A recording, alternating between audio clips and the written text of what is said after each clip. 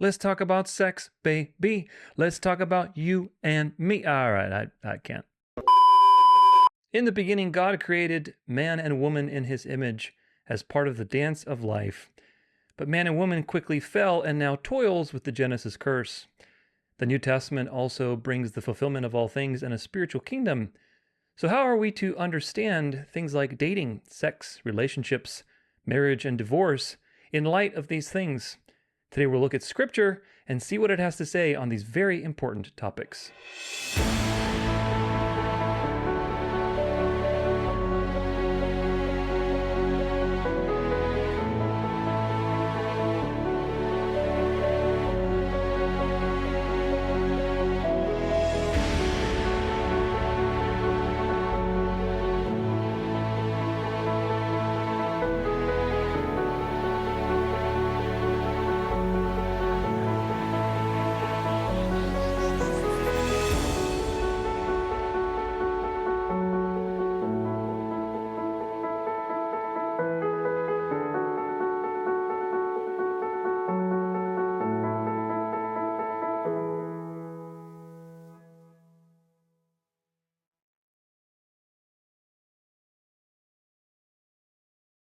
Welcome to the show, everybody. You're listening to the Dance of Life podcast, and I'm your host, Tudor Alexander.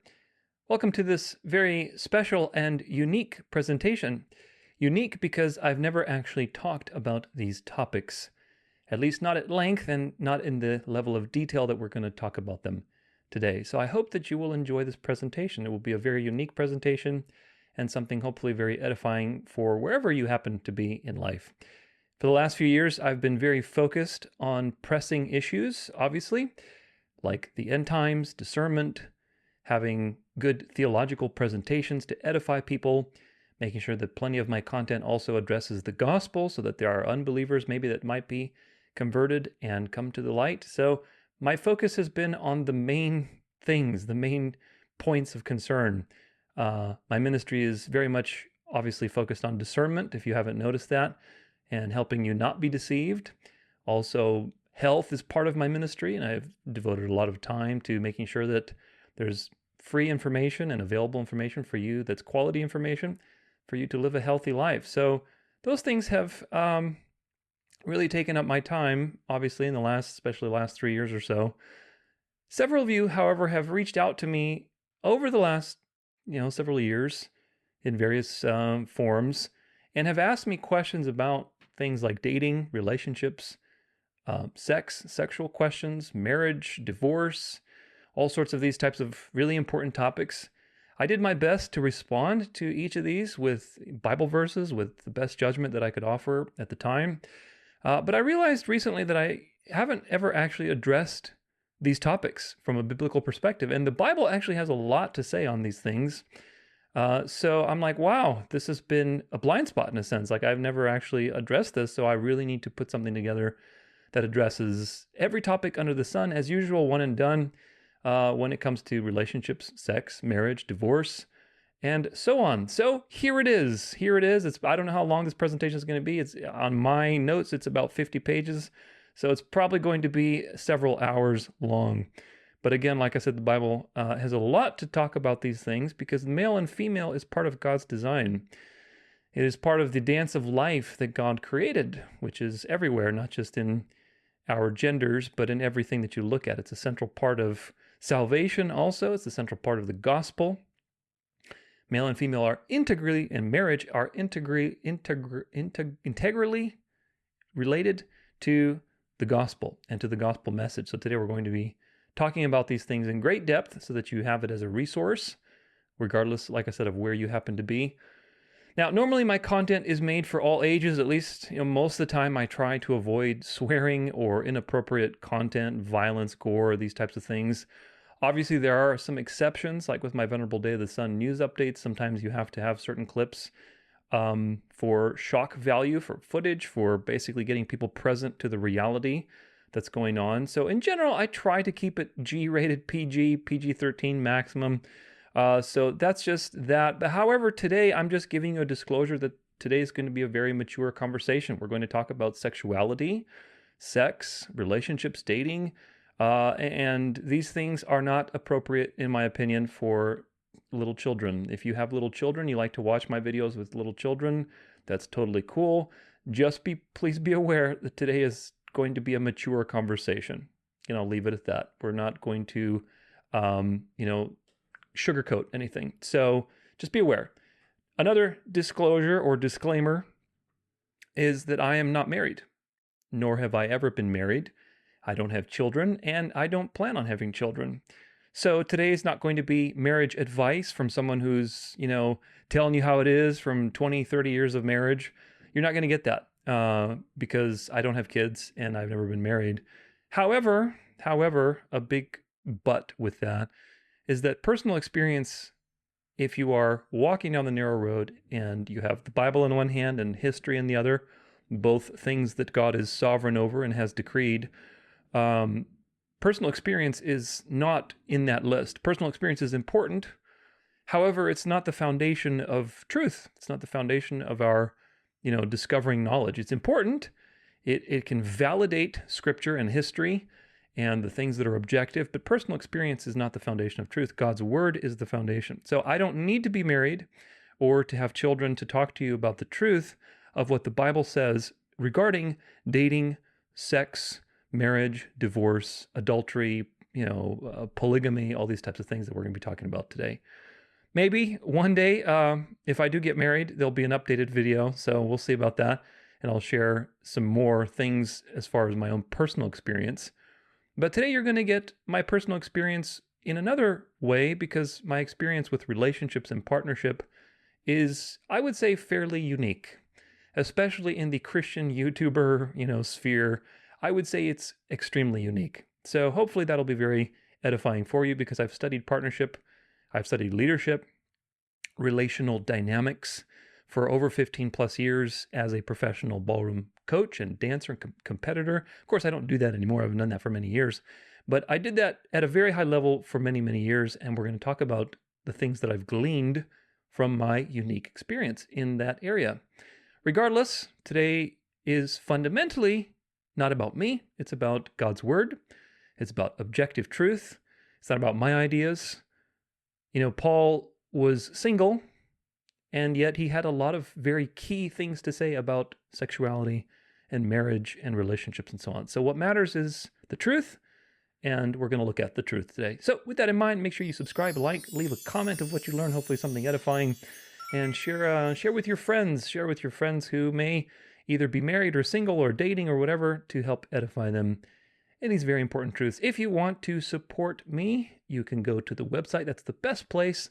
And just sign up to the email list. That doesn't mean anything. It doesn't cost you anything. It's just a free sign up that you get my emails so that you are connected to me regardless of what happens to various platforms, which I have absolutely no faith in.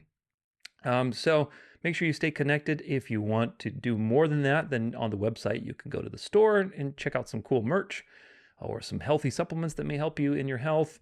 There's the donate button on the website also. There's a membership you can be part of. You can grab a USB now. Those are available. The Dance of Life Library USB. All of my content, at least most of it, I'm at this point in time, that's an important little point, is that this video, this presentation that you're watching right now, is not going to be on the library USB that's on sale at the current time.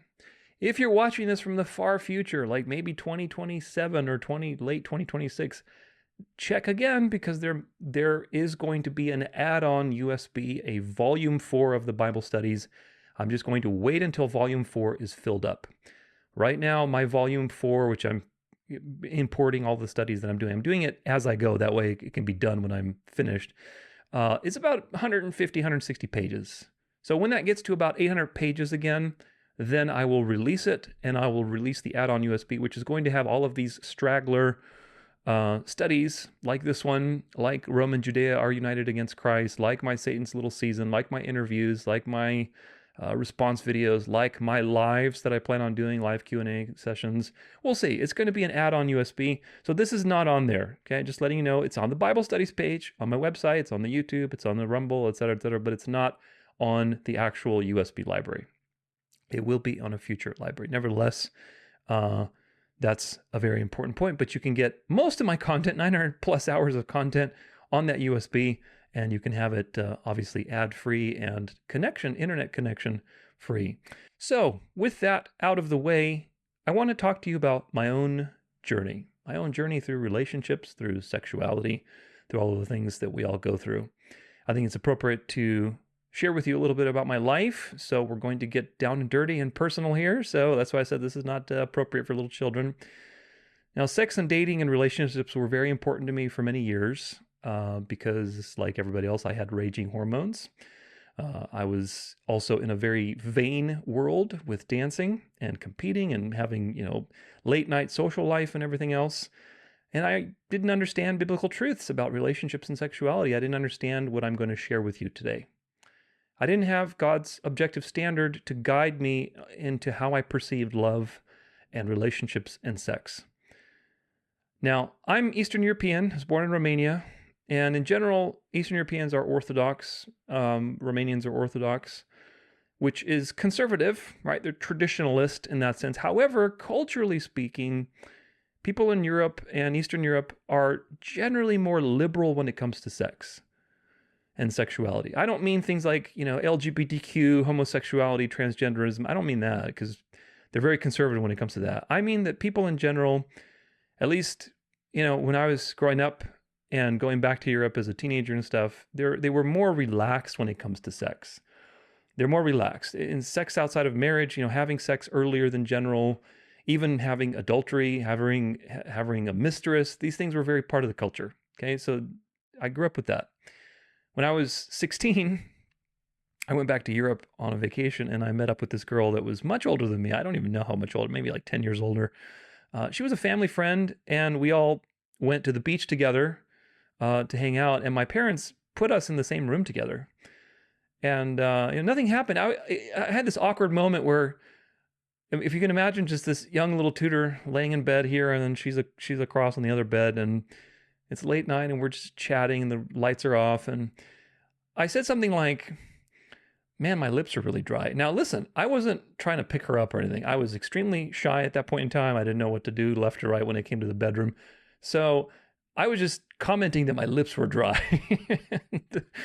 And the girl, of course, again, she's much older than me. She's like, "Well, I can wet them for you." And I was like, "Oh." Nothing happened. I was way too shy. But my point with that story is that in Europe, in European thinking, it was a fine thing to do that. Like if something happened, be like, "Oh, okay, good job, son." Like that would be kind of the way that it would go. So fast forward then to high school. As a senior in high school, around 18, I was president of my church youth group, my Orthodox youth group. And we went to a church camp that was happening every year. It's a pretty big church camp. And I think it happens for like 2 weeks or something like that. And at that church camp, I met this girl that I was very much attracted to, and she was very much attracted to me. And we were doing all sorts of things that you should not be doing at church camp. However, she lived in a different state, and obviously that didn't work out. After that, I immediately went to college and I started taking dance classes. And that set my precedence for relationships, for dating, for sexuality, because I started to go out to the clubs. I had to start to have a social life, meet people, go to competitions, be in the dance world and the social night that's associated with that, staying up till 2, 3 in the morning, going dancing, maybe having a few drinks, whatever. In high school, I was mostly a nerd. I was playing video games. I was playing music, studying. I was pretty nerdy, to say the least. In college, that changed. I became much more social because of dancing. In the first semester of college, I had a dance partner that I don't even call it dating. We were kind of dancing and, basically going out to these salsa clubs and then fooling around and doing whatever else. But it wasn't like anything serious. And she eventually moved away in the next semester. And at that point, that's when I got into my first big relationship. And that relationship was for 7 years of my life. Now, remember, I was about 19. So 19 to have a relationship for 7 years is astronomical at that age. It's astronomical. It's most than a lot of marriages in the United States these days. So that person was also my dance partner, my competitive dance partner, and I got into competition with them. We started taking lessons, going to competitions, traveling, so it was like a whole thing. And of course, the foundation of that relationship was not like the truth. It was a very materialistic thing. It was a common goal of dancing, recognition. We also had a lot of lust for each other, and it just basically kept us together. And not, again, that it was healthy, but it kept us together over the course of many, many years with constant goals and various things to look forward to. But when that relationship was over, it left a pretty big emptiness in my life. Obviously, 7 years when you're, again, from 19 to like 26 is an enormous amount of time to spend, when most people in their 20s are just, floating around. So, especially because the last few years of this relationship were filled with infidelity on her part.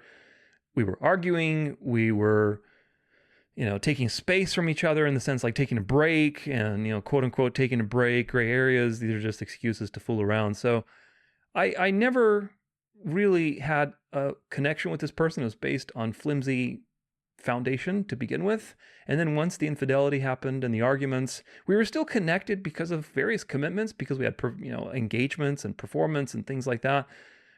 So it was a really confusing time. It was a really confusing time. And I never really loved this person.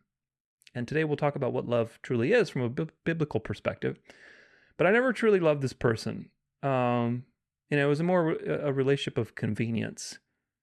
At that time, when this person finally left my life, obviously it was a huge void. I didn't really have a lot of spiritual guidance. In college, I had gone very liberal. Again, not like LGBTQ stuff, but, more liberal with sexuality, new agey type of attitudes. I was very lost. And so I sought the advice of a medium at that time because I wanted to find guidance. And she gave me all of these things and spun my head with twin flames. And I became obsessed. I became obsessed at that point in time. This was, I think something like 2010. It's around 2010. I became obsessed at that time to find my complementary opposite. I became obsessed to find the one. And that put me on this constant hunt to make many obsessive and poor decisions in relationships, and trying to search for the right person to, fall in love with and all these things, and obsessing over the right people. And of course, in the downtime after this major relationship, I had a lot of one-night stands. I had a lot of restless living.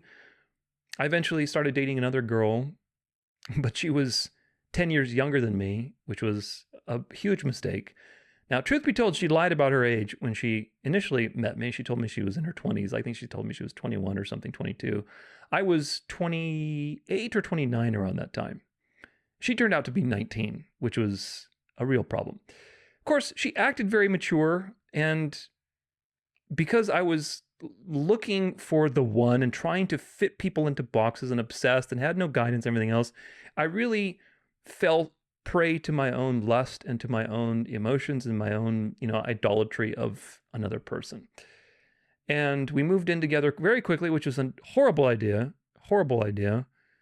in the context of what I'm telling you, because I quickly realized she had a very serious anger problem. She had a very serious anger problem. She would throw things at me when we get in fights.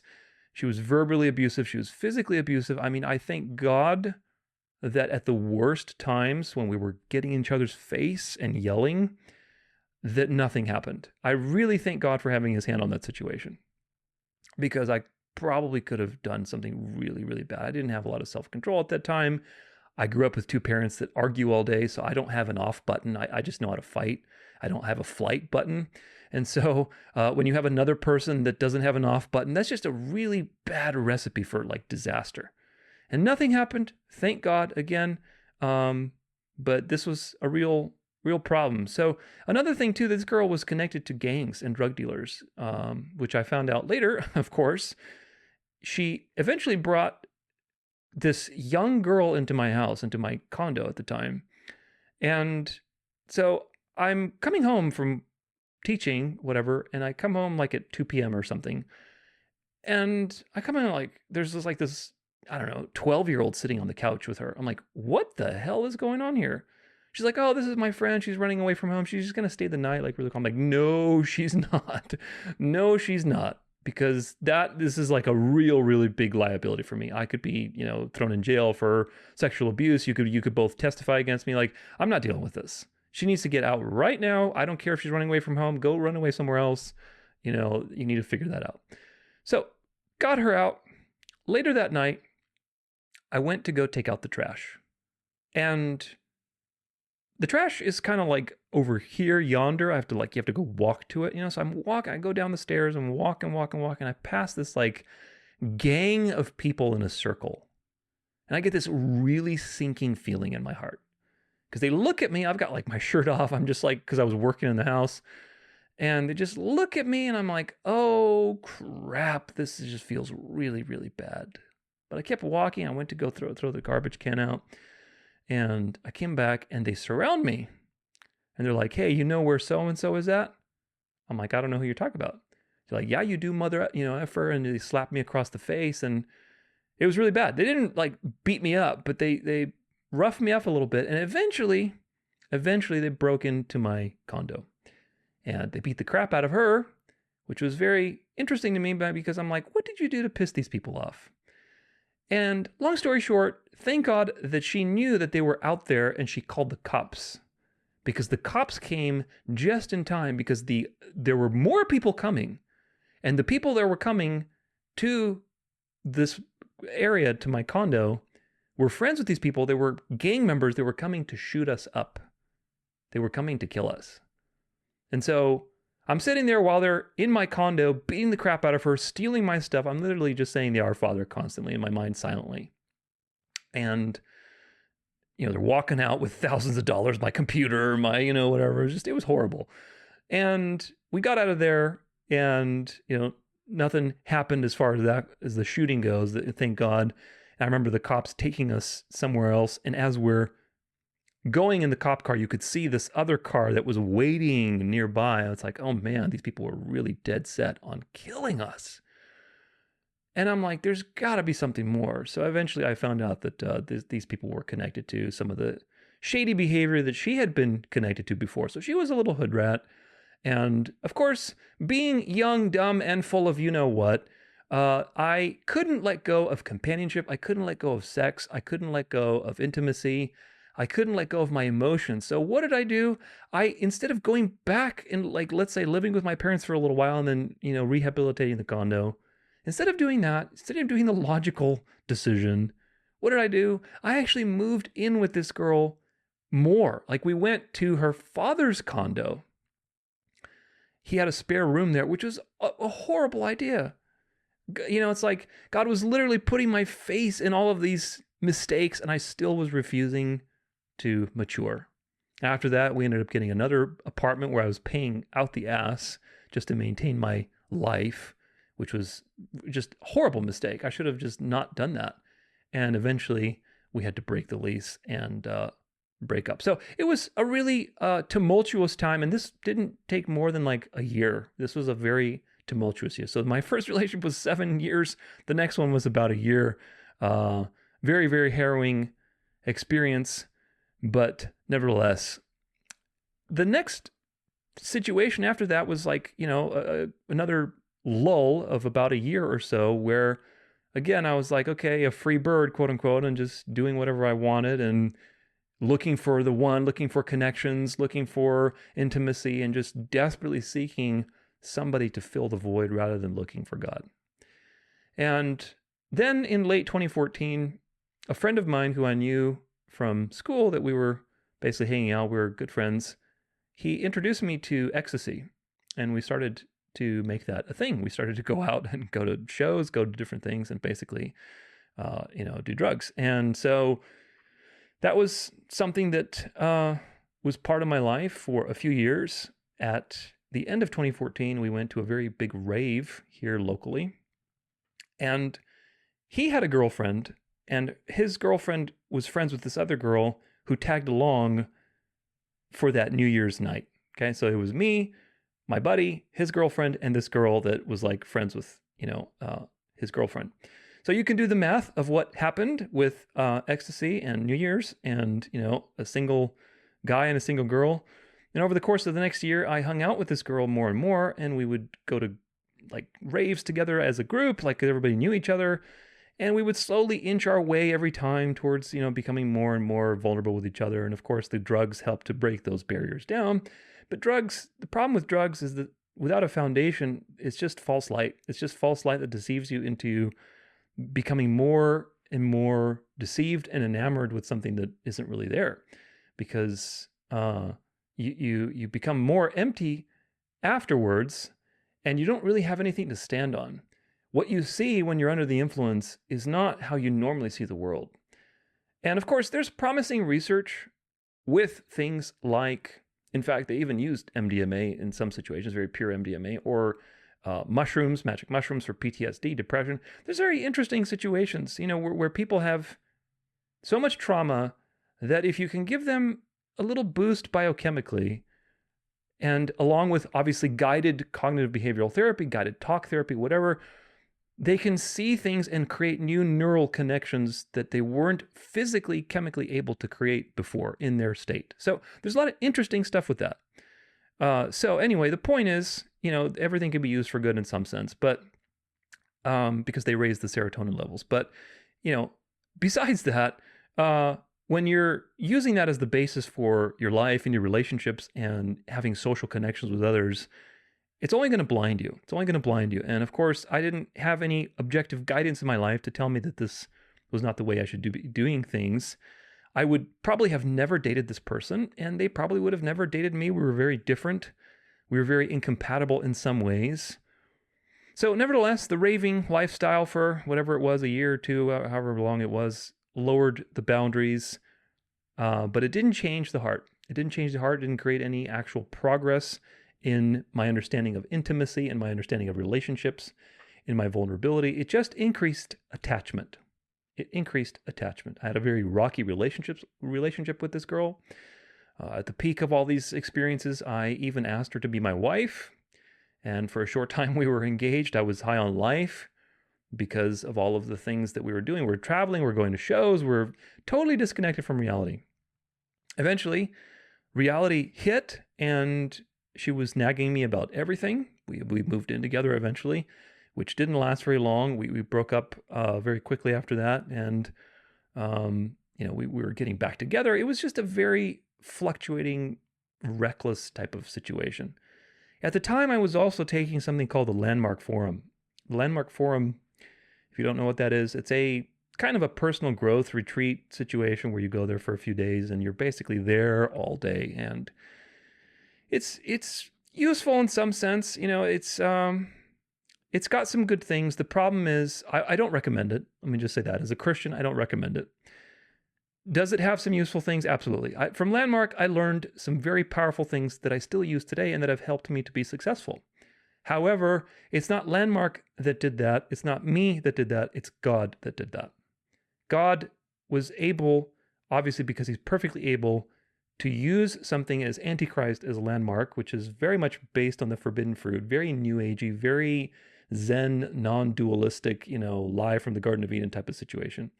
God was able to use that in my life for the good, because there's many people that I know that were taking Landmark and they were just stuck in the seminar junkie loop where there's always a new breakthrough, a new revelation. They don't actually ever do anything with their life. They're just like hooked on like new definitions of things. And so this is the problem. But nevertheless, I was taking Landmark Forum. So if you know what that is, then you know what it's all about. So it was all about being courageous, being extraordinary and, doing things. So in my heat of the moment inspiration, we weren't even together, but in the heat of the moment of taking these courses and being, I got to be extraordinary, got to go, I got to risk, I got to do this. I basically kidnapped her at that point. I took her to San Diego. I proposed to her. Again, we weren't even together, and we moved in because I wanted her not to stress out. I didn't want her to stress out about paying rent. I wanted us to, have intimacy and to be close together and to basically start building our lives together and whatever. And I thought that would fix things. But ultimately, it was about control. For me, it was about control. It was about stability. It was about having the sense of certainty that, hey, she's not going to go anywhere. She can be with me, this type of thing. So it was not a healthy decision to do that, because if I had actually taken a step back to look at the situation, there would be no reason to propose to this person. There'd be no reason to keep chasing this person. There really wouldn't, because we were very different. and we were both not in alignment with God whatsoever. Nevertheless, again, once we moved in, everything collapsed very quickly because there was no foundation. And once you move in with somebody, you're in each other's face all the time. And it just, whatever differences that we had were maximized. And it just went to hell in a handbasket pretty quick. I ended up selling the engagement ring and the pendant that I bought for her, which I spent lots of money on. I spent so much money. And later that year, I went to a New Year's rave again with our old group, doing the ecstasy thing and whatever else. And in that event, I saw her kissing and groping this guy right in front of me. So if you can imagine, you're high on life, and then when you're high, you're also, much more susceptible to emotions, whether they're positive or negative. So that's another problem, is that if you are an emotionally unstable person, you should definitely avoid these types of situations because they will only accentuate what you have. So if you are very insecure in that state, something like that will just destroy you. And for me, that happened. I saw her started making out with this guy literally right in front of me. And he's like groping her, and then they go walk away somewhere. I'm like, oh, they're going to have sex. So it was a pretty destructive situation. It was a very difficult blow to my ego, but I think it was necessary because a very important period of growth began after that. And that eventually brought me back to God. So at the time, I was still trying to find people to sleep with, but with my new time after that situation, I started to finally focus on things that I had neglected for many, many years because of my constant seeking of validation from other people, my constant desire to fill my life with somebody to have sex with and whatever else, right? So I started to do music again. I started to get creative. I started to write. I eventually started my podcast a year later in January of 2018. And all of these creative changes started to shift my focus. They started to shift my focus from chasing people to chasing things that are more important. Eventually, that brought me back to God. But initially, it was just kind of doing my own thing, being a little more entrepreneurial. And eventually, all that coalesced with my job basically going to hell. And I got backstabbed and betrayed by my boss. My students left and everything else. It was a whole debacle. And I became self-employed again in 2018.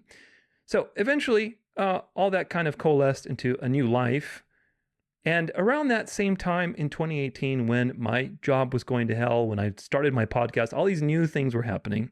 I also was sleeping with this girl that I had kind of started to date, I mean, I don't even know what we'd call it. That's the problem with these days, and we'll talk about that in the dating section.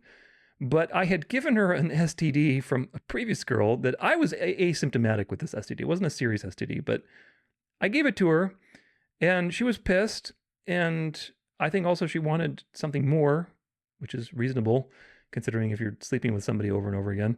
And I wasn't wanting that. And so it was just the nail in the coffin. This final situation, she was really pissed off. And at the time, I lost my job, and I had to be self-employed.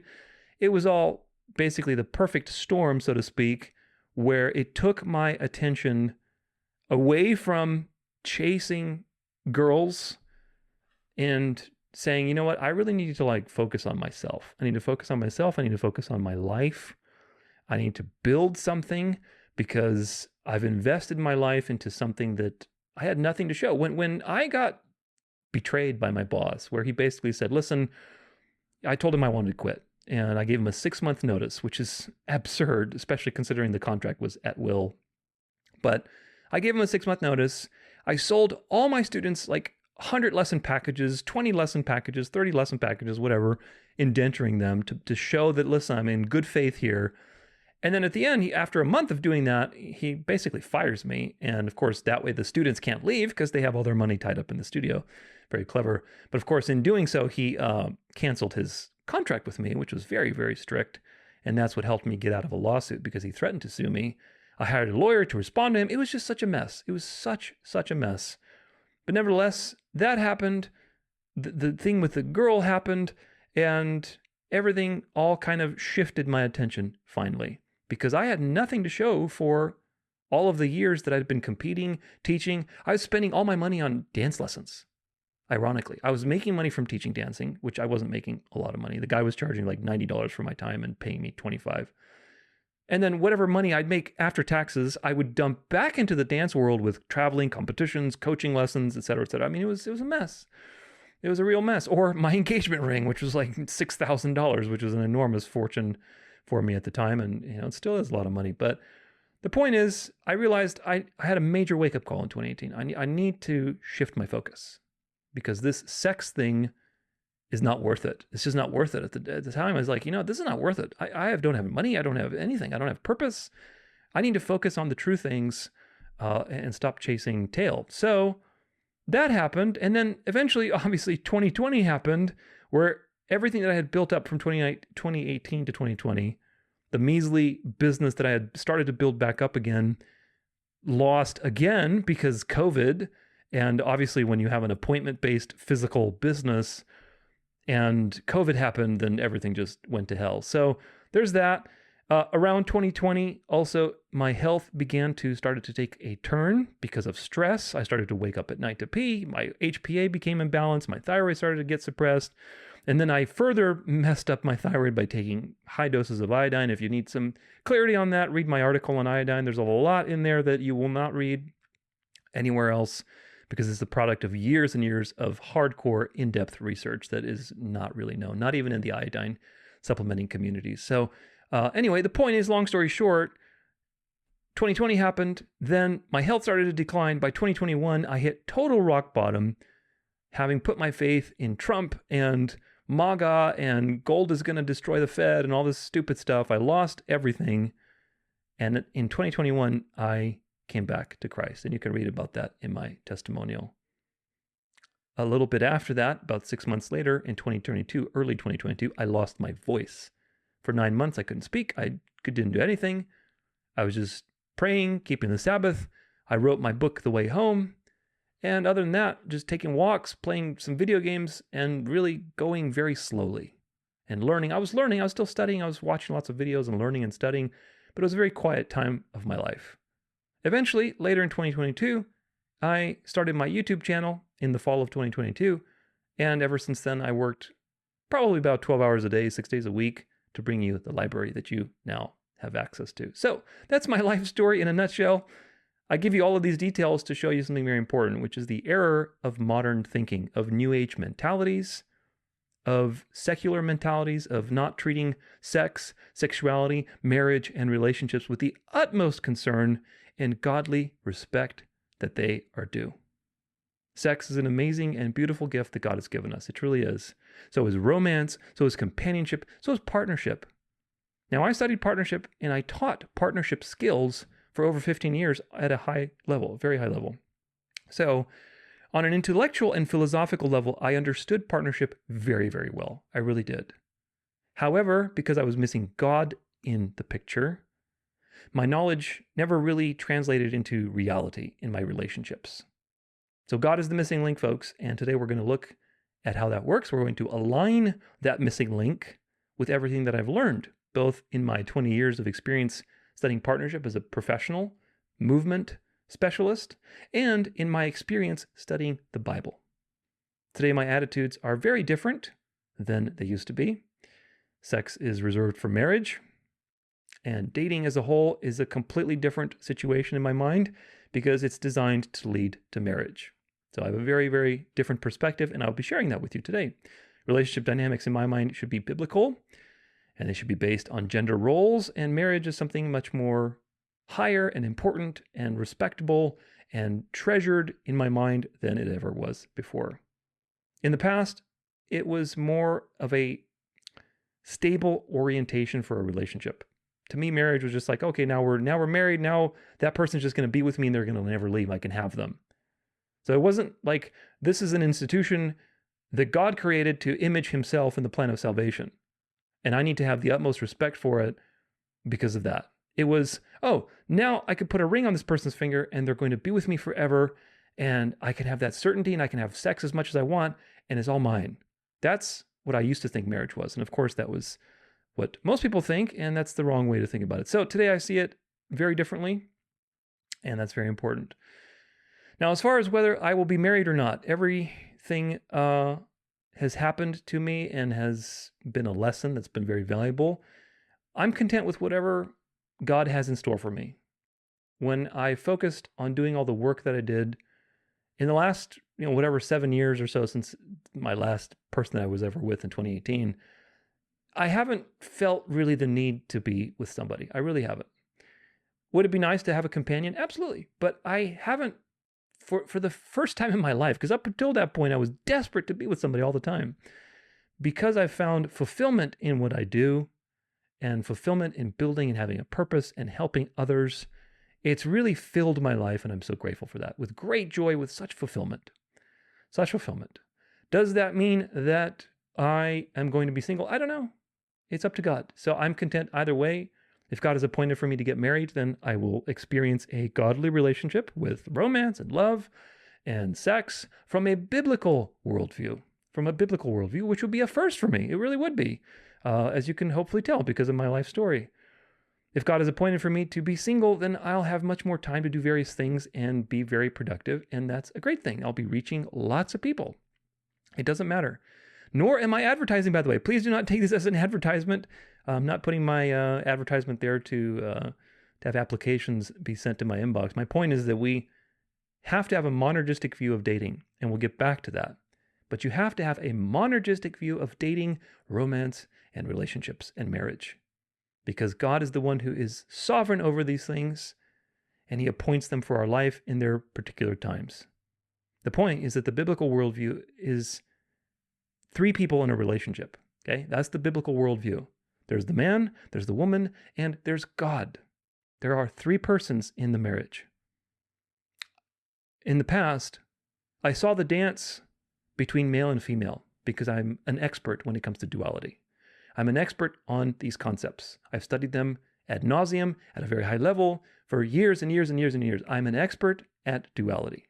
That's why I call my podcast The Dance of Life, because there's many things in the dance of life, whether it's in scripture and health, everything else. I'm an expert at that. So I saw the dance between masculine and feminine, male and female. But because I hadn't had the missing picture, which is God, because I hadn't come to the truth yet, fully, I didn't realize that that dance is cursed because of sin. That dance of life that God created through male and female, it's beautiful. It's a beautiful thing, such a beautiful thing. I could talk about it all day. Because of sin, it's become the dance of death. It's become cursed. So that's really important. Ironically, I was actually very good and in demand as a teacher, as a coach, in working with couples. Out of all the people at my studio, I was the one that was in demand to work with couples, because working with couples is very different than working with a woman one-on-one, or, if you're teaching a man or something like that. When you're working with couples, the hardest thing to get over is that the man doesn't usually want to be there most of the time. Sometimes they do, but the man usually doesn't want to be there. He's getting dragged by his wife because they're very rocky on their relationship, and you can tell the tension. Really, it's like couples coaching. It's like sex coaching. You're coaching a couple how to have intimacy again, how to touch each other, how to have compassion, how to have maybe a little flirtation, a little foreplay. You're literally a sex coach on the dance floor. And I did that for years with many couples, and a lot of couples had a great time because I taught them how to connect again. I taught them how to lead and follow. I taught the man how to feel strong so he can take control, and how the woman to trust the man and surrender and be a woman. I did that for years, friends. I did that for a very long time, and I was very good at it, and I still am very good at it, because I know how to plug into that situation and diminish myself for the guy so that he doesn't think I'm like trying to take his girl or, show off in front of him. And I know how to appeal to the woman and be supportive and also like neutral so that she can connect with her man and not connect with me. Because there's a lot of relationship dynamics. When you're working with a couple, especially in a situation where there's like touch and music and connection, you have to really be very aware of emotions, of relational dynamics, of what's going on, so that you do not mess that couple up. Because if they came in and they're on the brink of divorce because of whatever many reasons, intimacy troubles, communication troubles, personality issues where there's 2 cooks in the kitchen, whatever, and you aren't being aware and you're making it about yourself, they're going to get a divorce because of you. That's going to push them over the edge. The guy's going to get insecure. The girl's going to get attached to you or whatever. There's going to be these little eyes, these looks, back and forth. It's a recipe for disaster. So you have to be very, very careful. The road is very narrow in those situations. Very, very narrow. And I navigated that narrow road pretty successfully, thank God, which is ironic to me. Why is this ironic? Okay, the ironic part is that I was very good at these things. And, I realized that there's an importance for basically a third person to make things work, right? A couple that's dancing together needs a coach to be able to tell them, okay, you do this, you do that. Let me show you, let me hold you a little bit, let me do this, let me do that and help you out and help you do this thing. So you need that to really get better when both of you are ignorant. Like if one person, for example, if I started dating somebody that didn't know how to dance, then yeah, I would teach you how to dance, obviously, and that would be fine. You just listen to what I'd say and everything's going to be going great. But for people that don't know how to dance, where both people are uneducated, you need somebody to help you. Otherwise, it just devolves into conflict. So I knew that part. But ironically, I didn't realize that in relationships, God was that missing part. He was that third person coaching you and being there and supporting you and moving you, and basically telling you how to do things and giving you the rules of the dance, so to speak, right? I didn't realize that. And yet that's exactly the same kind of anchor and dynamic that's happening in relationships, in real life, in marriages. God is the anchor, right? He's the anchor. He's the one that helps you stay on balance. He's the one that helps you keep with the music, so to speak, the music of life. He's the one that helps your intimacy to be able to trust each other and everything in between. So partnership, my friends, is impossible without God, and that is the lesson of my journey, and we're going to be unpacking that quite a bit today. Now let's talk about the biblical standard for love. Before I came to Jesus, like most people, the standard of love I had was subjective, because in the world, you just judge according to what you think is right. It's like the book of Judges. I think at the end of the book of Judges, it's like everyone did what seemed right to them, right? And it was basically lawlessness. So we all judge according to what we think is right and good. This, of course, leads to constant friction because everybody has different standards of what is good and what should happen. There's many self-help books that have come out to address this problem. For example, The 5 Love Languages by Gary Chapman, which are very popular. And of course, they help you learn different styles of the way people judge and what they desire so that you can communicate according to those different ways of doing things. Another example would be Learning the Human Needs there's many people that have iterations on these things, but Maslow's hierarchy of human needs, Tony Robbins outlines them pretty succinctly. All these things can be very useful. There are countless ways to divide the human psyche and way that we do things and persona and extract meaningful patterns so that you can understand, how do I best communicate with this person based on how they see the world? Those are very important. They're very valuable. I have a degree in psychology from school. I've studied a lot of these types of things. It made me a very successful salesman. But in the end, these things are meaningless without a new heart from God. They're meaningless. I don't think it's wrong to study them. I don't think it's wrong to learn about these things because they can be useful. But please take it from someone that knew a lot about these topics. And yet I had failing relationships. I had lots of knowledge, lots of knowledge, and knowledge that when applied to people in a coaching situation, I made very big differences in people's lives. But I couldn't make a difference in my own life, and that's why the problem is much deeper. The problem is that people don't submit their lives to God first, and they don't use God as the objective measuring standard first.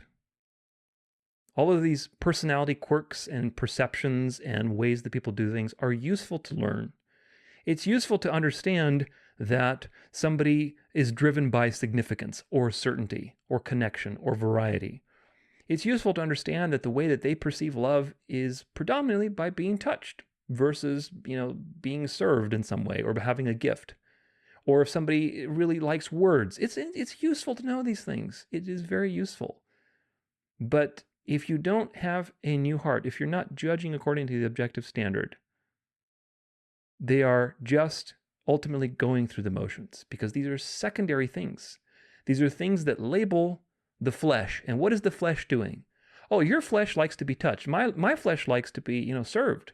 Okay, well, great. You're just going through the motions and basically trying to trick each other's flesh into, convincing you that whatever you're doing is good. So it doesn't actually do anything. If you know what drives you is connection, and your love language is gifts or quality time or whatever else, I can definitely be more effective at showing you love and concern in my communication. That's important. But it doesn't change the heart. See the problem? It doesn't change the heart. And it doesn't guarantee that you are a mature person, because you could be anxiously attached, you could be narcissistic, you could be immature, materialistic, and 1,000 other psychological issues. So satisfying your urges for connection, gifts, quality time, services, physical touch, whatever, is just speaking in your language to just get rid of the problem, the surface level problem. It doesn't actually solve the cause of the problem, because the real issue is spiritual. It's not going to do anything for your spiritual life, because only God can change the heart. That's why the foundation of all these things is spiritual, my friends. And we have to go back to what God's word says, which, of course, once you get the foundation, it allows the material and the emotional and the physical to be in alignment and to catch up. So for us Christians, we should always be considering God as the first standard, and then these other worldly pieces of advice, which can be useful. I'm not saying you shouldn't read these things, but you should use discernment, because a lot of them are also packed with synergistic New Age delusion and poison. So you have to eat the meat, spit out the bones. But first and foremost, as always, is God. The world will always be subjective and relativistic, whereas God's word is objective and consistent. The world is always going to point you back to the world and yourself, what you need to do and how you can do it. Again, it's synergistic. Whereas God's word points you back to God, because God is the one doing the work, which is a profound thought. So, what does the Bible say about love? The Bible standards of love is and are as high as possible. They are absolute, because you're dealing with God, who is absolute. We see this everywhere, but especially in the New Testament, these are very maximized and clear. In the Old Testament, you see that the standard for loving God and man is very, very high. It's absolute. Deuteronomy 6, verse 5. If I can click on it, it will not go. Okay, let's just click on you manually then. You shall love Yahweh your God with all your heart and with all your soul and with all your might. Every possible thing in you, you need to direct it at God through love.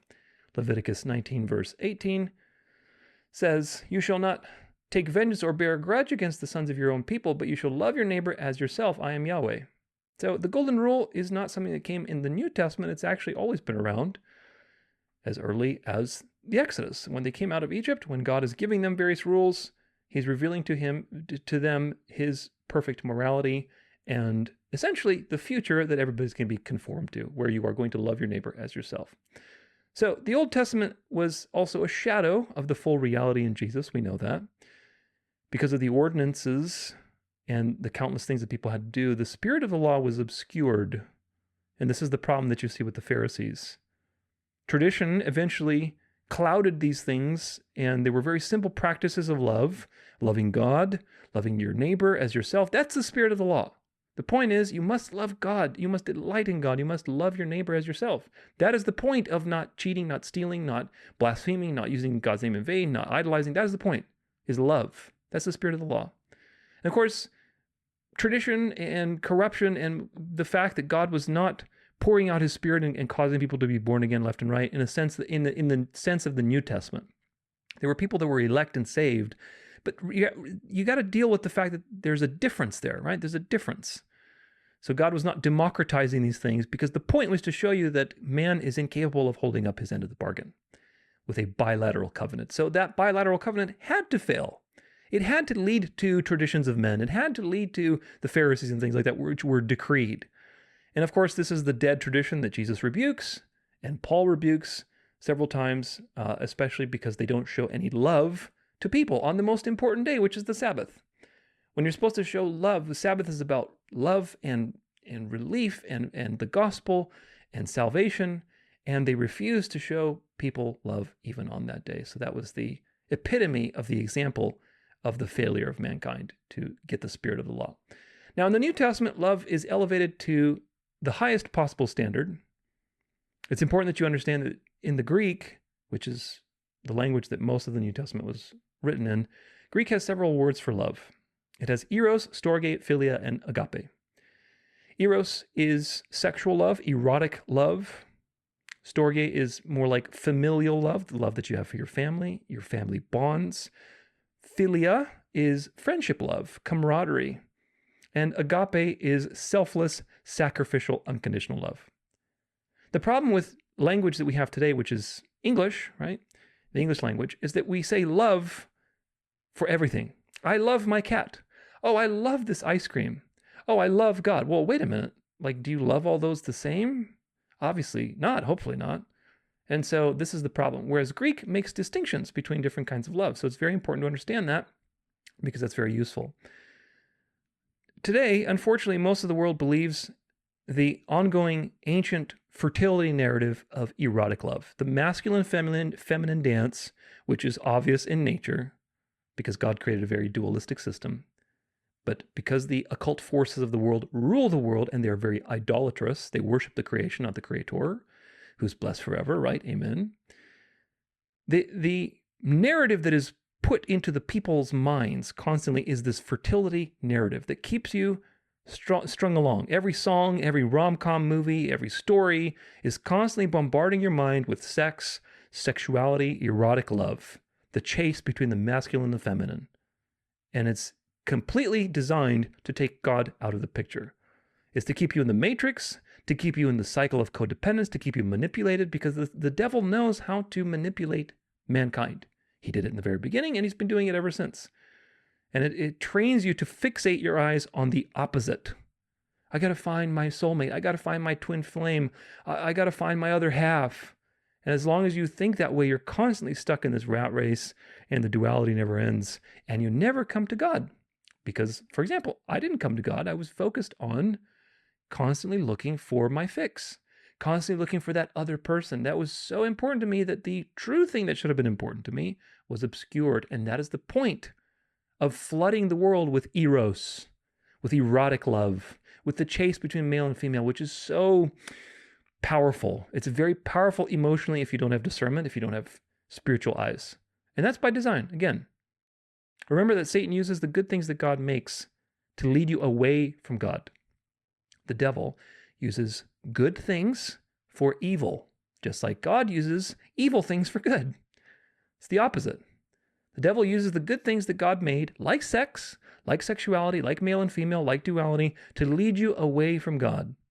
He uses sex, love, romance, attraction, companionship, loneliness, connection, everything else in between, all of these to put you into an idolatrous state of the opposite, where you're idolizing the opposite. In fact, there's a song, because sometimes I still go to Sun City with my old ladies to dance with them. And, the DJs play, secular music. They play regular music. And I forget this song. I really do. But it's like something like, worship me, or I want to worship you. I'm just like, oh, I just want to barf. I'm like dancing. I'm like, oh, I just want to barf. Worship me. And that's exactly the point. This idolatrous eros of worshiping the opposite. Oh, king, oh, God, you're like a goddess, like be a god. And it's just like this elevation of man, elevation of the opposite to this you shall be as gods type of situation. So this is a very, very popular thing. And of course, the devil uses it to keep you in idolatry, which is codependence, which is coveting, lust, desire, deception, and enslaving you in constant rat wheels. All of my relationships were incredibly idolatrous and codependent. I was stuck because I was misaligned with my values and my priorities. I idolized my first relationship, the one of 7 years in college with my dance partner, because I thought we were just so good looking and, we were going to make it. We were going to be this amazing couple because of our looks. It was just so idolatrous. It was terrible. I idolized my other relationships after that, even though they weren't my dance partners necessarily, because my belief in things like twin flames, divine feminine, divine masculine, I was idolizing this idea that they're my other half, we're going to be this power couple, and all of this idolatry that, of course, comes from the world. I was very dependent on all of these people for my sense of stability, my sense of intimacy, my pleasure, my purpose. I was dependent on these people. And of course, you should never be dependent on somebody for those things. You should be dependent on God for those things, because God will provide you with things that are very good. There'll be blessings, but ultimately we are dependent on God. So this is the problem with Eros. And Eros doesn't have God at the foundation. Eros is not evil in and of itself. God created sexual desire. God created attraction. God created sexual pleasure. Nothing wrong with these things. God created the male and female tit for tat, flirting, conflict, whatever else. All these things are part of sexuality. The differences between the male and female brain, they're created by God. They're intentional. Of course, some of those things are part of the Genesis curse. We'll talk about that. But the point is that Eros in and of itself is not evil. The point is that Satan uses Eros for evil, to hide the gospel, to distract you with the carrot of sex and romance and partnership and dating. And, oh, yes, I want these things. I want these things. We all want these things. But if they're not grounded in God, then you're going to be deceived. Erotic love is not wrong. It's not inherently sinful. Because again, God is the author of sex and intimacy. He's the author of Eros. But erotic love has to be in the sandbox of a godly marriage between two believers who submit to Christ. If that doesn't happen, then, of course, the role of the devil is to take things out of the parameters that God put them in, to take them out of the sandbox so that he can destroy you and also blaspheme God in the process. So Eros is not wrong. It's just the fact that it's out of balance with our culture, because our culture is fundamentally based on rebellion and it's very satanic. So now with that in mind, the Bible, and especially the New Testament, talk about selfless or sacrificial love, agape love, which of course is magnified in Jesus Christ. John 15, verse 12 through 15. This is my commandment, that you love one another as I have loved you. Greater love has no one than this, than someone lay down his life for his friends. You are my friends if you do what I command you. No longer do I call you servants, for the servant does not know what his master is doing, but I have called you friends. For all that I have heard from my Father, I have made known to you. What a profound thought. What an ultimately profound thought, that at the end of the day, when all this is done, you can call Jesus your friend. God, the eternal God, who is so far beyond understanding and so far beyond encapsulating in our minds, he's your friend. He's your friend. And not only that, your friend who died for you. What a thought. The entire story of the Bible is based on the selfless, unconditional decision of God to enter reality and give his life on your behalf out of love. This decision is something that you will never understand. You'll never understand it. Even when you're resurrected and you're given a renewed mind and a perfect body and the perfect world, and you'll have all of eternity to sit there and think, gosh, how did that work? How did that happen? And you'll have revelations and everything. You're still not going to understand it. Do you get it? You're not going to get it. You're not going to get it. You'll marvel at it forever. You'll marvel. And that's the point, is to give you an anchor to marvel at God for all of eternity. And of course, we marvel at it because it is so marvelous. Every waking moment in the new earth, in your new life, in your new body, you're going to marvel. You're going to marvel at how all of your life, all of the beauty that you're experiencing, everything that's happened to you, is grounded in the truth that God loved you enough to die for you, completely free of charge. That's love.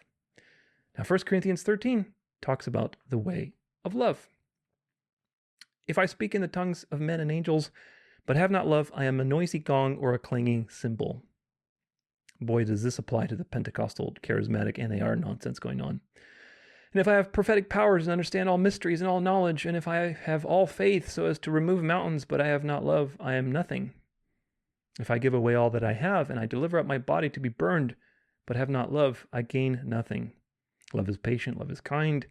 Love does not envy or boast. It is not arrogant or rude. It does not insist on its own way. It is not irritable or resentful. It does not rejoice at wrongdoing, but rejoices with the truth. Love bears all things, believes all things, hopes all things, endures all things. Love never ends. As for prophecies, they will pass away. As for tongues, they will cease. As for knowledge, it will pass away. For we know in part, and we prophesy in part, but when the perfect comes, the partial will pass away. When I was a child, I spoke like a child. I thought like a child. I reasoned like a child. I became a man, I gave up childish ways. For now we see in a mirror dimly, but then face to face. Now I know in part, then I shall know fully, even as I have been fully known. It just tells you that Paul believed in election. So now, faith, hope, and love abide, these three, but the greatest of these is love. Every time I read these verses, all of these, really, the ones that we're sharing today, I remember just how short I follow these things every single day. I really do. I fall incredibly short, and hopefully you will feel the same way, because these things are absolute standards. Every single day there's an opportunity to yell, to be mean, to withhold affection from someone, to not be generous. It's an ongoing struggle, folks, and this is the battle of the Christian life, but this is the standard. This is the standard of love. This is far beyond what the world will ever ask of you. Now, let's look at Matthew 5, verse 38 through 48. This is retaliation and loving your enemies. You have heard it said, an eye for an eye and a tooth for a tooth, but I say to you, do not resist the one who is evil. But if anyone slaps you on the right cheek, turn to him the other also. And if anyone would sue you and take your tunic, let him have your cloak as well. And if anyone forces you to go 1 mile, go with him 2 miles. Give to the one who begs from you, and do not refuse the one who would borrow from you. Love your enemies. You have heard that it was said, you shall love your neighbor and hate your enemy. But I say to you, love your enemies and pray for those who persecute you, so that you may be sons of your Father who is in heaven. For he makes his sun rise on the evil and on the good, and sends rain on the just and on the unjust. For if you love those who love you, what reward do you have? Do not even the tax collectors do the same? And if you greet only your brothers, what more are you doing than others? Do not even the Gentiles do the same? Therefore, you must be perfect, as your heavenly Father is perfect. This is God's standard of love. It's absolute. People often say, how can God be good if there's so much evil in the world? Like with Gaza, like with various catastrophes that happen, how can God be good if that's the case? And I say that this is actually perfect proof that God is good. It's actually perfect proof that God is good and merciful, because he sustains these people and makes it rain on them and shine on them, even despite their wickedness. Now, of course, Judgment Day is coming, and they will hold account. But the point is that it shows you very clearly that God is incredibly merciful. So if God loves his enemies, who are so wicked and vile, we should also do our best to model that love to our enemies, which of course is incredibly difficult as an absolute standard. That is not common. That is not part of the human corrupted nature to do that. That's why you need God as the missing picture. Matthew 18, one more, 21 through 35. Let's talk about forgiveness. And here we go. Then Peter came up and said to him, Lord, how often will my brother sin against me and I forgive him? As many as 7 times? Jesus said to him, I do not say to you 7 times, but 77 times. Therefore the kingdom of heaven may be compared to a king who wished to settle accounts with his servants. When he began to settle, one was brought to him who owed him 10,000 talents, which is a lot of money. And since he could not pay, his master ordered him to be sold with his wife and children and all that he had, and payment to be made. So the servant fell on his knees, imploring him, have patience with me, and I will pay you everything. And out of pity for him, the master of that servant released him and forgave him the debt. But when that same servant went out, he found one of his fellow servants who owed him 100 denarii, which is very small in comparison. And seizing him, he began to choke him, saying, pay what you owe me. So his fellow servant fell down and pleaded with him, please have mercy with me, have patience with me, and I will pay you. He refused and went and put him in prison until he should pay the debt. When his fellow servants saw that what had taken place, they were greatly distressed, and they went and reported to their master all that had taken place. Then his master summoned him and said to him, you wicked servant, I forgave you all that debt because you pleaded with me, and should you not have had mercy on your fellow servant, as I had mercy on you? And in anger his master delivered him to the jailers until he should pay all his debt. So also my heavenly Father will do to every one of you, if you do not forgive your brother from your heart. Now, of course, this is an important point to understand, that this is not something where you have the investigative judgment like the Adventists believe, where you got to make sure you confess all your sins. Otherwise, if there's a sneaky sin that you didn't confess, then you're going to not make it. It's not this kind of thing. The point is, forgive. Peter's motivation for asking Jesus was the wrong kind of motivation. Like, at what point, Jesus, can I legally stop forgiving someone? At what point? Forgive them 7 times, but then that's it. You offend me the 8th time, then that's it. Like, I have legal right to, not forgive you and do something else. So that was the question. Of course, the motivation is the wrong motivation. And Jesus responds typically with wisdom, with parables, with symbols and things like this that really give us a very deep insight into how God thinks. And because God is absolute, he uses lesser to the greaters to help us understand him. The parable of the unforgiving servant is a lesser to the greater of the fact that God has forgiven you a lot, way more than you could ever forgive somebody else. In other words, the things that you've done against God are way worse, because God is absolute, than anything anybody has done to you, regardless, which is a very humbling thought, because sometimes people do some nasty things to you, and it really forces you to get humble and say, I've done worse things to God, and yet he's kept me alive. So that is a very flip type of situation that happens. Now, I have an entire course on the website for members for practicing forgiveness and learning various techniques and things like that, how to develop that into your life. I talk about forgiveness in my Salvation series, especially the episode on suffering and monergism, which at the time of this video is not out yet, but it'll be out shortly. So stay tuned for that. If you're watching from the future, then you can check it out. Forgiveness for us, important to understand, it is not like it is for God. God is the judge of the earth. He's the one that is responsible for justice. Therefore, forgiveness for God requires payment to be made. God cannot just say, okay, you know what? I'm not going to judge you on this. I'm just going to be really merciful. That's how Allah for the Muslims is. He's arbitrarily merciful. And of course, the cost of that is not having any justice. The God of the earth, the judge, has to execute justice. He can't just pass over sins. And yet he has passed over lots of sins. So how does that work? Well, all of those sins were placed on Christ. So that's a very important point, that you understand that mercy and justice cannot be divorced from each other. So God, when he's dealing with forgiveness, that's a very different situation. We are not the judge of the earth. It is not our responsibility to settle accounts. And when you realize that forgiveness for us as human beings, as per the parable of the unforgiving servant, is not about settling accounts. It is about passing over and abdicating the throne, abdicating the gavel of being the judge in the courtroom of your mind. So when you are dealing with a situation that requires forgiveness, the challenge that everybody runs up against is, if I forgive this person, it means I'm condoning what they did. I'm accepting what they did. I agree with what they did. I'm justifying them, like God justifies us. Well, God doesn't justify you willy-nilly. God justifies you because Christ paid your due, and you're justified.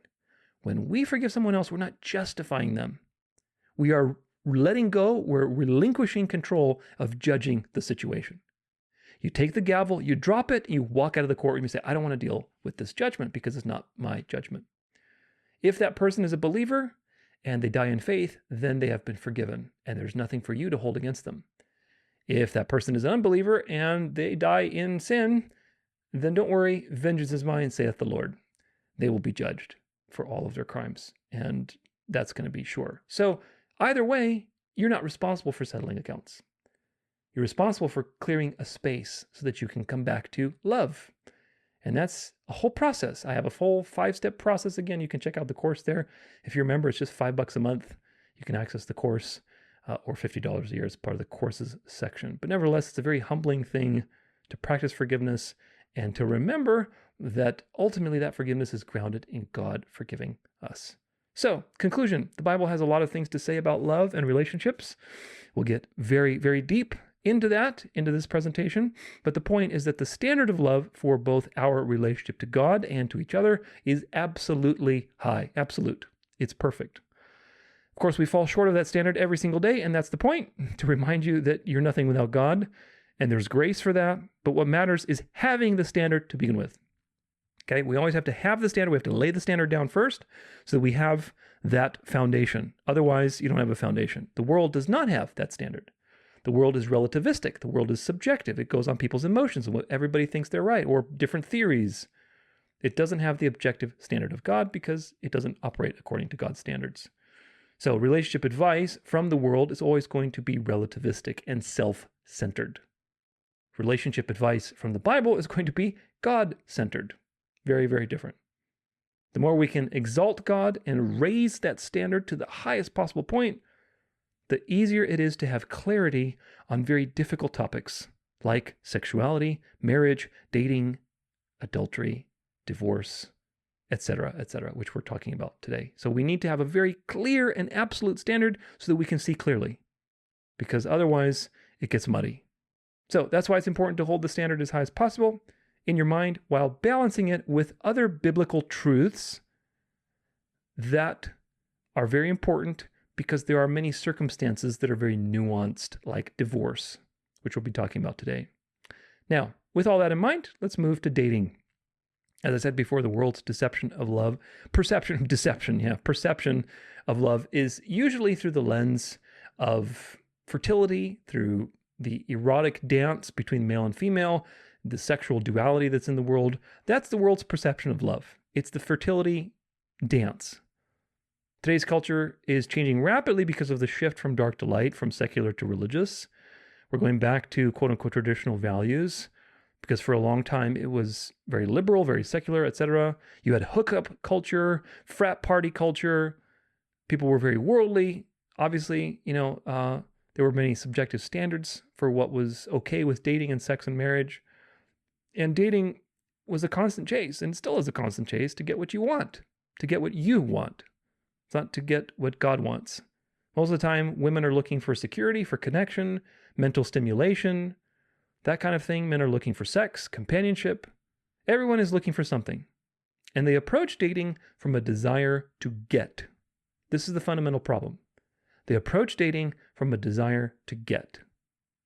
In my landmark forum, when I was taking those classes, I was going through those relationship issues that I was mentioning to you.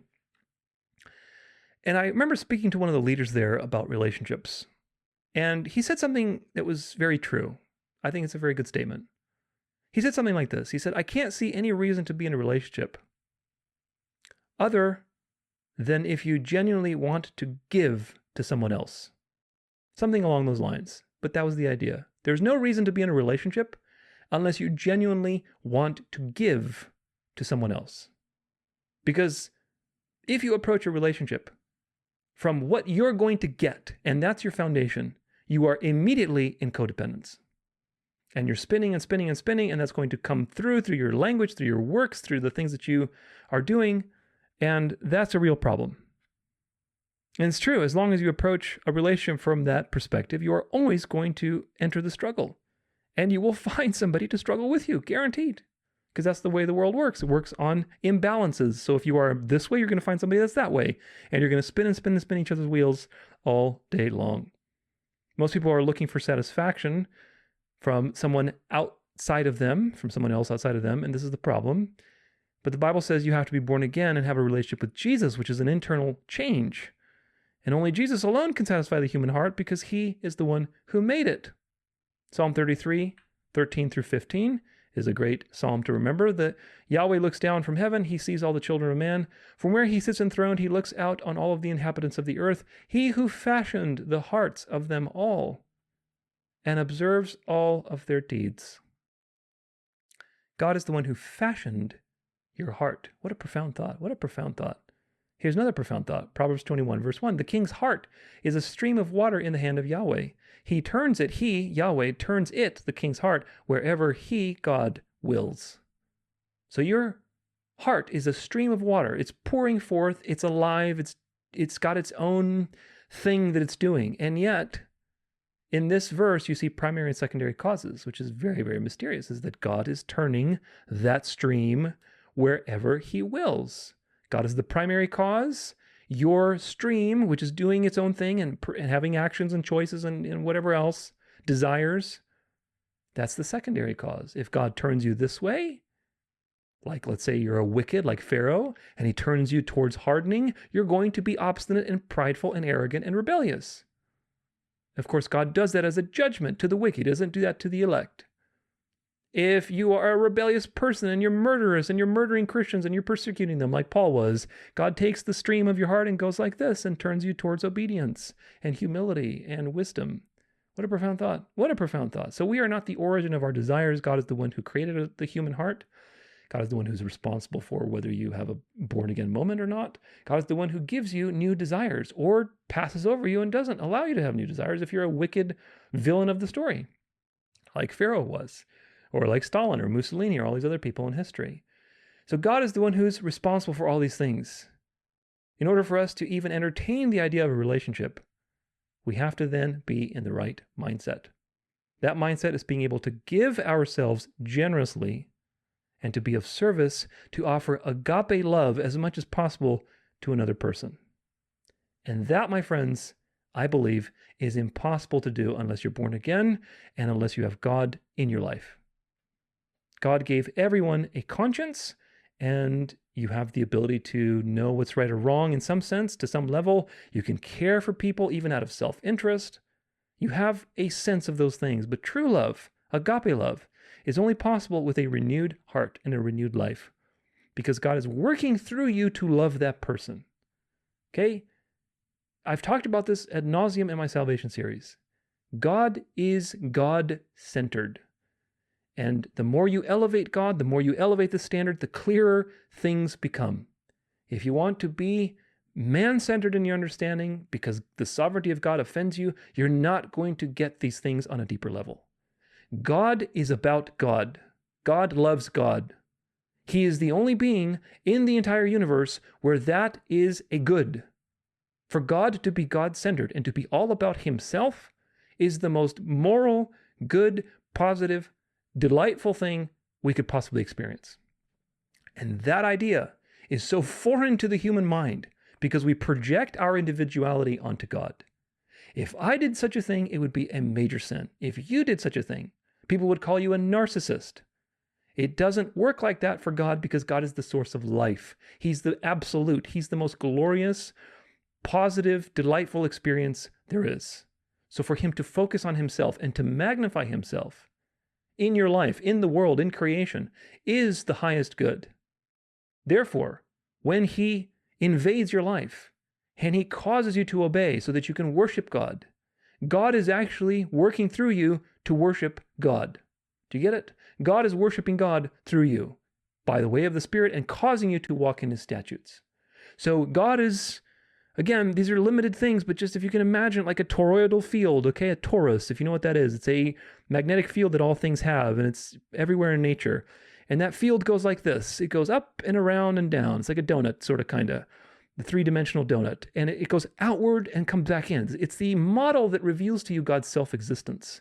He's of himself, and he brings forth reality in creation. He brings people back to himself so they can worship God. This is the model, okay?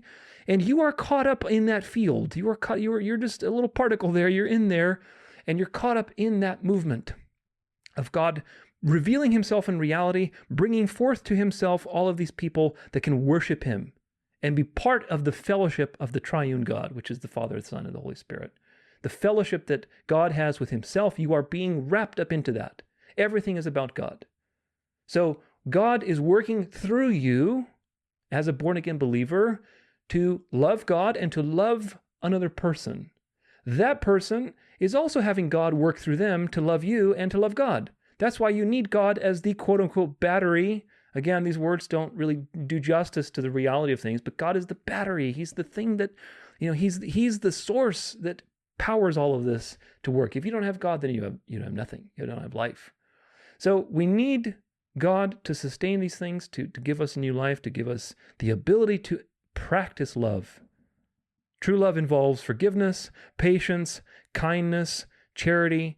And of course, these things are impossible for the carnal mind. They're not possible. Everybody has a conscience, and everybody can kind of do things for their own interest and whatever else, but you cannot have true love until God expresses his life through you, his spiritual life through being born again. Of course, we know that from Romans 8, verse 7, which is that the mind that is set on the flesh is hostile to God, for it does not submit to God's law.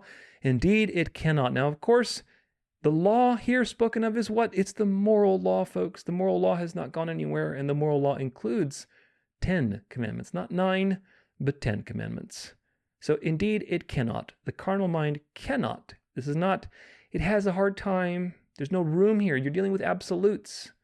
The carnal mind cannot please God. It cannot submit to God's law. It is impossible. That means that no amount of personal growth, of the world's wisdom, can ever truly give you the ability to love, especially with all of the horrible things that happen in life, with the Genesis curse, with diseases, with health issues, financial collapses, accidents, all the things that happen. You need a new heart. You need God in the picture. Otherwise, at the instant that something happens, all of that world's wisdom just comes crashing down. So, if you're not born again and you do not have a relationship with Christ, dating is going to be a drain on your life, I can guarantee you. The hours and money and energy and emotions I wasted for years just to get my fix of sex and intimacy and belonging and attention was very disproportional to what I got in return. I didn't create jack all in those years. And yet, I've been single now at the time of this video since 2018, and I've done more even in the last 3 years since 2021 than I would have done in 30 years of my old previous lifestyle. So, relationships are a gift from God, but if God is not involved in them, they can be the source of some of life's biggest drains and stress and waste of time and resources. So they can go either way. Relationships are not neutral, folks. They're either going to be a blessing from God, if God is in the picture regularly, or they're going to be a curse because you've removed God from the picture, and so you're going to suffer the curse. You're going to suffer the consequences. The next important thing to consider is to not be equally yoked. That's a very important theme in the Bible, Numbers 25, verse 3 through 5. So Israel yoked himself to Baal of Peor, and the anger of Yahweh was kindled against Israel. And Yahweh said to Moses, "Take all of the chiefs of the people and hang them in the sun before Yahweh, that the fierce anger of Yahweh may turn away from Israel." And Moses said to the judges of Israel, "Each of you kill those of his men who have yoked themselves to Baal of Peor." Very early on, you see the unequal yoking of God's people with other people that they shouldn't be yoking themselves with. Of course, in the New Testament, this is very much elucidated upon 2 Corinthians 6:14 through 18. "Do not be unequally yoked with unbelievers, for what partnership has righteousness with lawlessness? Or what fellowship has light with darkness? What accord has Christ with Belial? Or what portion does a believer share with an unbeliever? What agreement has the temple of God with idols? For we are the temple of the living God. As God said, I will make my dwelling among them and walk among them, and I will be their God, and they shall be my people. Therefore go out from their midst and be separated from them, says the Lord, and touch no unclean thing, then I will welcome you. And I will be a father to you, and you shall be my sons and daughters to me, says the Lord Almighty." Of course, you also have Solomon and his wives that led him into apostasy and idolatry. Israel intermarried constantly, and that led them into idolatry and apostasy. So the Bible calls us to be set apart, consistently so, both testaments. If you're a born-again Christian and you're single, do not go looking for people who are not Christian. Fundamentally, do not think that you're going to convert them. Do not think, if I just do this enough, then maybe they'll change.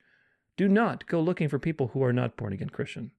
If you're dating someone and then you become born again and they're not, you now have a very big choice to make. If you're dating, we're talking about dating right now. We haven't gotten to marriage yet. We're talking about dating. If you were sleeping with this person, because before you weren't born again, so you did whatever, now you're born again, you realize, oh crap, what do I do? The question is, are you going to continue to live in sin and avoid the elephant in the room, or are you going to be courageous and stand for the truth, lovingly, of course, with compassion, calling this person to a higher level at the risk of being rejected and losing that relationship? If you're married and this happens, again, if you're married and you're both unbelievers, and then one of you becomes, born again, whatever, that's a much more challenging situation. And we'll talk about that in a later section. There's a proverb like prevention is the best medicine, so to speak. And the point is that these situations, at least in dating, are best prevented by avoiding them. That's the point. You have to avoid these things as best as possible. And not associating to the world and worldly people and looking for worldly people, but staying within your lane, staying within the sandbox that God has provided you with. Because the moment you get into those compromised, unequally yoked situations, it just goes downhill from there. Now notice, this also goes with the friends that you associate with. This doesn't mean abandon your friends once you become born again, because you have to help them, you have to be there, you have to be a stand for the truth in case there's an opportunity to talk to them, but it does mean to guard your heart. Friends, of course, naturally grow apart if they don't share activities in common, but it's also important to be a source of truth for your unbelieving friends when there's an opportunity so that you can bring them to the truth and save them, hopefully. That means keeping them in your life if possible, but using right judgment as to how to associate with them and what you do. For example, I don't go to raves anymore. I haven't done that for many, many years, even though I still talk to some of my friends who I used to rave with and who aren't believers yet. Whatever, we talk, we're friends, we throw each other reels every so often because I know that as long as I'm in their life and they're in my life, we can have a connection and there's an opportunity, especially as things collapse around and there's more deception coming with this new age, religio-political system coming, that there's a chance for me to, evangelize them and minister to them if they have questions. Obviously, my prayer is that they get saved and I keep them in my life so that I have the opportunity. Just like Paul in 1 Corinthians 9, verse 20 through 21. To the Jews I became as a Jew in order to win the Jews. To those under the law I became as one under the law, though not being myself under the law. The word law here is the ceremonial law. That I might win those under the law, under the ceremonial law. I became as a Jew to the Jews. In other words, I know how to relate to these people because I was in that system. That doesn't mean I'm believing in that system. To those outside the law, I became as one outside the law, not being outside the law of God, but under the law of Christ. What laws are we talking about? Because Paul does this quite a bit. Not all who are born of Israel are part of Israel. Okay, well, Israel is obviously being used in two different ways, just like with the word law. Law here is not, he's for the Gentiles, when he's going to the Gentiles who are outside the law system, he became as one of them, not being outside of morality and participating in their orgies just to relate to them, obviously, right? So this is the point, that he might win those outside the law. So we become, in the sense, like those and relate to them without, it's just, again, right judgment, narrow road. I became as them, as one outside the law, but not being outside the law of God. I'm not going to do something immoral or break God's moral promises, but I'm going to relate to these people so that I can evangelize them. So this is important. Now, the purpose of dating as a Christian. When I was very worldly and secular, the only purpose I had in my mind for going on dates was to have sex as soon as possible. Ideally, to get to the point where I could have sex consistently all the time so that I wouldn't have to worry about going on more dates or, chasing people and basically could have that on lockdown. As a Christian, I believe that sex is reserved for marriage, obviously, which means that our entire perception of what's happening in dating is completely different than what the world says. If sex is not the goal of dating, nor is living together to try things out, or have some sort of vague sense of kind of being with someone, or we're talking, or all these things that are very much part of the secular world, dating, therefore, for the Christian is highly, highly purposeful. And it has a very specific purpose, which of course is to lead to marriage. The world either makes dating a hookup culture situation to get your physical needs, like with Tinder or whatever else, or it turns it into 1,000 forms of confusion through various labels that are very, subjective, and there's all sorts of relationship advice and relationship gurus and whatever else.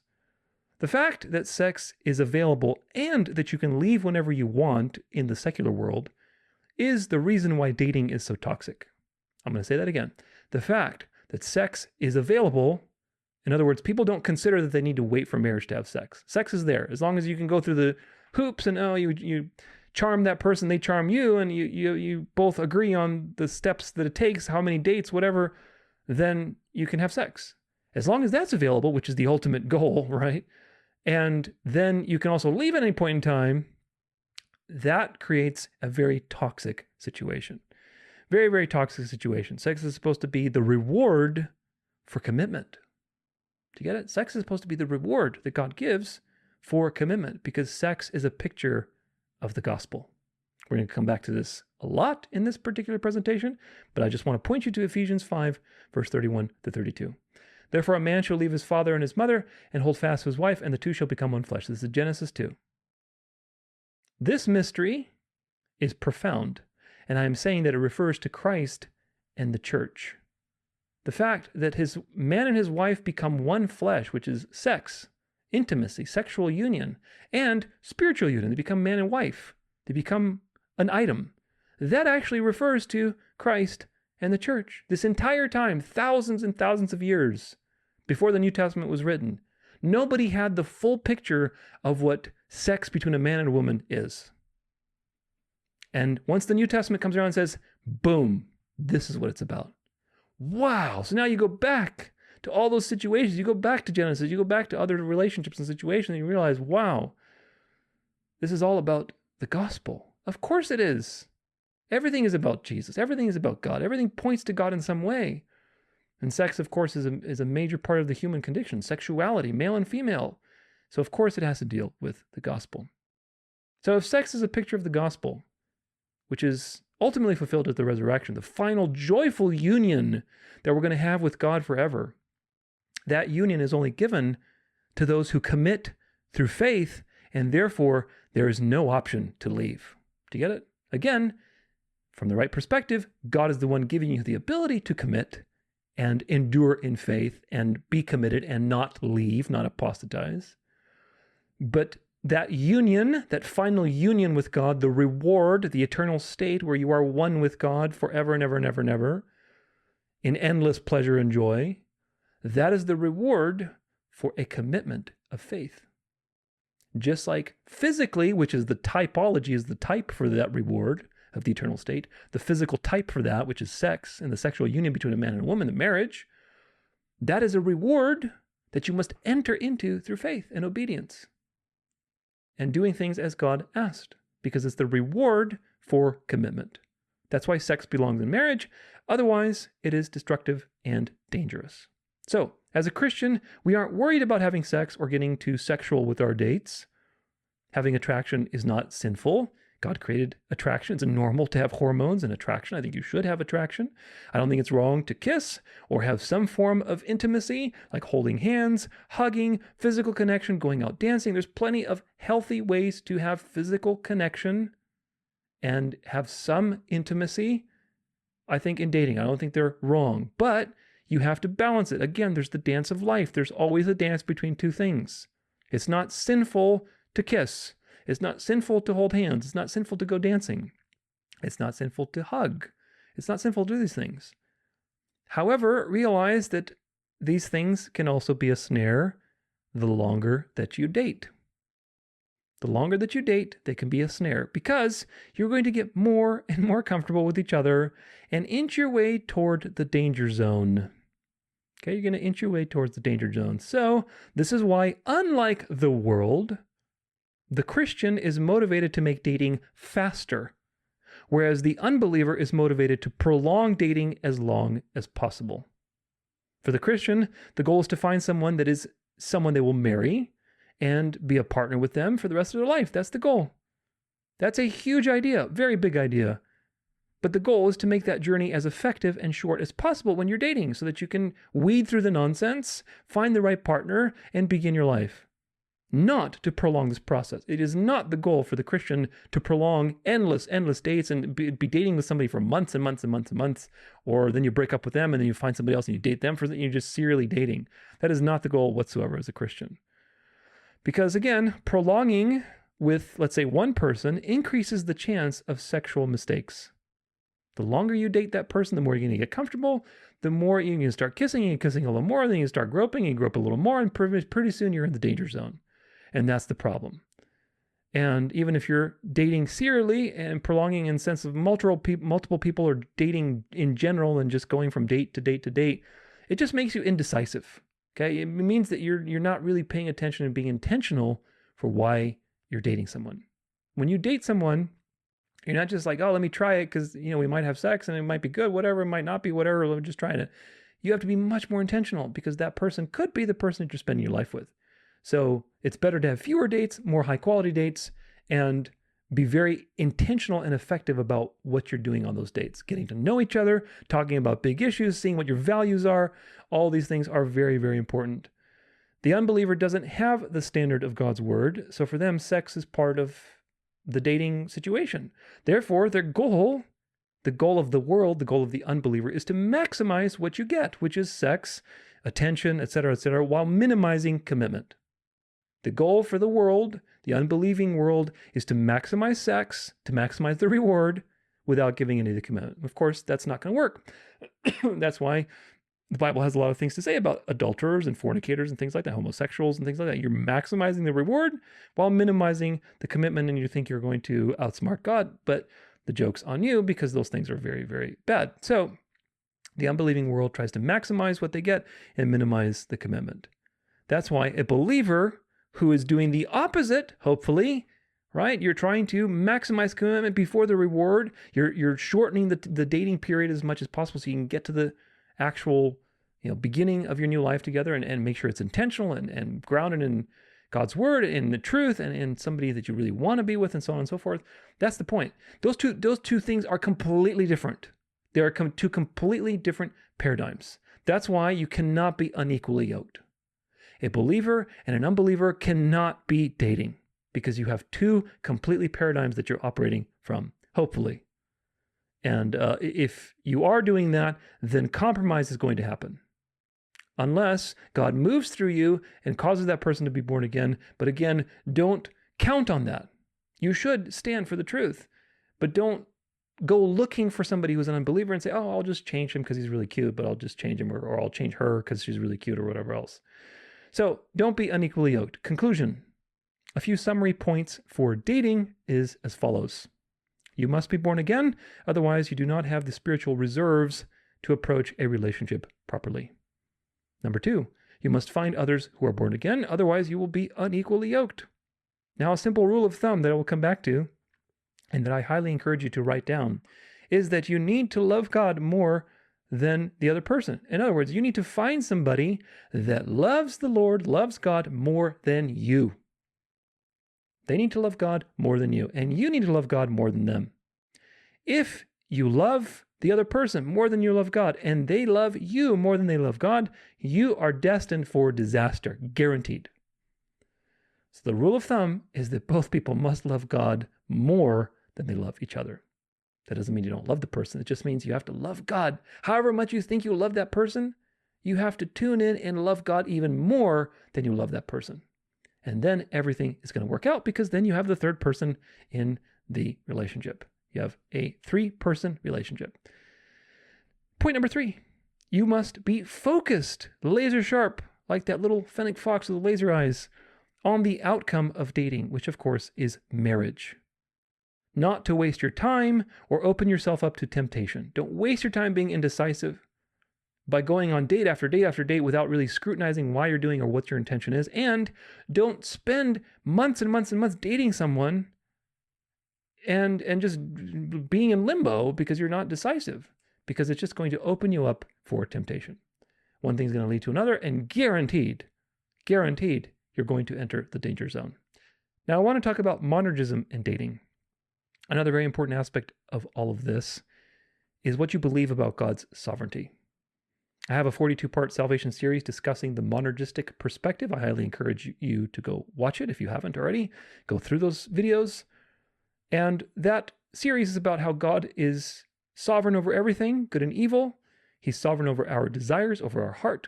He's sovereign over everything that happens. He is sovereign. He's the primary cause. So get edified in the truth. And I promise you that it's going to transform your approach to everything, especially the world of dating and marriage.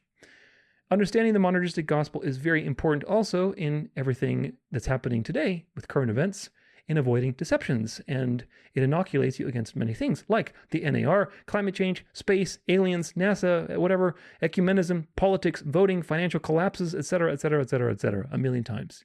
All of these things fundamentally have power over people's minds because of synergistic thinking and free will ideology. Once you take the red pill on that and you realize there's no such thing as free will and choosing free influence, and you realize that true free will is having submission to God and God granting you his free will so that you can choose free of the influence of evil, And your entire definition of what's happening in reality is changing. And your entire definition of what you experience as a choice and desire is changing because you're not the origin of your desires. And you marvel at all that. Once you experience that, none of these things have power over your mind. They really don't. So the more people learn about these things, the better. But unfortunately, most people rage against it because they don't understand anything. They're babies. So as soon as you attack their idol of free will, they get very, very upset, and they don't realize that they're actually arguing for their own enslavement. Nevertheless, the world of dating and romance is also very much ruled by synergism and synergistic thinking. That's why it's crucial to understand things in the world of dating and romance and relationships from a monergistic perspective. What does that mean? Well, a couple of important reminders. God is the one who brought Eve to Adam. That's Genesis 22, chapter 2, verse 22 to 25. And the rib that Yahweh God had taken from the man, he made into a woman and brought her to the man. Who brought the woman to the man? God did. He's the third person in the relationship. Then man said, "This is at last is bone of my bones and flesh of my flesh. She shall be called woman because she was taken out of man. Therefore a man shall leave his father and his mother and hold fast to his wife, and they shall become one flesh. And the man and his wife were both naked, and they were not ashamed." What a profound thought. Now, I believe that God brought Eve to Adam, and as soon as that happened, they basically had sex, and they consummated the marriage on day 6, and they entered the Sabbath as husband and wife, which is a picture of eternity and the eternal state. We'll talk more about that later. I think that's very clear from the text. Obviously, the text doesn't necessarily spell it out, but I think it very much is clear when it talks about, two shall become one flesh, very clearly so, and also the man and his wife. The wife, she's his wife, right?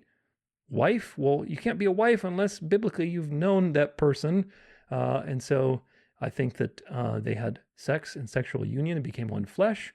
Of course, you can imagine Eve was probably the hottest woman in history, perfect body.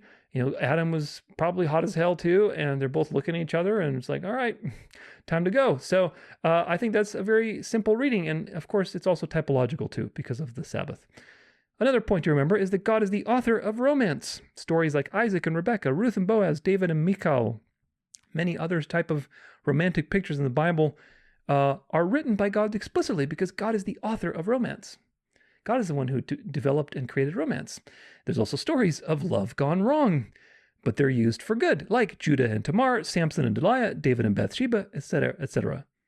The Bible as a whole is one giant love letter from God to man, with the church, which is the bride, being pictured as the woman looking forward to her wedding day, and the groom is Jesus, and so on and so forth. So love and romance are very much integral to the narrative of the Bible, to the gospel, and they are part of God's design, not only for humanity, but for the gospel, for salvation. And that means that God is sovereign over romance. He's sovereign over love. Point number 3, God is the author of sex and desire. If you've ever read the Song of Solomon in the Bible, it's a perfect example of sexual desire anchored biblically.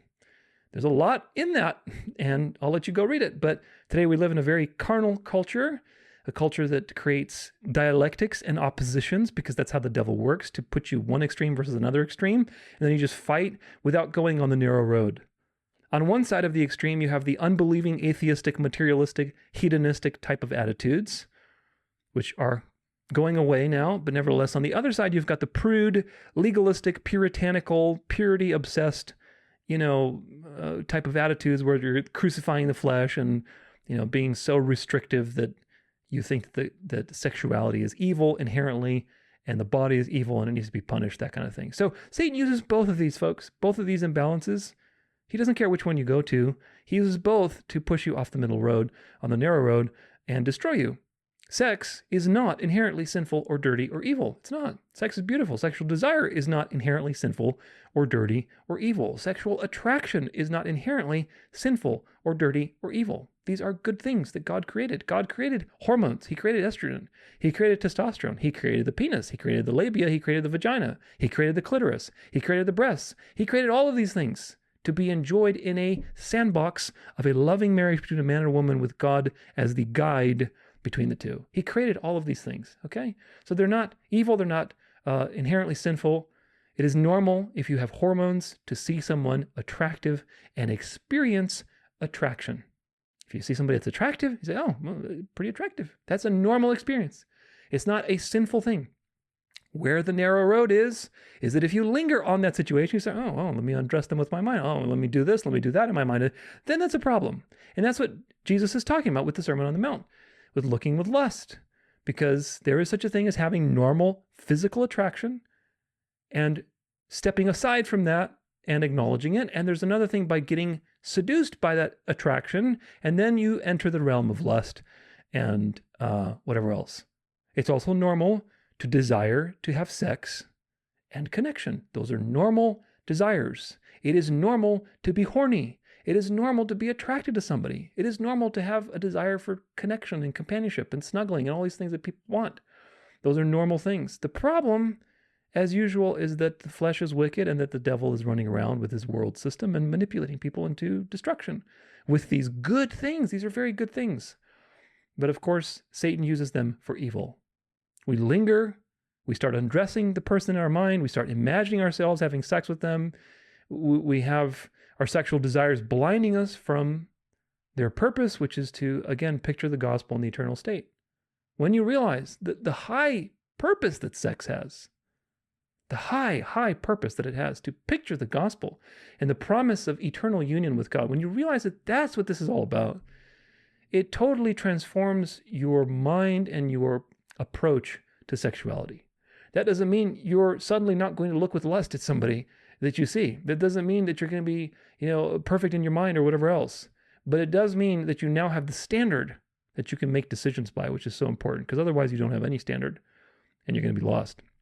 So everything requires nuance if you want to stay on the narrow road. But now, if God is the one who is sovereign over our desires, and he's the author of reality, and he's the one who predestined all things and the one who created romance, then what does that mean for our dating life? What does it mean? It means that how you relate to the goal of finding a partner and dating and romance should be from a totally different position than what the world tells you through its synergistic approach to this problem. It means you have to relate to that goal and through that goal by the way of faith and obedience, rather than doing it your own way and trying to figure it out yourself and achieve the outcome on your own. Do this, do that, and then you manifest the right partner or whatever else. It's a very different approach. The world, of course, is ruled by the forbidden fruit of free will ideology, synergistic thinking. So the world tells you that you must do it or else it'll never happen.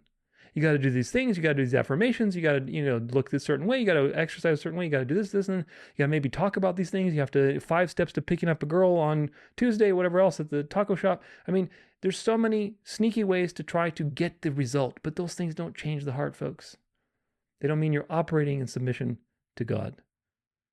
The world tells you have to make money. You got to look good. You go on several dates. Maybe there's a certain date number that you have to respect before, initiating sex.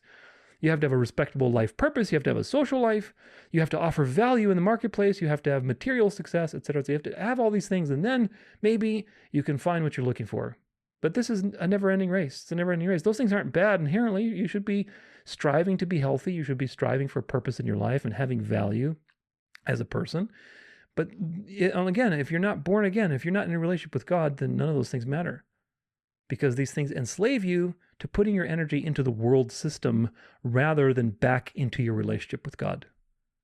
We were made to worship God and to glorify God in everything that we do. 1 Corinthians 10, verse 31. So whether you eat or drink or whatever you do, do it all to the glory of God. We were made to image and worship God. Again, God is about God. Everything God does is first and foremost about God. If that offends you, please watch my salvation series and get a proper God-centered view of the scriptures, because that's not offensive. That's actually great news that God is about God. If God wasn't about God, that would be really, really bad news. It probably would better not to be born or exist. But God is about God, and that means you can count that God is going to rescue you for his name's sake. Despite your disobedience, despite your rebellion, despite your failures, God is about God. And he's going to rescue you for God's name's sake, so that you can praise him forever and say, God, you're so great. You're so amazing that you did this all for your own glory. You deserve to be praised. Because if that wasn't the case, then there would be no good news. Nevertheless, God is about God, and we are being wrapped up into that. So everything we do is made to worship and glorify God. That means that our focus should be on God first, and everything else is going to make sense. For me personally, it took losing everything. Money, my job, my social life, my health even, to finally get my attention off of sex and dating and relationships and back to the only relationship that matters, which of course is God. Just like in life, it's the same in dating. For the synergist, life is fundamentally built on effort, striving, and anxiety. For the monergist, life is fundamentally built on peace and discovering God's will. You have peace because you know God's going to figure it out. God has predestined all things for the highest possible good to glorify God. So you trust that God has a plan for you. I don't need to worry because I know that God has already prepared the best possible situation for me. And it's going to be great without me having to worry about not achieving it. My focus is on developing my relationship with God so that that can be the foundation of my life. So that if the right person comes along, that foundation is there to weather the storms and disagreements that we both have because of our flesh. That is always going to be there until Jesus returns. Most people, unfortunately, though, are synergistic. They don't approach life from that perspective, even if they're Christians. So their attention is diverted from the pursuit of God, from godly things, to try to make their love life happen because they're synergistic. And synergism, again, is based fundamentally on effort, striving, and anxiety. Because if you don't do it, it's not going to happen. God isn't sovereign to that extent in the synergistic person's life. Oh yeah, God is sovereign, but you still got to do something. You got to cooperate, otherwise God can't do anything. And this is the problem, because that results in legalism, it results in anxiety, and it opens you up to all of the world's wisdom, all of the new age personal growth wisdom out there. It opens you up to that. But monergism inoculates you against it. So, what are those things that you need to work on? Well, as a man, you have several pillars. You need to be a spiritual leader, you need to be a provider, and you need to be a protector. Spiritual leader, provider, protector. So, the question is, are you investing regular time in Bible study as a man? Are you understanding the Word and handling it rightly so you can lead your partner and possibly children or other people in the dance of life with God and handle disputes, handle issues, handle theological disagreements, whatever else, right? Are you solid spiritually? Are you solid? Are you just getting by, doing a low-level job that anyone can do, and you're not really pushing yourself? Are you building a future? Are you focusing on glorifying God in your career and building wealth so that you can provide for your partner and your family or their family and each other's families? You can be a patriarch. Are you focused on these things? Are you taking care of your body and your health so you can protect, so you can build, so you can fix things, so you can guide, so you can be there physically as a physical presence? Or are you being neglectful of your health, getting overweight, getting lazy, getting sloppy, etc., etc.? Most men out there are not doing all of these things. And if they are, they're missing God at the center of it as the anchor. But as godly men, as godly Christian men, we are called to be set apart and to focus on these three pillars so that we can be a pillar ourselves in our households. Yet, focusing on these things will keep you very busy. I can guarantee you that. It'll keep you very busy and in alignment with godly goals also, which is very important. So at the right time, as you're focusing on strengthening these pillars of your life, God is going to bring Eve to you when you're ready and when she's ready to act on these important roles. The problem, and I can relate to this, is that we want to get to the reward before we've built the foundation. Everybody wants the reward. Hey, it's a good reward. Let's be honest. Everybody wants the reward, but you have to build the foundation first. So this is one part uncontrolled desire, which is just misguided. But the other part is also a deeper spiritual problem, which is not trusting God. And that's a hard pill to swallow. When you're serially dating and looking, you're not trusting God. Let's be honest. You're not trusting God. You're not trusting God has the perfect person. He has the needle in the haystack that's going to bring to you. And you're trying to find the needle in the haystack. No, hold on, God. Let me just figure it out really quick. You're not trusting that God already knows where that needle is. It says, here it is, and gives it to you. But it's got to happen at the appointed time. And that appointed time is also a factor of your developing of these things.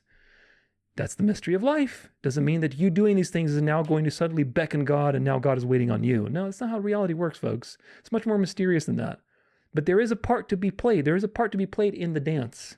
Okay, the dance of life has its choreography, and you have to play that part. So focus on those pillars, and God will do the rest. God is the author of the story. He created and he chose you for a specific purpose. That is the monergistic truth of election. All of his children, he chose unconditionally, but intimately. Not corporate election, but intimate election. He knew you before the foundation of the earth. He brought you into existence. That means he has a very, very specific and high important purpose for you. He unconditionally gave his life for you as the highest possible good so that you can experience the highest possible plan. What great news that is from the monergistic gospel. That plan that he has set in motion before you were ever born is better than you could ever possibly imagine. And whether that plan means ultimately being single or married, it doesn't matter. Because you are going to be so fulfilled by God that you are going to be completely and totally happy.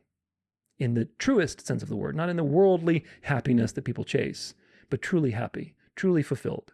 So whatever is in that plan for you, you will be fulfilled because God is what you get when you believe the gospel.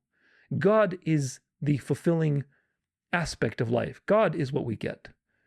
And whether you're single or married, God should be the thing that fulfills you more than anything else. That's really it. When that becomes not as much, and you're looking at the other person, you start drifting into codependence and everything else we'll talk about today. But monergism helps you anchor these things properly.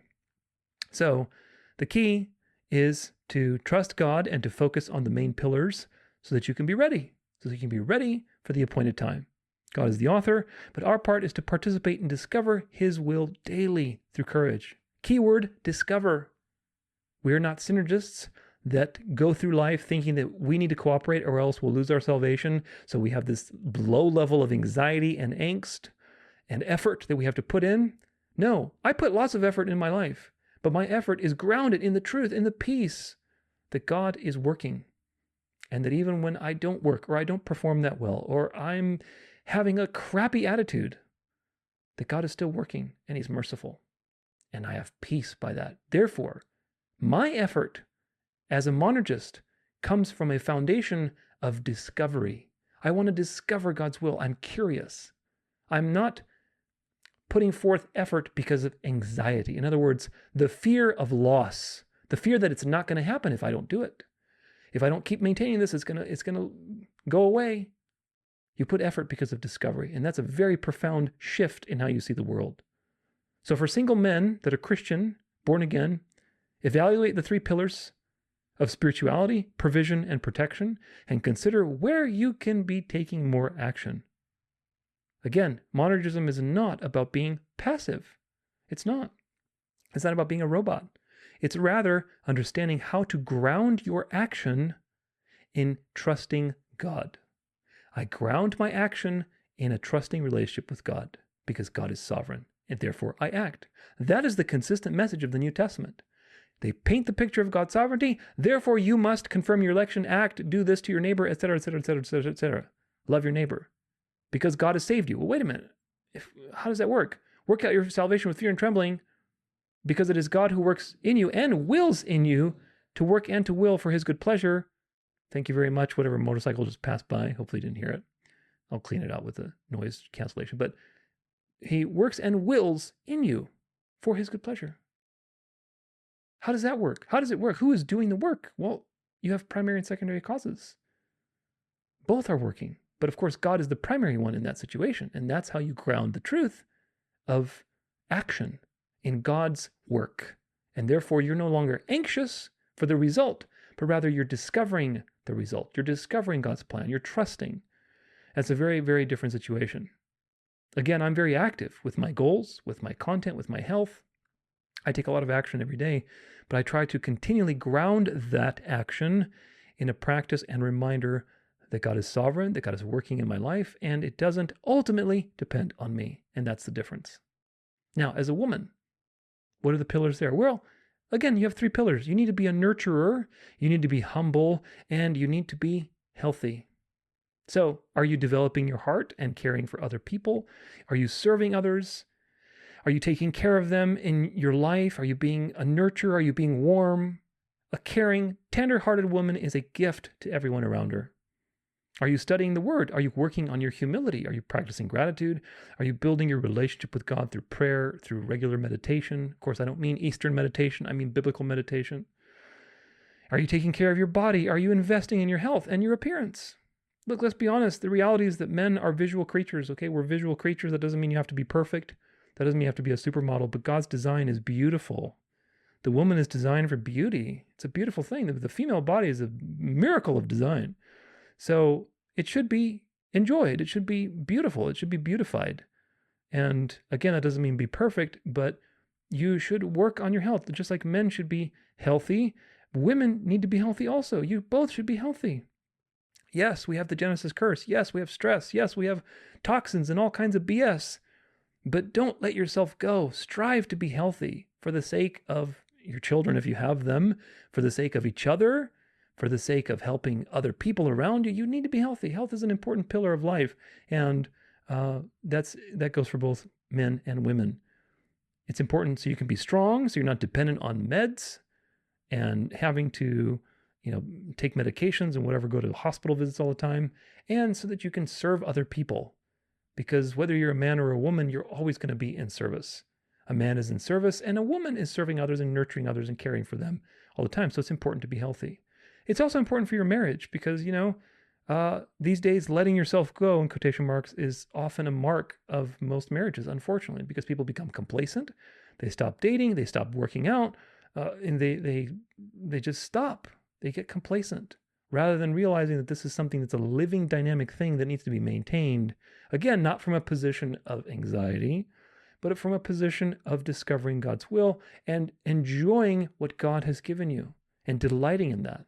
The human body is a beautiful thing. Yes, it hurts more and more as we get older and things heal slower, but nevertheless, you can still be very healthy and in great shape if you employ the right principles. And I've talked about that quite a bit. I have a whole section in my ministry devoted to health, so make sure you check out the health page. There's a giant health book, 800 pages, and there's a health section in the store. But being a woman and ready for marriage also involves spiritual and emotional preparation. A godly woman is somebody who is humble, grateful, caring, nurturing, warm, kind. That's a woman who's ready for marriage. Today, countless women have been deceived by synergism, liberalism, independent-minded feminist ideological poison. Even among Christians, synergistic ideas can sneak into your mind and make you feel like you are where the buck stops. You're the alpha queen. You're the, alpha female. Especially as a woman, I think that humility is extremely important. It's important for everybody, but especially for a woman, I think humility is very important. An argumentative, stubborn woman that's cold, that's not warm, that's complaining all the time, these things do not belong in a marriage. These things make men want to run for the hills. So you have to look at yourself, just like men have to look at themselves and work on these things. While men have a lot to work on with their own various pillars, women also have their pillars as well. Our lives today are complicated because of many things. Economics, of course, all of the shenanigans of the bankers to make women go out into the workforce, things becoming confused with gender roles. There's a lot of confusion, folks. There's a lot of confusion. And, women aren't being betrothed early on and taken care of. You can't even have a one salary household anymore. That's literally impossible. They have to get jobs. So women have it very hard, and I feel for you. I really do. Women have it very hard out there. It's tough being a woman. It's also tough being a man. It really is. There's constant pressure on you from countless angles. There's pornography, there's video games, there's economic stress. Satan has waged war on both men and women from the very beginning because he hates life. So he destroys each with their own weaknesses and problems. Now soon, it's very important you understand that he's going to wage his final battle on men and women through something that looks very good, which is the family. He's going to destroy the family spiritually with Sunday sacredness in the Eucharist, Sunday Sabbath. All of these things will be the solution to all of the physical destruction that he was destroying the family with through liberalism, feminism, socialism, communism, etc., etc. So Satan is constantly waging war, and the dark to light solution that is happening right now is going to destroy the family in a very evil way by making it seem as the will of God. So please get edified on those truths. Watch my various End Times series. Stay tuned for the Venerable Day of the Sun episodes and anything else like the Lord's Day series, the Sabbath Day series, and so on. That's a different conversation for a different time. But the point is that life is much more complicated today, and the solution is to return to God. Whatever you happen to be doing, wherever you happen to be, the solution is always returning to God, regardless of the complexity. You have to put God first in your life. So get edified on God's sovereignty and really understand the monergistic gospel. It is the door to so many good things, and it helps you see life completely differently and really read the Bible very differently. It gives you also a lot of peace and rest. You have to really understand things like election, predestination, regeneration before faith, God's decrees, primary and secondary causes, etc., etc. These things are going to give you the spiritual reserves that are needed to help you refocus your attention and your energy on the right things and build yourself up, build those pillars up so that you can act out of faith and obedience to God through that work that's focused on the right things with your relationship to God, and then God will bring the person that He's prepared for you into your life. That is the monergistic perspective on dating. Rather than looking outside, we look internally. We look at our relationship with God and we work on ourselves. I mean, I know you hear that a lot in the New Age circles, like, oh, you got to work on yourself. Like, that's not what it's about. Because when I say work on yourself, I really mean work on your relationship with God. That's what I mean. I don't mean like subjective worldly wisdom. So that's really important. As long as you ignore the pillars that I outlined, God will only bring life lessons to you at your doorstep. You get it? So remember that for the Christian, it is not about quantity, it's about quality. We're not looking for many people, but for one person. That doesn't mean you have to be obsessed with twin flames and, soulmates and everything. The Bible doesn't talk about soulmates, it just talks about marriage. And of course, only God can find the right person for you. So you have to trust God. You will never find the right person, no matter how much you try to look. Believe me on that. Rather, build yourself up every day in a godly way, trusting that God is going to bring the right person for you when you're ready, and focus on the things that I mentioned, whether you're a man or a woman. Along the way, you may even discover that being single and focusing on these things and building your relationship with God is actually something so fulfilling that you don't actually need a relationship. And if it comes along, great. And guess what? The moment you stop caring about something, that's when it comes into your lap, which is an interesting thing that I've noticed in life. So you can either burn out trying to do it your own way and go through person after person after person, date after date after date, relationship after relationship, or you can chase God, which is something that I didn't do for many years of my life. And you can trust that He has a plan for you, all in the right timing.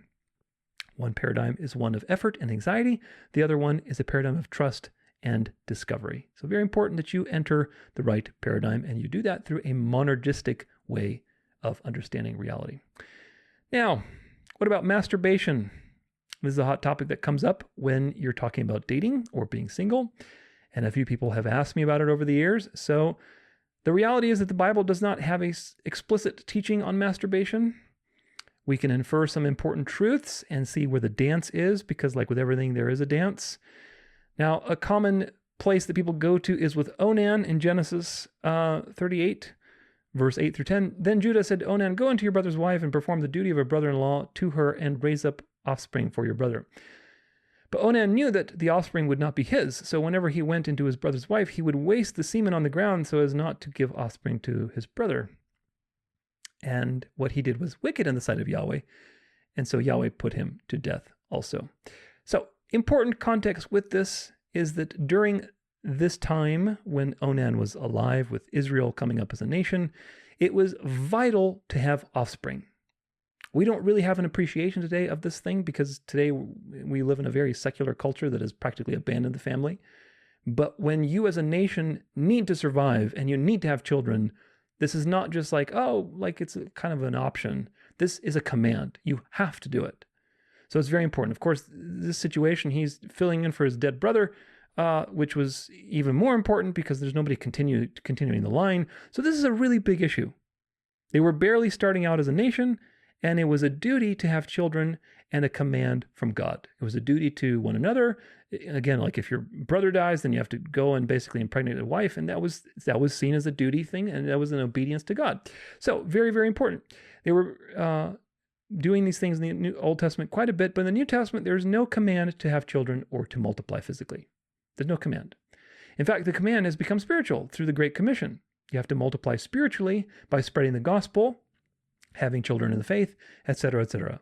And we can see that very clearly because in Genesis, man is given dominion and physical multiplication commands, whereas the New Testament, we have the Great Commission, spiritual children, spiritual parentage, going out to the world with the gospel. So it's a very new and different situation. It's a spiritual multiplication that's happening. So Onan wasn't punished for masturbating or ejaculating somewhere other than inside his wife. Onan was punished for his evil disobedience to God and his breach of faith and unfaithfulness to his brother and his tribe. That's what he was punished for. Now, what about emissions of semen? If you type that in, emissions, you get about 5 situations in the Old Testament where you can find verses on emissions of semen. So let's see, Leviticus 15, 16 through 18. If a man has an emission of semen, he shall bathe his whole body in water and be unclean until the evening. And every garment, every skin on which the semen comes shall be washed with water and be unclean until the evening. If a man lies with a woman and has an emission of semen, both of them shall bathe themselves in water and be unclean until the evening. So you can see from these verses that it seems to be there's 2 types of emissions. There's an emission that's a result of man lying with a woman, and then there's an emission that it's an emission. And it could be on garments, so okay, maybe we're talking about wet dreams. It's not explicit, but it does give room for okay, these things are happening, so you're unclean if that happens, then you have to have certain things. If you go to the interlinear, where is Leviticus?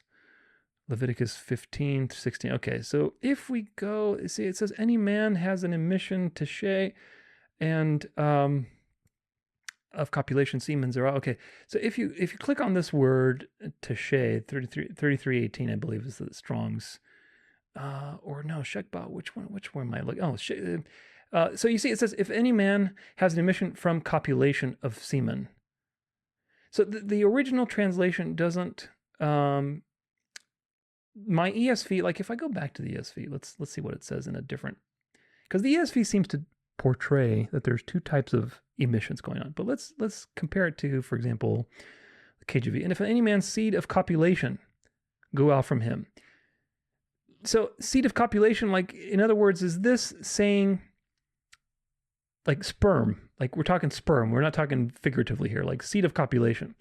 Or is it saying, seed of copulation, when they're having intercourse? I don't think it is, because it specifies later in verse 18, the woman also with whom man shall lie with seed of copulation, they shall both bathe themselves in water. So it seems to outline 2 different situations. I wonder, just for the sake of it, what does Brenton say? And the man whose seed of copulation will happen to go forth from him shall then wash his whole body and shall be unclean until the evening. So pretty straightforward. They all kind of say the same thing.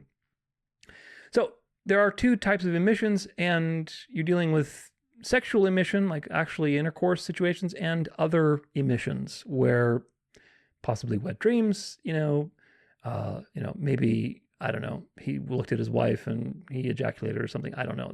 Basically, it leaves it room open for other emissions. I'm just going to leave it at that. Next is Leviticus 22, verse 4.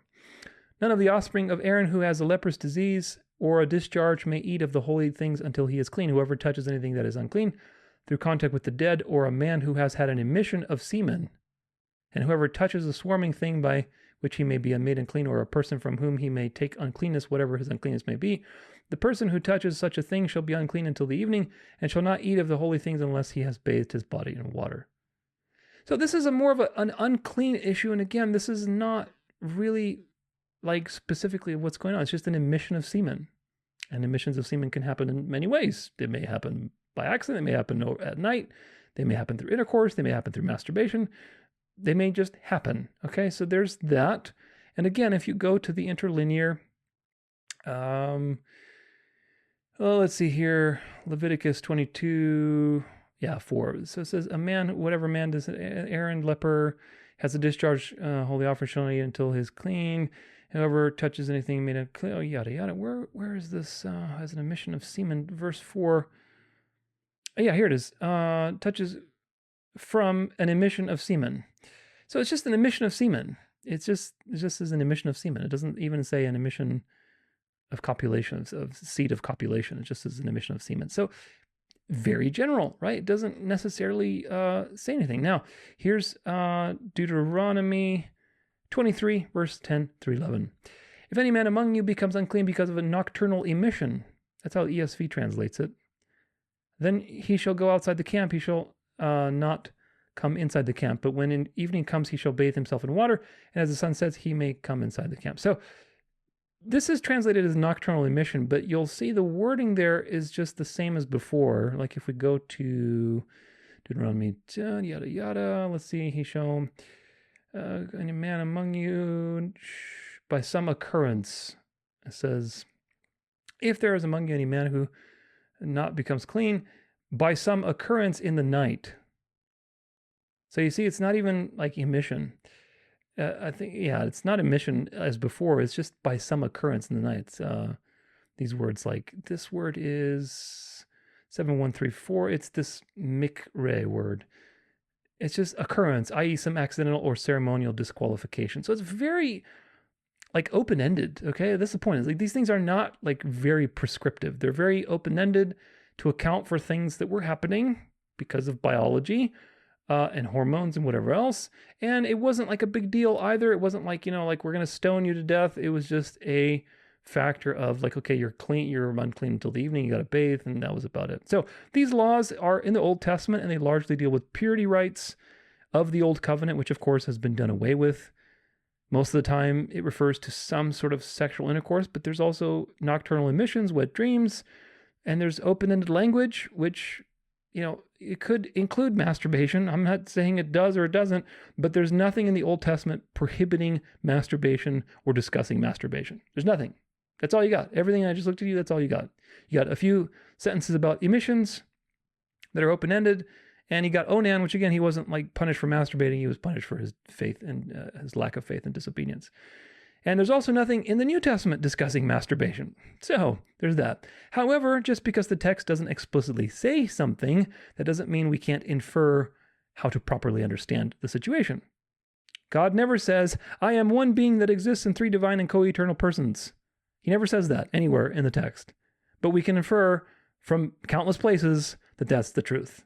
And if you have trouble with that, then go watch my Trinity series, because a lot of people are denying that basic doctrine these days. Nevertheless, what we do know is that lust is a sin. Matthew 5, verse 27 to 30, you have heard it said, you shall not commit adultery, but I say to you that anyone who looks at a woman with lustful intent, this is the important point, folks. By the way, as we were talking about attraction, looking at a woman, or if you're a woman looking at a man, and he's like, gosh, that person's attractive, looking at a woman is not the problem. Okay, it's looking with lustful intent. There's something that shifts and say, oh, ooh, man, would I love to do this and that too. That's the problem. Has already committed adultery with her in his heart. If your right eye causes you to sin, tear it out and throw it away, for it is better than that you lose one of your members than that your whole body be thrown into hell. And if your right hand causes you to sin, cut it off and throw it away, for it is better that you lose one of your members than that your whole body go into hell. So lust is a sin, and obviously God's standards for lust are exceedingly high. They're absolutely high. Looking with lust is considered adultery in God's eyes. It's very important because it's about the heart. So that tells us very clearly that watching pornography to stimulate yourself is sinful and clearly something that you need to avoid. Very clearly so. The purpose of the orgasm is to unite you with your partner as a picture of the gospel. We talked about that with Ephesians 5, verse 22 to 23. Obviously, it's also to reproduce for men, because men eliminate seed, and that goes and impregnates the woman, so you can experience the miracle of life. So we know that masturbation doesn't unite you with anyone other than yourself, and it doesn't create any life, so it's just you. So does this mean that it's evil and sinful to do it? Well, not necessarily. The Bible does not discuss everything under the sun. It's not a manual of operations for every little thing that we'll, deal with, but rather it gives you, principles. Look at, for example, the Jews and their Talmud, their books. It's like a collection of how many books of commentaries from various rabbis, endless discussions on every stupid little thing. And it's, Rabbi Shlomo says that, if you do this on the evening, it's okay. It doesn't break the Sabbath. But Rabbi Steinberg actually says this and that. It's just a constant nonsense because they get so legalistic about it. So the Bible is not some prescriptive manual of every little single situation that's going to happen. The Bible is a revelation of who God is. It's a love story between God and man. It's a letter of love from God to man. It's about how you are saved and reconciled to God and what God intends to do and what God has done. And the Bible arms you with principles to be able to judge rightly when a situation comes across your door. If a situation is very doctrinally important, the Bible has a lot of things to say about it. Like homosexuality, adultery, murder. Those are big deals, okay? The Bible has a lot to talk about that. Masturbation is not a serious issue. So the Bible doesn't really talk about it. It has a couple of things, like I said, a very, open-ended language. And we know that there's definitely a hard line when it comes to lust. So that's an important point. The Bible does not address masturbation. It addresses the problems that come with masturbation. So we have to be very clear about that, because the Christian life is not about endless commentaries and endless legalism like the Jews. We have the Spirit, and the Spirit guides us to all truth. Just John 16, verse 13, when the Spirit of truth comes, he will guide you into all truth. For he will not speak on his own authority, but whatever he hears, he will speak, and he will declare to you the things that that are to come. So God's Spirit and being born again and the Word is enough to discern the truth of a matter. And sometimes that truth is very nuanced, and it requires very narrow understanding, which is the case with the situation at hand. So Christianity is fundamentally about freedom of conscience and judging rightly. That's the dance between your conscience and God's conscience, which is perfect, guiding you through life. And you're dialoguing with God and meditating and praying on things, and you're learning and discovering his will. That's the dance of life. Okay? It's about freedom of conscience and using right judgment. That's why the Bible arms you with these various pillars of truth. It addresses core issues, again, like homosexuality, idolatry, murder, adultery, things like that. And then it gives you these principles so that you can judge lesser matters according to the truth. Now, masturbation, with all that said, masturbation in and of itself is a lesser matter. Okay? What are the issues with it? If you're watching porn and masturbating, you need to stop for many reasons. Not only does that make it a sin because of lust, it ruins your mind, your arousal, your dopamine levels. There's a lot of science on the problems of pornography from a biochemical perspective and a psychological perspective. It also increases the likelihood that you're going to be unfaithful in a marriage. And there's research behind that too. So you need to stop if you're watching porn to masturbate, to get off. If you're masturbating every single day, all the time, and you can't stop, and you need to masturbate to feel the edge come off, the question is, why are you doing that? Are you addicted? Are you needing to get your fix because otherwise you're distracted and you can't fulfill your responsibilities? Then that's a problem. If you're masturbating so much that you need to do that like very, very frequently, otherwise you're not productive, that's a problem. That's not good, and it's a good sign that your self-control is not there, because obviously when you're young, you have raging hormones. I know what that's like. I remember that. Don't get me wrong. But at the same time, it also means that you are not focusing your energy, all that sexual energy that you have, you're not focusing in the right direction and keeping yourself busy with productive things. You're just sitting around. The idle mind is a workshop of Satan. Sitting around, I'll just play with myself a little bit today. And it's just, you get in this swing, right? So you have to look at that. If you're masturbating so frequently that it's a problem, that's something to address. If you're masturbating and thinking of certain people, don't do that, because that's a sin. You're lusting in your mind. So don't think of people. Don't, project your mind into situations that, that you'd want or whatever else. Don't do that. If you're using toys to pleasure yourself, like a blow-up doll, a fake vagina, a sex robot, of course, nowadays, in a couple of years, these things are going to be all over the place, a dildo, whatever else. Why are you doing that? This is a form of idolatry and lust, because you're lusting after an object. To get it, you're lusting after the object, whether it's a fake vagina or a dildo or whatever else you're using, or a sex robot, even worse, right? Which those things are going to be all over the place. It's a form of lust, because that lust is being projected onto an object. So just because it's an object doesn't mean you can't lust after it. Lust is lust. And that's the important principle. So with all of those situations out of the way, I do not think that masturbation is an issue to release yourself occasionally, to release sexual pressure every so often if you're single. I don't think it's an issue. Especially if you're younger and your hormones are raging. I don't think it's a problem. I really don't. Everything's about balance, folks. I'm not going to condemn anyone who is single and has sexual urges and they masturbate occasionally to relieve themselves so they can focus or avoid temptation. I'm not going to condemn anybody that's doing that because it's not really a big issue. Assuming you're not watching porn, you're not using toys, you're not thinking of someone or getting addicted to it and becoming compulsive about your masturbation. Assuming these things and you've eliminated and purified the activity from all of those snares, then I don't see a problem with occasional masturbation. I really don't. A lot of times, boredom is the problem. And the solution is if you get busy with the pillars that I outlined to you, whether you're male or female, you're not going to feel the need to masturbate all the living long day, okay? You're going to be busy doing that stuff. So, occasional masturbation that is solely focused on relief, on literally just getting sexual relief as a single person, I think is totally fine. The goal, as usual, is to purify the act, which is mechanical, of the sinful things that I described, that where lust comes into play, and that's how it becomes a snare. So that it's basically purely a mechanical thing as much as possible to relieve sexual tension, because sexual tension is real. Hormones are real. Sexual pressure is real. Horniness is real. And the more horny you are, the more that's an open door for the devil to throw you off balance. Better to have a very purified mechanical act that just relieves the pressure and now you can go back to work or whatever else, than to say, oh, I'm not going to do that and then do something worse. Does that make sense? So that's my take on it.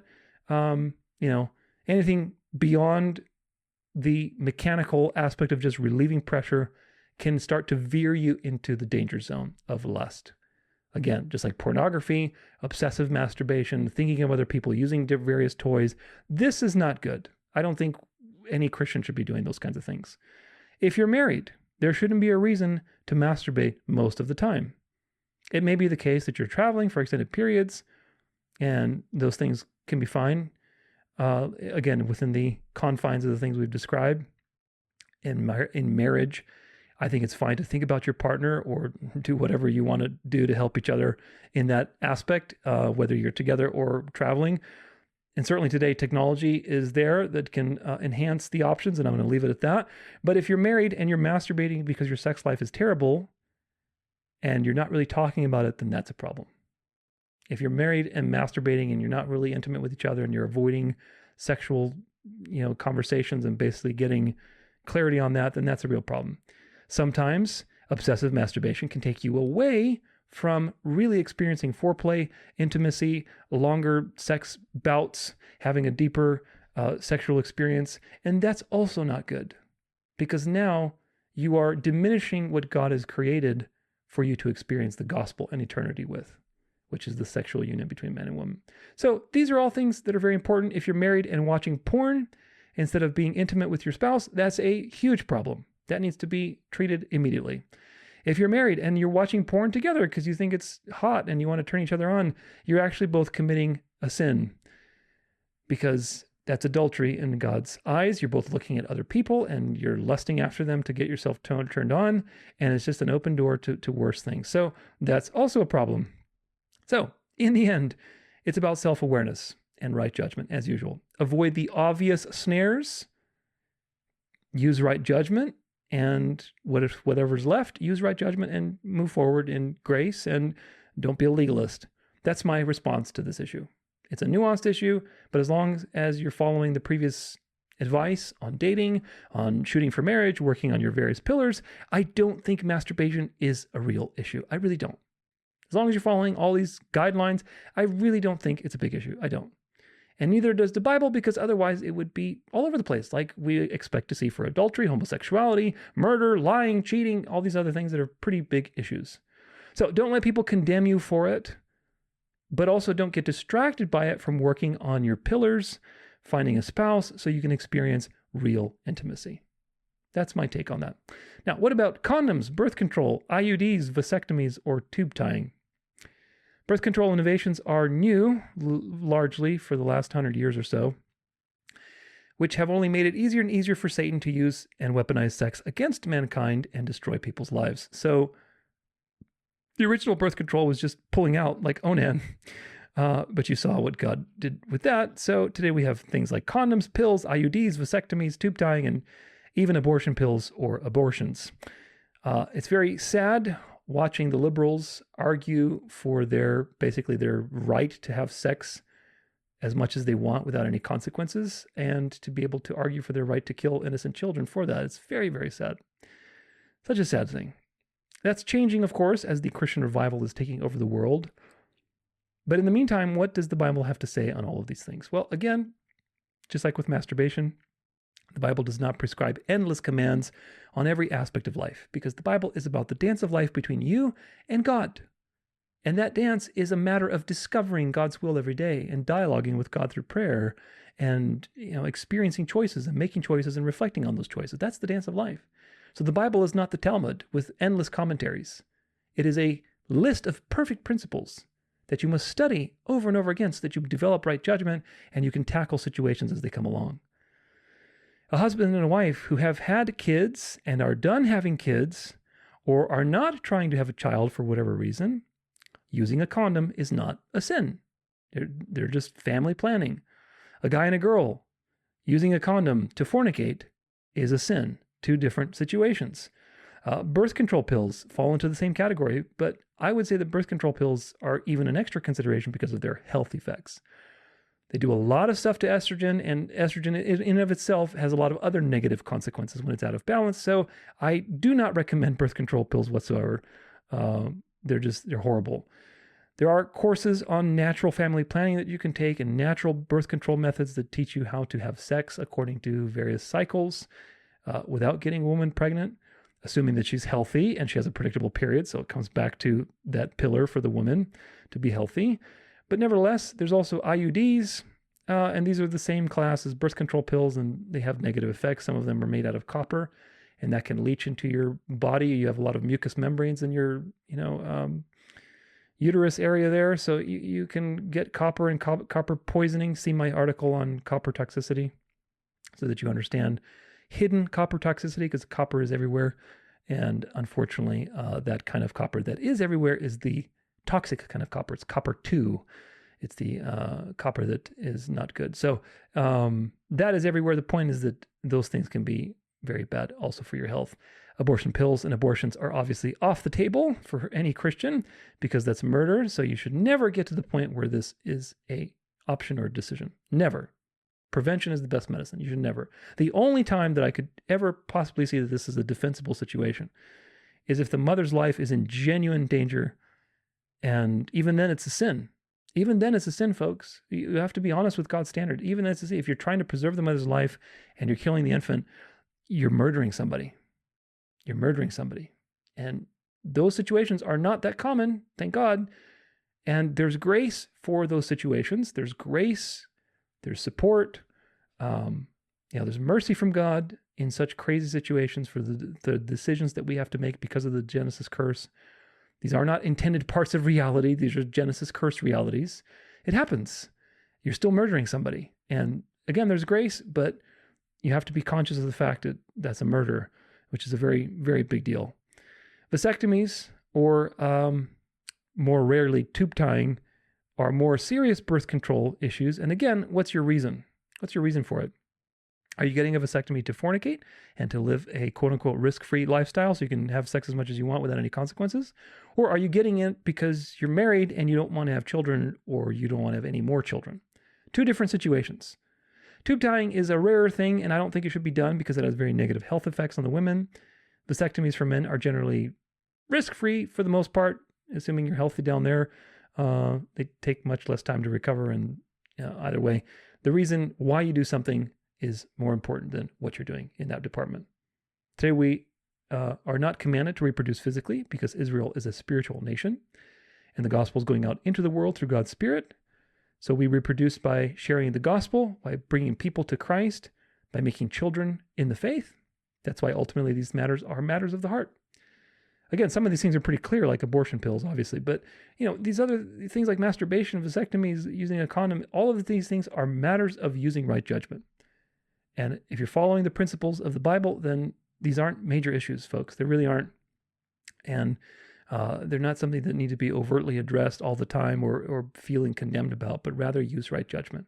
Always develop an introspective relationship with God, where you're introspecting, reflecting on everything, using God's word as judgment, and judging situations accordingly. And these things will not throw you for a spin. In the end, it's always about right judgment and about your why. Why do you do what you do? So you have to have a clear understanding of why you do what you do in everything that you do, and anchor that why ultimately in God. Very, very important. Now, what about oral sex, anal sex, kinks, etc., etc.? I told you this was not a discussion for children, so we're going to honor that. Obviously, there's other ways to have sex than just penetration between a penis and a vagina. So the Song of Solomon definitely has notes and innuendos of oral sex. And again, these things can make people blush or whatever else. But remember that God is the author of sex, folks. God is the author of sex. He's the one who designed the penis. He's the one who designed the vagina. He designed all the sex positions. He designed all of these things. He's the author of sex. So we shouldn't be ashamed of discussing sexuality in the right box. In the right box. But like with all things, it's a dance between several truths, several important principles. Let's put it that way. On the one hand, a committed, loving marriage is a playground of sexual desires, and that's healthy and good. It's a good thing. It's a good thing to discover the other person's turn-ons, deepening your foreplay, practice making love, of being adventurous, playing around. All of this is good and healthy. It's all good. On the other hand, Satan and the world system have perverted sexuality with all sorts of things and temptations. There's also the human flesh, which is wicked and tends toward evil. It has trauma. So there are two things that are dancing together, and you need to be aware of that. It's one thing to have certain kinks that you want to experience with your husband or your wife. Some people like to get choked or get roughed up. But porn, for example, takes this to a very abusive degree with slut shaming, quote unquote, and aggressive sex that dehumanizes people. It's absolutely horrible. And people watch that and then they want that in their relationships, which is very dehumanizing and not in alignment with biblical principles, I think. And they pick up these patterns and they associate arousal to them. You associate arousal to somebody being dehumanized, which is horrible. So this is what it comes back to again. Why do you do what you do? How do you use right judgment? This presentation is not about addressing every single sex, kink, and position there is and telling you what the Bible has to say about it. Okay, I'm not going to do that. The point is about having right judgment. My goal is to arm you with the right principles so that you can enter these various situations and judge rightly. We're all made in the image of God, and there is a line that can be crossed when dealing with sex that dehumanizes the person. It's also true that part of sexual intimacy and foreplay and playfulness is to experiment with power dynamics, changes of power. I'm going to leave it at that. Lead and follow, role play, submission. Those things are part of sexual play, and they should be part of your life to make things interesting and fun and exploring together. But there's a dance. There's a dance. So remember that God sees everything that you do, and He's the author of sex and intimacy and foreplay and orgasms. He's the author of it all. And He's also seeing and watching everything you do. So just be aware of that. So my position is that if both people make God part of their life and of their marriage, everything else is just going to work out naturally. It's going to work out without having to sweat over countless details of whether something is a sin or not, or if it's too dirty, it's not dirty enough, or whatever else. Like, you don't need to worry about this stuff, folks. You need to make God your priority. You need to make right judgment your priority. You need to use the Bible as your standard for the world that you live in, and everything is going to just work itself out without having to worry about all of these various things. Now, quick break for me, and we'll come back and talk about marriage.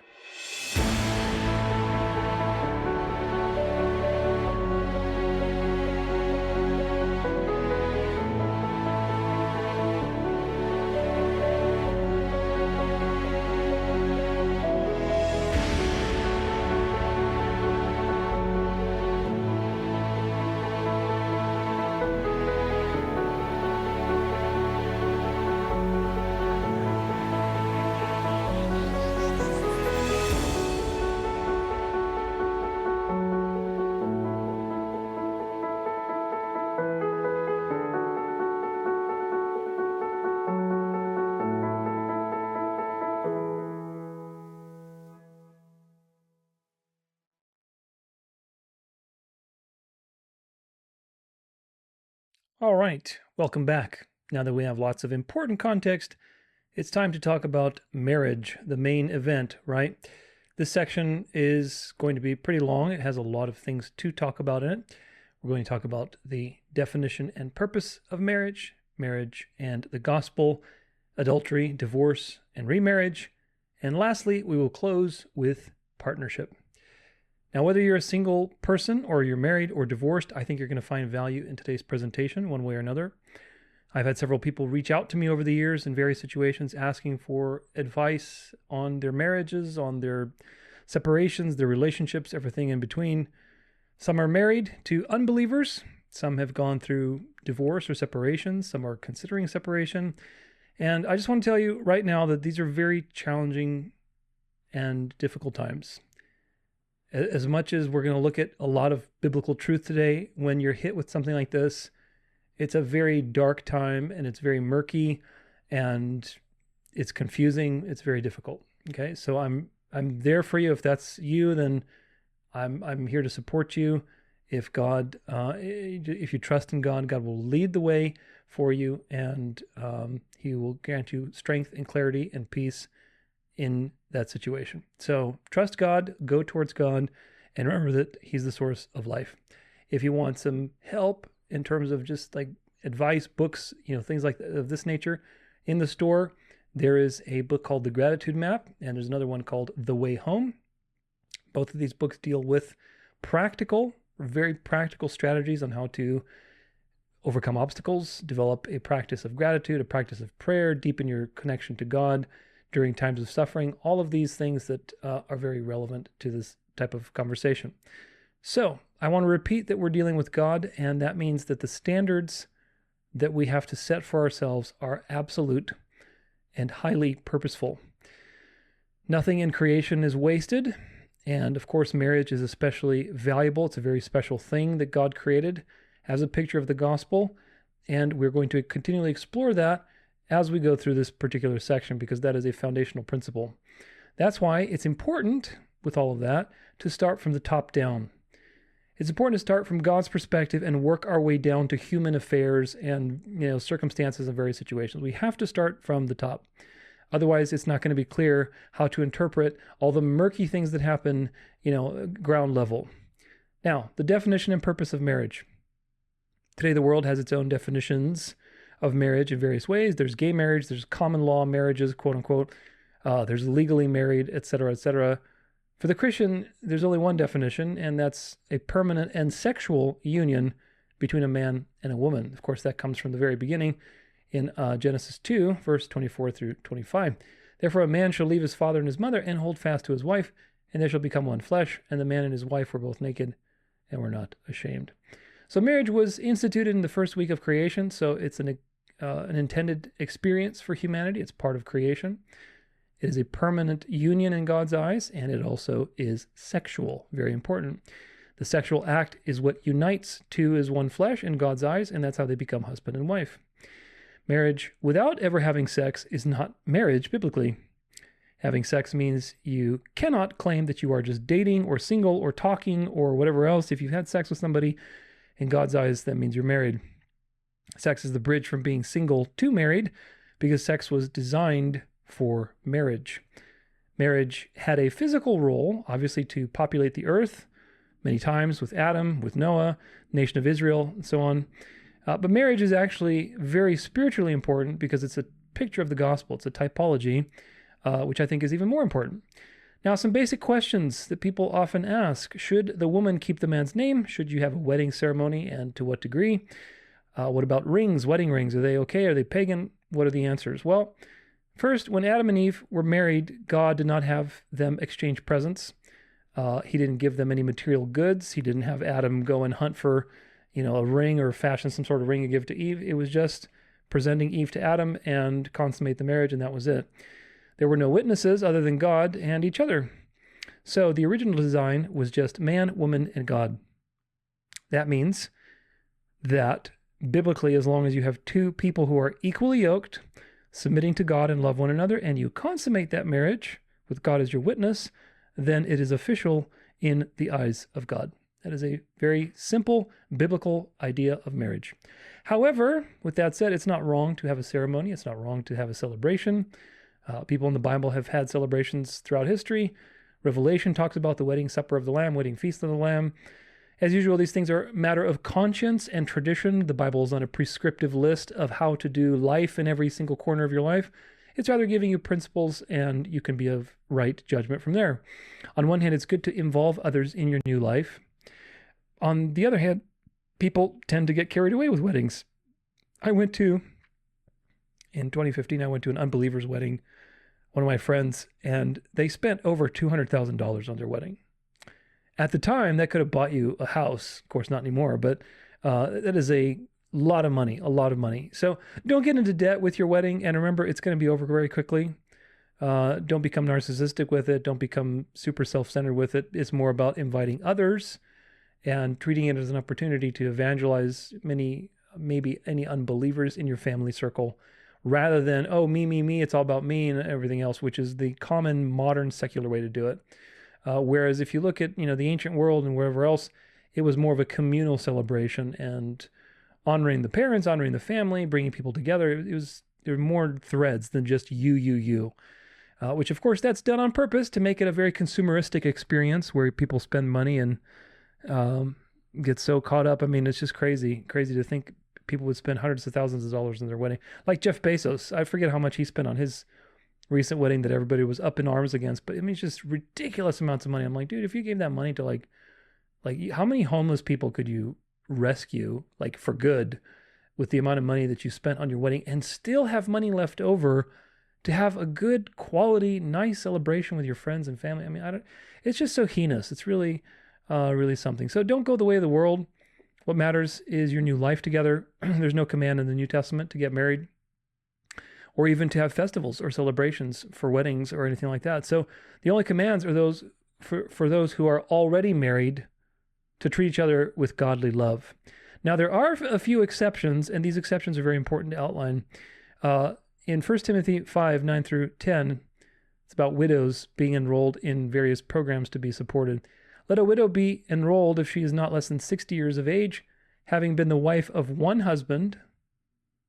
Keep that in mind. And having a reputation for good works if she has brought up children, has shown hospitality, has washed the feet of the saints, has cared for the afflicted, and has devoted herself to every good work. Now, again, do you remember what I said about the 3 pillars for women that they need to work on for dating? You got to be humble, got to be nurturing, caring, of service, right?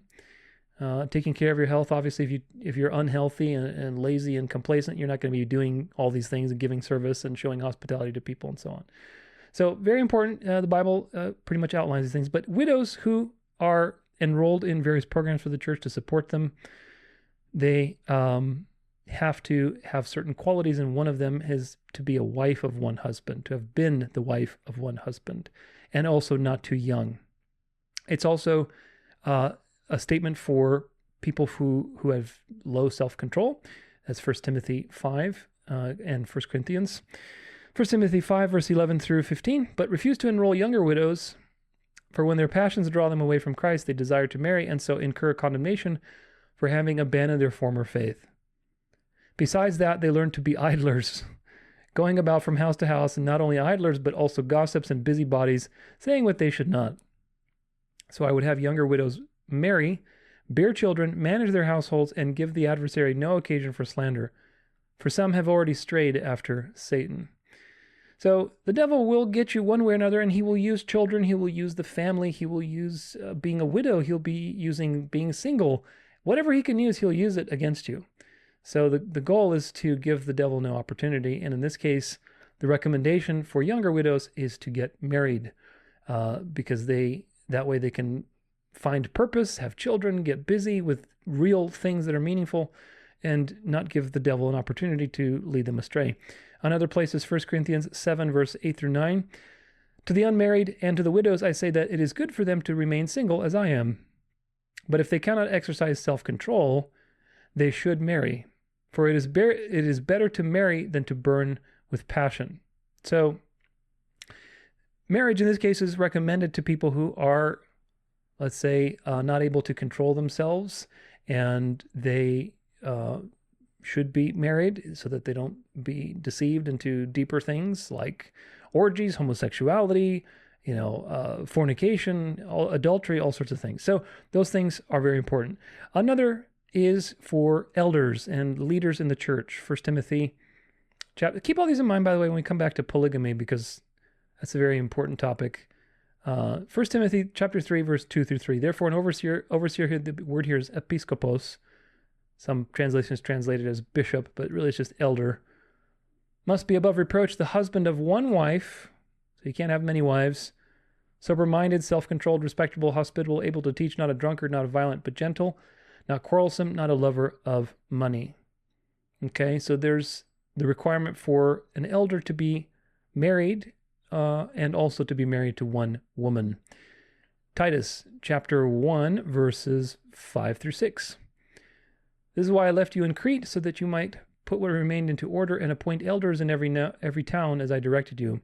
If anyone is above reproach, the husband of one wife, there it is again, and his children are believers and not open to the charge of debauchery or insubordination. So you have to have your house in order. You have to be married. You have to be married to one wife. There's certain requirements for appointing elders. So besides this, the Bible doesn't prescribe marriage as an absolute command, like where Adam and Eve or Noah were commanded to reproduce and Israel was commanded to reproduce. These things are not part of the New Testament. We're not commanded to get married. We're not commanded to have children. That's an important point. The Bible also doesn't prescribe ordinances on how you should go about getting married. It doesn't have a word to say about that. It has examples of like wedding feasts that people were going to. And of course, there's parables. And we know that the entire end of the story of redemption is a wedding feast. So there's that. But the Bible doesn't prescribe to you that you must do these things. It does have standards for elders, for widows, and recommendations for young people who are young and in the throes of, physical desire to basically, not get tempted by the devil. So use right judgment. Use right judgment. I don't think it's wrong to have a celebration. Also, I would balance that with the fact that, especially in this day and age, it is wasteful to spend thousands and thousands and thousands of dollars on something that is really only going to last like a day, a couple days tops, right? And then you're back to your regular life. So be wise about it. Use money rather and use your resources intelligently and invest in something like a home, like a down payment or whatever, rather than wasting it on a luxurious, type of wedding situation. So you be the judge of that. Regarding the name taking, this is another matter of conscience, and it's not prescribed in the Bible. It's not. There's nothing about how to change your name or whether for or against or whatever else. There's nothing in that, in the scriptures about that, in the New Testament especially. Usually, women take the man's last name in this day and age as a sign of submission and union. But this is something to decide amongst yourselves. It really is. I don't have an opinion on it, to be honest with you. I really don't. I think maybe I lean more towards like the woman taking the man's name just because it's a sign of union and submission to the man. But I'm not like super dogmatic about it. I'm really not. Wedding rings. Some people believe wedding rings are pagan, and this is true. They are pagan in their origin. The tradition of wedding rings is very old, and it was eventually, like most things, imported into the church. So let's read about the ancient origins of wedding bands. This is from Cullen Jewelry. They have a nice little historical page. The tradition of wedding rings dates back to over 5,000 years to ancient Egypt. Egyptians viewed the circle as a symbol of eternity and believed that the vein in the left ring finger was the vein of love, or vena amoris, connected directly to the heart. Married couples wore braided reeds or strips of leather on that finger to signify their bond. Wedding rings in Roman times. The ancient Romans, however, were less sentimental. They used rings, typically made of iron. Why? Because it's the iron beast. It's the fourth kingdom. To symbolize ownership rather than love. Only later did the Greek Orthodox Church introduce the custom of wedding rings for both bride and groom in a move that signified mutual faithfulness and obedience. Wedding rings in medieval Europe. In medieval Europe, wedding rings regained their original meaning of love and devotion, forever immortalized in the words of the traditional wedding vows written in 1549 that we still use today. Quote, "With this ring I seal my promise to be your faithful and loving spouse." Fade rings, F-E-D, featuring two clasped hands, were popular during this period. However, by the 1600s, the fade motif was incorporated into gimel rings, which featured 2 or sometimes 3 interlocking bands. During the engagement, each lover wore one band, and at the wedding ceremony, the groom would place his band onto the bride's finger, joining the rings into a unified set. The complete gimel ring typically displayed 2 right bands clasped to each other together. Around the same time, the fade motif evolved into the cladag ring, which depicted 2 hands holding a heart. Some gimel rings with the cladag design featured a third center or band adorned with a gemstone held by the clasped hands. Renaissance and Elizabethan posy rings. During the Renaissance and Elizabethan eras, posy rings became popular, inscribed with poetic phrases inside and outside the band, such as gold is pure, so love is sure. Unsurprisingly, touching messages like these are still popular today, and many couples opt to add an engraving to their Cullen jewelry bedding bands. The rise of wedding rings for men. Traditionally, wedding rings were primarily worn by women, although the Christian church encouraged the exchange of rings as a way to help keep men faithful. However, it wasn't until World War II that the practice of men wearing wedding rings gained momentum. When on deployment, American and European soldiers began to wear wedding rings as a reminder of their wives and sweethearts back home, and the tradition stuck. The popularity of wedding rings for men was no doubt also helped along by the burgeoning film industry and the romanticized wedding scenes in the blockbuster movies, such like The Philadelphia Story, that's 1950, and The Sound of Music, of course, 1965. So there's that. There's another thing I wanted to read to you. This is from Got Questions. They have a decent article on it. Should married Christians wear wedding rings? The Bible gives no indication that finger rings were used as betrothal or nuptial rings. The signet ring is the earliest type of ring mentioned in the Bible. In fact, when Abraham's servant found Rebekah, he gave her a nose ring to claim her as Isaac's bride. When Tamar disguised herself as a harlot to entice her father-in-law Judah, she asked him for his signet cord and a staff as pledge of his promise to send her a kid from the flock. Jeremiah informs us that the Israelites wore the signet ring on the right hand, and the signet ring was used to seal various contracts. It was a symbol of authority, dignity, and social status. Pharaoh gave his signet ring to Joseph as a symbol of authority. Likewise, Ahasuerus gave his signet to Haman to seal a royal decree. Upon his return, the prodigal son received a ring from his father as a symbol of dignity and restored position. The finger rings mentioned in the Bible are signet rings used as symbols of authority and dignity. The Romans are credited for pioneering the use of a signet ring as a betrothal ring. The Jews and the Christians borrowed this practice from the Romans. Since the betrothal ceremony usually involved the groom giving a sum of money or a valuable object to the bride, it was a natural transition to make this object a ring. The wedding or marriage ring came into use in Christian ceremonies around the 9th century AD. That's around the 800s. The custom of wearing the wedding ring on the fourth finger or the left hand is based upon a romantic, although unscientific, Greek fable that the artery from the finger flows directly to the heart. However, and whenever the custom of the wedding band developed, it is seen today as a symbol of unending commitment to the marriage relationship. As such, it certainly has a biblical basis in that marriage is to be a lifetime commitment. This is not to say that wearing a wedding ring is a requirement for married Christians. But wedding rings are a beautiful reminder of the marriage covenant and, by extension, the covenant of Christ with his bride, the redeemed for whom he died. So, conclusion. Like with anything that's not doctrinally essential, it's a matter of conscience, and this is one of them. It's true that rings used for weddings and marital unions come from pagan sources and pagan practices, not necessarily biblical ones. Isaac, put the ring through Rebecca's nose. I mean, there were similar types of things like giving a gift to the bride, but those gifts were usually material things that were usable, like, money or cattle or whatever else. So there is some correlation, but it doesn't come from the Bible. God didn't make Adam, like I said, fashion some sort of object to give to Eve as a sign. They didn't exchange presents. They had sex. They had sex and they became one flesh, and they were married. And because marriage is a spiritual union that also typifies the gospel, these things, you don't need material things to seal your union.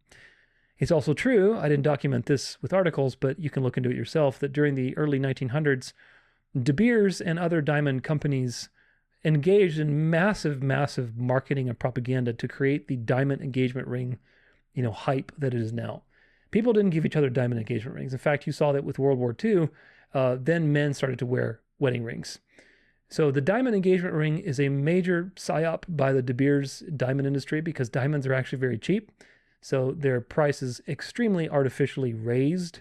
Especially now you can have, lab-grown diamonds, so it's pretty meaningless as far as that goes. But nevertheless, you can look into that. It's a very fascinating history with De Beers.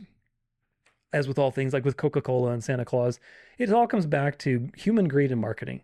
So De Beers engaged in this propaganda scheme, and now 100 years later, people are less the wiser, and the engagement ring phenomenon is part of daily life. So combine that with existing traditions, with wars, et cetera, financial situations. Wedding rings today are practically the standard that people go by. So, excuse me, biblically, there's no teaching or command or requirement to wear or to exchange wedding rings. So hooray, guys, yay. We can save a few $1,000s, but can it still be done? Does it still have value?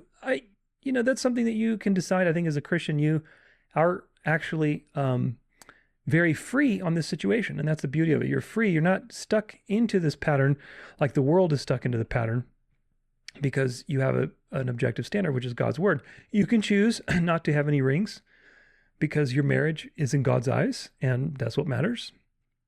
You can choose to get rings because it's meaningful to you. You can choose to do something else like pendants or bracelets or whatever else. You're not locked into a ring. You're just exchanging something that shows your meaning and your commitment to each other. You can choose to get something very simple rather than having to feel pressure to spend thousands of dollars or whatever the market tells you, like X amount of your yearly salary on a ring. You don't have to do that because that's not a requirement from the Bible. So you don't have to feel pressure with that. All of these are matters of the conscience and something that, that's between you and God. As usual, what matters is why you do what you do. It always comes back to why, folks. It always comes back to why. When I got engaged to that girl that I was talking to you about previously, I spent, like I said, something like $6,000 on a custom ring with a yellow sapphire birthstone situation on there. It was a lot of money, especially considering that I was only making about $25 an hour before taxes, and all of my bonuses that I put together over the course of like a year and selling, thousands and thousands of dollars of lessons, making the guy who I was working for very wealthy and very well off. He could have bought 20 rings with the money that I made him. And basically just using my resources irresponsibly. They were irresponsible. So my desire for doing all that, for putting all that money and risking so much, of course, it was very unreasonable, but I was not judging rightly. My motivation was if I do this enough, if I make this so valuable, if I make this such a sacrifice, then she'll finally like me. Then she'll be motivated to stay. She'll see, that I'm valuable. All of the wrong reasons to do whatever. Not to say that, if it's on your heart to do something like that, if you're doing it for the right reasons, I'm not going to judge you.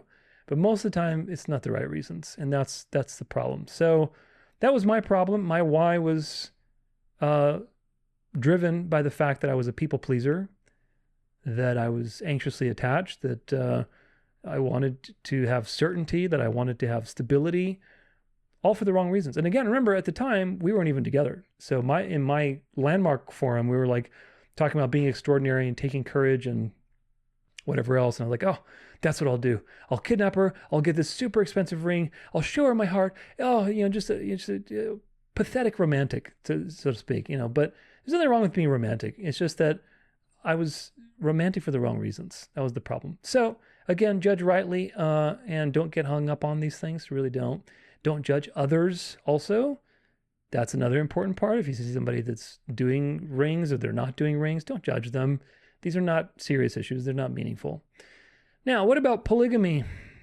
There's many people out there who argue that there's no biblical command against polygamy, and they defend polygamy very cleverly using the Bible. There's a few out there. Some of them are pastors, and that can be very deceptive. So I want to address it. God's intention is very clear. Marriage is between one man and one woman. It's not one man and two women or three women or four. It's not one woman and three men. It's one man, one woman.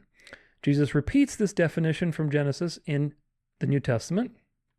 If I can get it to work, this stubborn thing, sometimes it works, sometimes it doesn't. Matthew 19, 4-6. Have you not read that he who created them from the beginning made them male and female? So we're talking about Genesis. And he said, therefore a man shall leave his father and his mother and hold fast to his wife, and two shall become one flesh. So they are no longer two, but one flesh. What therefore God has joined together. Again, monergistic aspect to dating and marriage. God has joined this together. I don't think this is applying just to the institution of marriage in general. I read this as the institution of marriage, but also when you join with someone, that is God's will. And of course, sometimes that doesn't work out. God has predestined all things, so you have to wrestle with the fact that God has given you something very difficult. And that's for your edification, it's for your growth, that's for his glory, and that's between you and God. But nevertheless, God has joined the people together. He is the one behind all things. Let not man separate. So, very clear teaching on marriage and divorce. Mark 10, 6-8. But from the beginning of creation, God made them male and female. Therefore, a man shall leave his father and mother and hold fast to his wife. And the two shall become one flesh, so they are no longer two, but one flesh. What therefore God has joined together, let not man separate. So very clear teaching that Jesus reiterates the standard for marriage is one man and one woman. The first instance of polygamy in the Bible was actually after the fall. It didn't happen in the garden. There was no third woman or fourth woman. It happened after the fall, and that happened with Lamech. That's in Genesis 4, verse 19. And Lamech took two wives. The Holy Spirit inspired Moses to write that down specifically. Lamech took two wives. The name of the one was Adah, and the name of the other was Zillah. And of course, Lamech was very boastful and arrogant and evil. He's part of Cain's lineage. And part of his rebellion was to take more than one wife. So we see the polygamy wasn't in the garden, which means that it wasn't part of God's original intention or ideal for humanity. It shows up after the fall. And the first place that it shows up, which is meaningful and significant, is with the wicked in rebellion. And that's a really important point. In the Old Testament, there are examples of polygamy, like with Abraham, Jacob, David, Solomon. However, the context shows you that they're full of problems. They're situations that are not being portrayed to you as like ideal situations, but rather just situations that are very flawed. Abraham, with Hagar and Sarah, they were full of jealousy, especially Sarah, and it leads to conflict, and eventually the conflict between Ishmael and Israel. Jacob, his wives, are in constant rivalry with each other, Leah and Rachel. They're in rivalry with each other to have children, more children. Leah's got a bunch of kids, and Rachel's just dying of jealousy. David has lots of wives and lots of sons, and that leads to rebellions and strifes with Amnon, Tamar, Absalom. Solomon has lots of wives, and they eventually corrupt him and turn him away from God, and so there's spiritual problems there. After the covenant with the Israelites, because polygamy was already happening in the world in general, there are regulations to protect the weak. But it's important that you understand, I'm going to read these regulations, but these regulations do not endorse polygamy. God, you'll see, is accounting for something that is already happening and that must happen to some degree for various reasons. Like if your brother dies, you have to take his wife, and now she becomes part of your household, that kind of thing. So Exodus 21, verse 10 says, if he takes another wife to himself, he shall not diminish her food, her clothing, her marital rights. So if you happen to take another wife for whatever reason, this is not God's design for humanity, but if you happen to do it, make sure that you protect the weak. Don't treat the other wife with less food. Don't treat her poorly, that kind of thing, because that is against what God wants. Deuteronomy 21, verse 15-17. If a man has two wives, the one loved and the other unloved, and both the loved and the unloved have borne him children, and if the firstborn son belongs to the unloved, then on the day when he assigns his possessions as an inheritance to his sons, he may not treat the son of the loved as the firstborn in preference of the son of the unloved, who is the firstborn, but he shall acknowledge the firstborn, the son of the unloved, by giving him a double portion of all that he has, for he is the firstfruits of his strength. The right of the firstborn is his.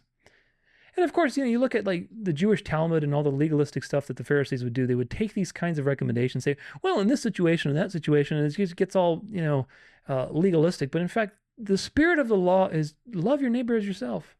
Don't make distinctions between people like that, because God doesn't. He makes it rain on the rich and the poor. He makes it rain on the evil and the good. So that's the point. So there are regulations, obviously in the Old Testament, but regulation does not mean endorsement or that this is God's ideal design for humanity. Kings are actually told not to multiply wives because of the problems. This is in Deuteronomy, I didn't link it here, but 17 verse 17, it says, this is a king, and he shall not acquire many wives for himself, lest his heart turn away. Did that happen to Solomon? Yes, it did. Nor shall he acquire for himself excessive silver and gold. This is the problem, is that the human heart is desperately wicked. So one of the things that God warns you about is to not acquire many wives for yourself, because it will lead to problems, because that is not God's design. If that was God's design, there would not be a prohibition or a warning, especially for leaders, to not multiply wives. And this is exactly, again, what happened. And it's also reiterated by Paul for the elders in the New Testament, where, remember, the elder has to be the husband of one wife. Don't be multiplying wives. You're not suitable to be an elder if you're multiplying your wives. It's the same thing. Instead of kings, it's elders. It's the same situation. Leadership is monogamous. That's the ideal for humanity. So polygamists will point to, there's a lot of verses that, just like every other deception, they take and twist and they make the Bible say whatever they want to say. But one of the places they'll go to is 2 Samuel 12 verse 18. On the seventh day, the child died. This is David and Bathsheba. And the servants of David were afraid to tell him that the child was dead, for they said, behold, while the child was yet alive, we spoke to him, and he did not listen to us. How then can we say to him, his child is dead? He may do himself some harm. But when David saw that his servants were whispering together, David understood that the child was dead. And David said to his servants, is the child dead? They said, yes. Then David arose from the earth and washed and anointed himself and changed his clothes. And he went to the house of the Lord and worshipped. And then he went to his house. And then when he asked, they stood food before him and ate. So there is this situation where, was it before this? I have seen, let's see, here we go. This is, I think earlier, this was going to look at. That says, Yahweh, behold, I will raise up, earlier, why have you despised the word of Yahweh to do what is evil inside you? You have struck down Uriah the Hittite. Here we go. And I gave you your master's house and your master's wives into your arms, and gave you the house of Israel and Judah. And if this were too little, I would add to you as much more. Why then have you despised the word of Yahweh to do what is evil in his sight? So they will point to, I think it was 12 verse 8, not 18. Let me actually fix that in my little presentation, because otherwise I'll forget. 12 verse 8. So 12 verse 8 says, and I gave you your master's house and your master's wives into your arms, and gave you the house of Israel and Judah. So polygamists will point to this and see, God gave David so many wives as like a blessing for being obedient or whatever, as if that was God's original design, or polygamy is like this blessing from God if you are especially righteous. But this is not at all what's happening. This is not a statement of endorsing polygamy. It is a statement of allowance, in the sense that God gave David all of these benefits and status of kingship. Like, listen, David, all the things that you enjoy, I gave to you. And I even allowed you to do all these things. Like, I allowed you to have multiple wives, even though that's not my design for humanity. I allowed you to have multiple wives. Now, I would have allowed you to have blessings upon blessings upon blessings, and I've allowed you to have multiple wives. And yet, despite the fact that I've been so merciful with you, even allowing you to have multiple wives, when in Deuteronomy I said, do not multiply wives for yourself. I've allowed you to do that. You broke my command, basically. I've been merciful with you. Even though I've been merciful with you and I've blessed you so much, you still went against my word. That is the point of the statement. It's not a statement saying, look, because you're so righteous, I gave you multiple wives. No, that's not what it's saying whatsoever. So don't let the polygamists twist the Bible and make it say that, because it's not saying that. It's a statement of God's mercy and how David ultimately in that moment took it for granted. It's not an endorsement of polygamy, or that polygamy is a blessing for God for especially righteous behavior, or some sort of elite reward. Like, if you're really faithful, then God's going to give you multiple wives to deal with, which of course is not true. So, conclusion, polygamy is not biblical, and it's part of the fall. Genesis 2 tells you the intention of marriage very clearly, very succinctly, and this is repeated by Jesus in his teachings, like the Sermon on the Mount, various marriage discussions, and so on, and also other places like Paul's letters and writings. There is no example of polygamy in the New Testament. None. And in fact, based on the recommendations of Paul for elders and other things, monogamy is what is expected. Especially if you're in leadership, monogamy is what is expected. And many of these polygamists are pastors, so shame on them, because they are going against what the New Testament prescribes. The early church and the early church fathers saw marriage as monogamous. You do not see, for example, not that church fathers' beliefs or tradition is our basis, but it is important to consult history and say, how did the early church interpret this situation? Just as a secondary piece of evidence. And the reality is that the early church did not believe in polygamy. They did not teach polygamy. They did not think that people should have multiple wives or that God was blessing you with some sort of elite blessing. If you're especially righteous, you get more than one wife. It's not the case. They interpreted the words of Paul and the words of Jesus as they're written, that the New Testament, if you are going to get married, it calls you to a monogamous marriage, which is very interesting. So all the polygamists out there, all they have to go on is a few situations in the Old Testament. And of course, they take these and they're twisting them out of context, like every other deception. Considering that the New Testament reveals about marriage and the gospel and the relationships there, about the standards for leadership, about the fact that there's spiritual truths, we're going out and reproducing spiritually, all of these realities that we've been discussing. Considering all that, then polygamy is definitely out of the question. It is out of the question because it is adultery, basically. It is adultery, and it is not in alignment with what the Bible recommends for you to do. Now, with that, let's talk about marriage and the gospel. We have to discuss marriage as it relates to the gospel because everything in reality is designed to point to God one way or another, and marriage especially so. Like everything, marriage is a physical reality that actually represents a spiritual truth. Because spiritual truths are invisible. You have to discern them. That's why creation is made, so that you can discern spiritual truths. In the beginning, we see marriage instituted for the sake of procreation. But in the New Testament, many things are revealed to be spiritual in nature. You see a physical people, physical Israel, going into a spiritual people, a spiritual Israel. You see a physical temple going into a spiritual temple. You see physical sacrifices being done away with and being replaced by spiritual sacrifices of the Eucharist, gratitude, joy, thanksgiving, getting together and praising God, that sort of thing. In the same way, marriage is revealed as relating to the gospel and being a spiritual picture of the gospel. Now, Romans 5 tells us that Adam was a type for Christ. Verse 14 says, "Yet death reigned from Adam to Moses, even over those whose sinning was not like the transgression of Adam, who was a type of the one to come." So Adam was a type for the one to come, i.e. for Jesus. Meaning that we can look at Adam typologically, and we're not making things up. We can look at Adam as a type for Jesus and the things that are going on in Genesis with Eve as very relevant to the gospel. That is by God's design. That's intentional. And God explicitly wrote that through Paul in Romans 5. In Ephesians 5, of course, 22 through 33, wives and husbands. Let's read. "Wives, submit to your own husbands as to the Lord. For the husband is the head of the wife, even as Christ is the head of the church, his body, and is himself its Savior.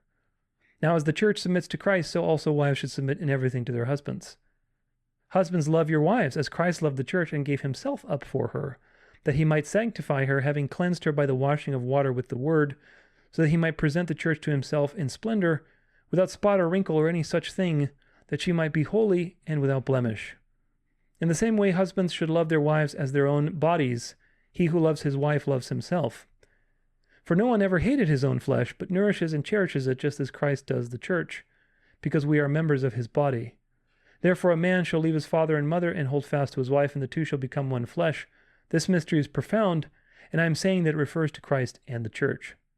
However, let each of you love his wife as himself. Let the wife see that she respects her husband also." So as you can see, there is a lot of weaving here between physical truths of marriage and Genesis and spiritual truths of now the revealed gospel, the mystery of the gospel, which is called a mystery in many places. Fun fact, it's not a mystery if Jesus is not God. So there's that, but it's the mystery.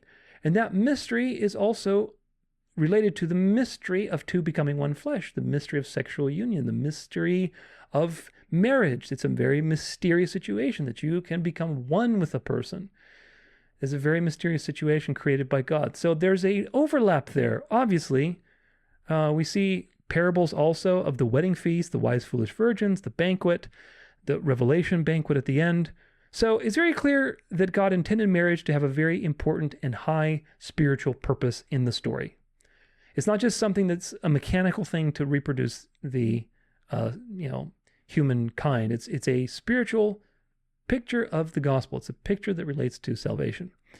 If Adam is a type for Christ, then that means that Eve is a type for the church. As Eve was made from Adam's side, the church was made from Christ's sacrifice, and he was pierced in his side. The sexual act of union, according to Paul, is supposed to point you to the union with God, which is the ultimate union, and it is fulfilled at the resurrection.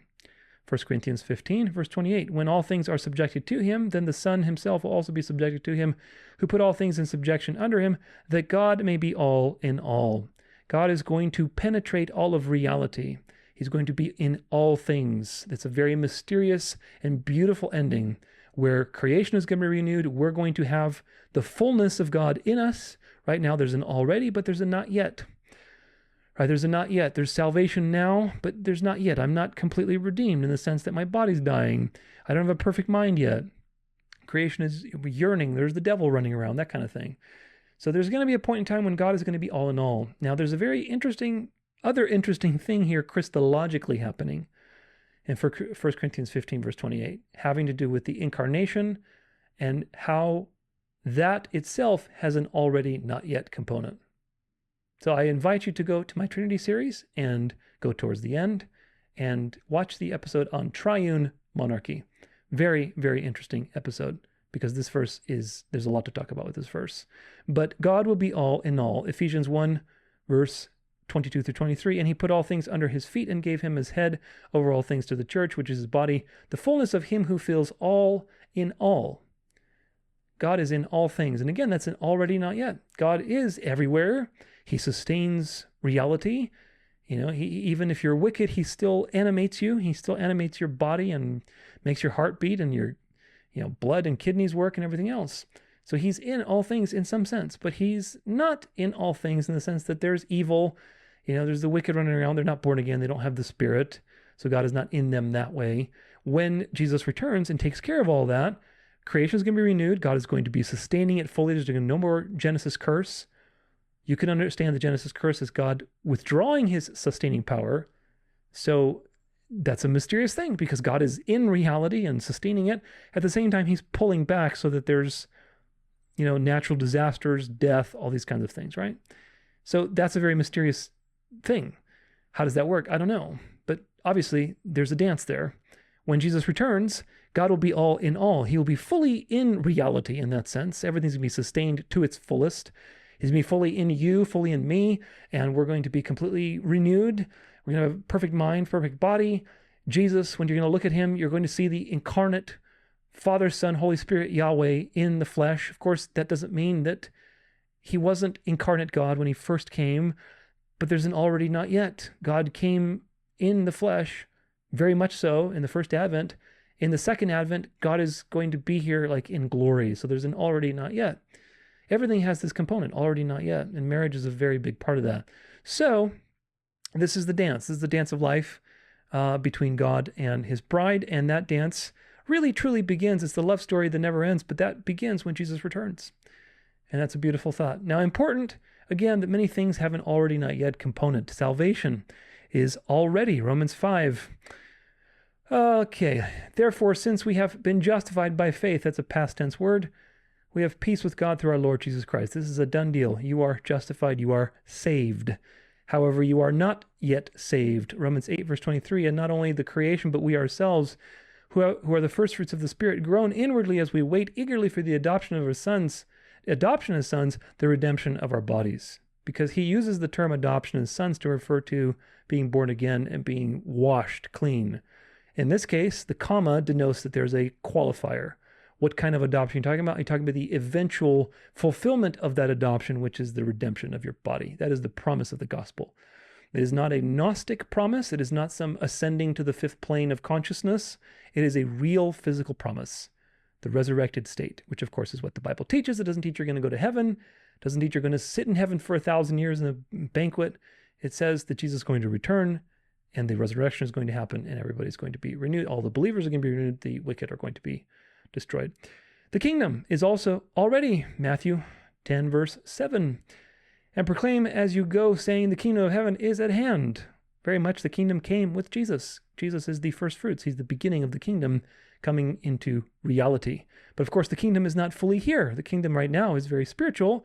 Jesus is ruling from heaven. There is a kingdom, but my kingdom is not of this world. You don't see the kingdom. Of course, the Catholic Church is going to try to do everything it can to convince you that it's the kingdom, but we know otherwise. Revelation 21, verse 1, the new heaven and new earth. Then I saw a new heaven and new earth, for the first heaven and first earth had passed away, and the sea was no more. This is a vision. It's not saying that the oceans are going to be dried up. It's just the sea represents chaos and evil and the wicked. So the wicked are no more, and there's a new heaven and a new earth. And of course, the kingdom, in this case, is the kingdom that the rock who hits the bottom of the statue at the end of the ruling period of all these Antichrist powers, which is coming up, by the way, I think, in the next 10 years, probably. What a thought. That rock, when that hits the second advent, that grows into a mountain, that's the eternal state kingdom that we are waiting. So there's an already not yet component. So the gospel is full of already not yet realities, and as such, marriage and sexuality are ultimately designed to remind you of the gospel. And therefore, we can look and see how already not yet applies to marriage and sexuality. Marriage and sexuality and the union between a man and a woman are placeholders for the ultimate reality of union, which is eternity with God, with Jesus. When a husband and wife have sexual union, it's supposed to be a taste of eternity and a longing for that fulfillment. That's what it's supposed to be. Sex is over, however long you happen to take with sex, whether it's 5 minutes or 30 minutes or 50 minutes. But it's over. Eventually it's over and you're back to your life. You're back to the Genesis curse. You're back to reality. And you're longing for that never-ending state of happiness, of connection, of peace, of safety, and of joy. You're longing for that reality. Now, very interesting. I talk about marriage and the Sabbath as both institutions that were given in the creation week. Both have an already not yet component. They're both related to the gospel, the kingdom, salvation. And as a result, marriage is not going anywhere in the New Testament. Obviously, it's part of God's design still. It's not commanded explicitly to get married in the New Testament, but it's still there. It's part of God's design. Many people are getting married and will be getting married. But that means also that neither the Sabbath is going to go anywhere. It's part of God's design because there's an already not yet component. It's not fulfilled in the sense that it's been done away with, like the ceremonial system. It's part of God's design for humanity because it's a taste of eternity. It's a picture of the gospel. As Adam and Eve are pictures of Christ in the church, resting together with God on the seventh day is a picture of the first and the second advent. The first advent where Christ is resting in the tomb for humanity, and the second advent where Christ is resting with humanity in a renewed creation with his bride. All pictured in Adam and Eve resting with God on the seventh day. Very profound, isn't it? That within the sixth day, there's marriage and sex and unity. There's the gospel. Then there's the gospel again on the seventh day. And it's right there. It's just before even the fall was, you see, there's the proto-gospel, which was announced after the fall. Do you get it? But this proves to you, this is such an important point that I have never vocalized this point, and it came to me now to say it in a certain way. I've said it before that the gospel was announced non-verbally before Genesis 3. It's announced in Genesis 2. And you could even see it in Genesis 1. We've gone through that in my salvation series. But the point is this, that God is not reacting to humanity's problems and saying, okay, here's what I'm going to do. Jesus, you're going to go and die. Okay, it's not a reaction because the gospel was announced before the fall. Do you get it?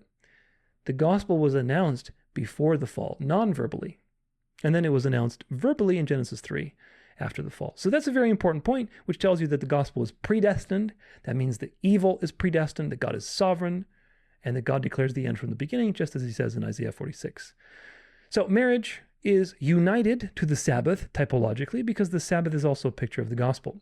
And it's a physical reflection and a slice of eternity of the eternal rest.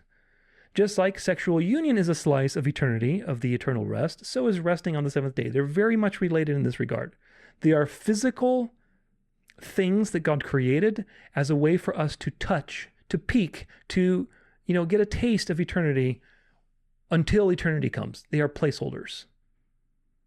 For further edification on these things, please see my Lord's Day series for learning the truth about the Sabbath, and also Salvation number 12, as we talk a lot about the Sabbath as an extension of God's moral law, not ceremonial law.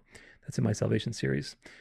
Now, very interestingly also is that homosexuality is revealed to be a judgment from God against idolaters. That's in Romans 1, chapter 18 through 32. For the wrath of God is revealed from heaven against all ungodliness and unrighteousness of men who by their unrighteousness suppress the truth. For what can be known about God is plain to them, because God has shown it to them. For his invisible attributes, namely his eternal power and divine nature, have been clearly perceived ever since the creation of the world and the things that have been made, so they are without excuse. For although they knew God, they knew that there's a creator. You know that there's a creator to this reality. You know that. They did not honor him as God or give thanks to him, but they became futile in their thinking, and their foolish hearts were darkened. Claiming to be wise, they became fools and exchanged the glory of the immortal God for images resembling mortal men and birds and animals and creeping things. Therefore, because of this, God gave them up in the lusts of their hearts to impurity, to the dishonoring of their bodies among themselves, because they exchanged the truth about God for a lie and worshipped and served the creature rather than the Creator, who is blessed forever. Amen. For this reason, God gave them up to dishonorable passions. For their women exchanged natural relations, i.e. heterosexual ones, for those that are contrary to nature. And the men likewise gave up natural relations with women and were consumed with passion for one another, men committing shameless acts with men and receiving in themselves the due penalty for their error. There's a lot of problems with homosexuality, a lot of health problems. And since they did not see fit to acknowledge God, God gave them up to a debased mind to do what ought not to be done. They were filled with all manner of unrighteousness, evil, covetousness, malice. They are full of envy, murder, strife, deceit, maliciousness. They are gossips, slanderers, haters of God, insolent, haughty, boastful, inventors of evil, disobedient to parents, foolish, faithless, heartless, ruthless. Though they know God's righteous decree that those who practice such things deserve to die, they not only do them, but give approval to those who practice them. Does that sound like the people who rule the world currently? Absolutely. Absolutely. And of course, it's really interesting. If you look at this deeper, it's interesting because the heterosexual relationship is a direct reflection of the gospel and worshiping God. How does that work? Well, you're supposed to love sexually something different than you, not something that's the same. I'm supposed to love a woman, and if you're a woman, you're supposed to love a man. You're supposed to be attracted to that, and you're supposed to want that. As a created being, we're supposed to want to be with God, who is completely different. Much more, this is a lesser to the greater. As a man is different from a woman, that's a pretty big difference. How much more is God different from you as a created being? So you're supposed to want the thing that's different from you, the thing that's unique. You're supposed to want that. That's God's design, to worship God. And so you're not supposed to be falling in love with created things and creating your own idols and bowing down to them and loving the things that are like you. They're created. And this is the problem. So idolatry is very much connected with homosexuality, which is an interesting thing because God, as judgment, gives these people up to a debased mind, hardens their heart, basically judges them with deception and hardness of heart, and they do these abominable things and they're destroyed. That's a judgment from God. So that's poetic justice, and God either hardens their heart or removes his restraint and gives them up to homosexuality. Homo means the same. So sexuality in a heterosexual union is actually very, very spiritual, because it is, again, a lesser to the greater of your relationship with God, because you're supposed to love the thing that's different from you. As a result, the homosexuals can't procreate. There's no life coming from that. And they're going to be condemned, and they have various health issues and whatever else. They do not experience the gospel. They do not experience God's rest, because the unity between a man and a woman is specifically designed by God. You don't experience that as a man and a man or a woman and a woman. So you don't experience the gospel. You can't procreate, so you are shut out of life and you're destroyed. Very poetic and beautiful how that works. It's really profound. Now, does this mean that if you're gay, that you can't be saved? Absolutely not. Absolutely not. There is always repentance available, and struggling with homosexuality is different than identifying with it and refusing to change. Struggling with homosexuality is very different than identifying as a homosexual and saying, this is who I am, and God is just going to have to accept me. Well, God is not going to accept that, because homosexuality in the Bible is one of the things that is condemned quite a bit.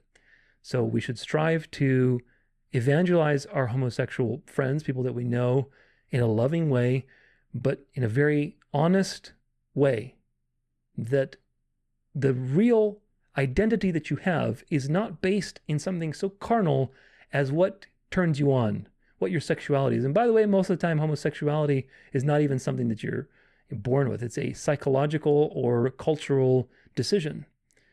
It's a perversion when the usual way of doing things doesn't work, and so you find your purpose there. So it's a mental, emotional thing. Sometimes you see a lot of these people, like, they're into all sorts of perversions. They have demons. They're demonically possessed. That's very true. And of course, if you understand the demons, maybe one theory is that the demons are just these floating spirits from Nephilim, and the Nephilim were doing all sorts of very crazy things sexually, then okay, it all kind of makes sense. It all kind of makes sense. Regardless, that's a can of worms that we don't need to open. It's not significant. The point is that homosexuality is something that needs to be evangelized. If you're struggling with these things, there's repentance, there's forgiveness. That's a struggle. Some people have that struggle until they die. And that's okay. Because you know what? There's no difference between struggling with homosexual lust and struggling with heterosexual lust.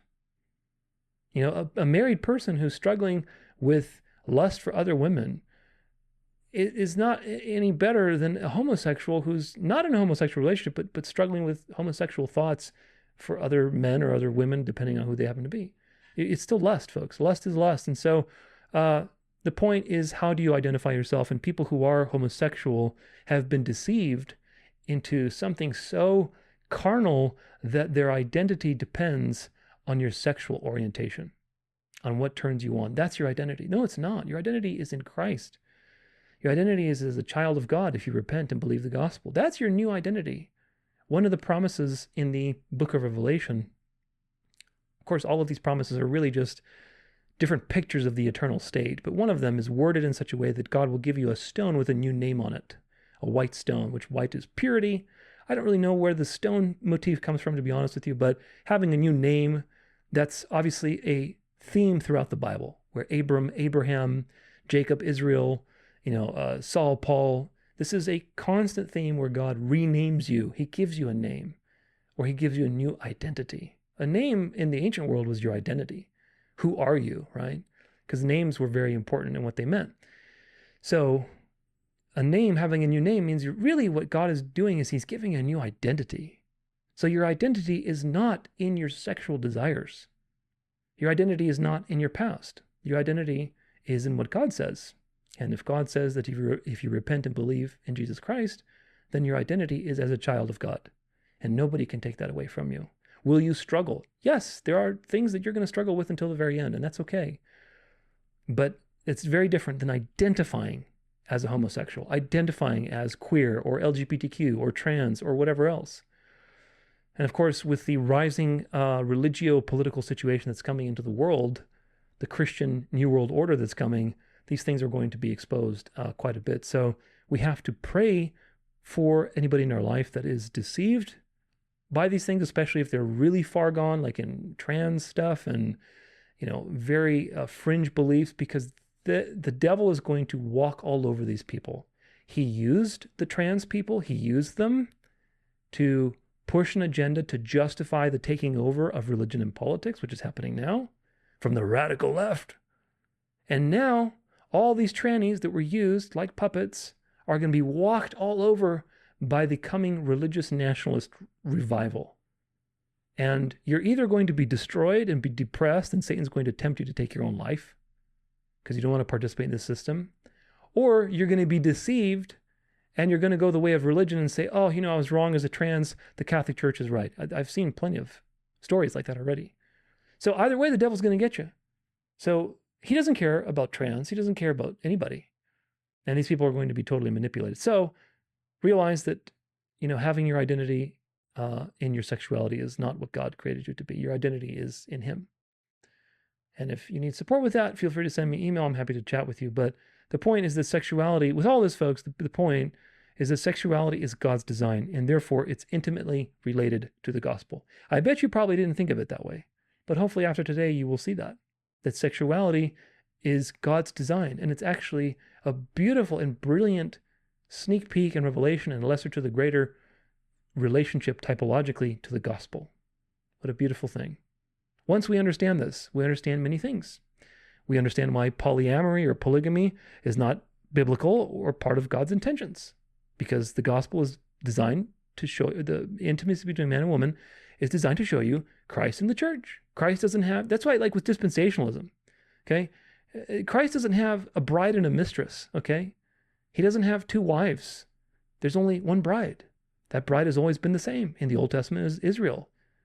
That was divorced. Then God died. He entered reality. He died as Jesus Christ so that he could remarry his bride as the fulfillment of all things, which is the church, which is the fulfillment of Israel. It is spiritual Israel, but it's just been one woman throughout all time. So it's always been one bride. Nevertheless, when we're picturing that gospel through our marriages, what does it mean if you're married to 2, 3, 4, 5, 6, 7 women? What does that mean? It means that you're not in alignment with the gospel is what it means. Why the Sabbath is still in effect. Because they're both, and again, from further edification, refer to the resources that I mentioned, Lord's Day series and Salvation number 12. But the Sabbath is still in effect because marriage is still in effect. They're both two institutions that were in the first week of creation. They're both lesser to the greater. They're both pictures of the gospel. They both have an already not yet component, etc., etc., etc. Therefore, the Sabbath isn't going anywhere because we know marriage isn't going anywhere. So they're related. We know why adultery is such a big problem because you're picturing God in the marriage. We know why fornication is such a big problem. We know why dating should be minimal and lead to marriage, as fast as possible. We know why God treats sexuality so seriously. Why, you ever wonder why God is so serious about sexuality and homosexuality and all these things? Why? It's almost kind of the same way that he's so serious about the Sabbath, don't you think? If you look through the Bible, especially, the Old Testament, obviously, because there were many judgments that happened on Sabbaths and everything like that, it seems to be that God really cares about this Sabbath thing. Why is he so, really passionate about the Sabbath? And eventually you learn that the Sabbath is a picture of the eternal state. It's a physical expression of the gospel. It was one of the ways the gospel was announced before it was verbally announced. It is a physical demonstration of the rest that God provides. And when you refuse that rest, that's a really big deal. When you profane that rest and you're doing commerce and whatever else and you refuse to enter that rest, well, what does that mean? Well, then you don't want to live. You basically don't want to live.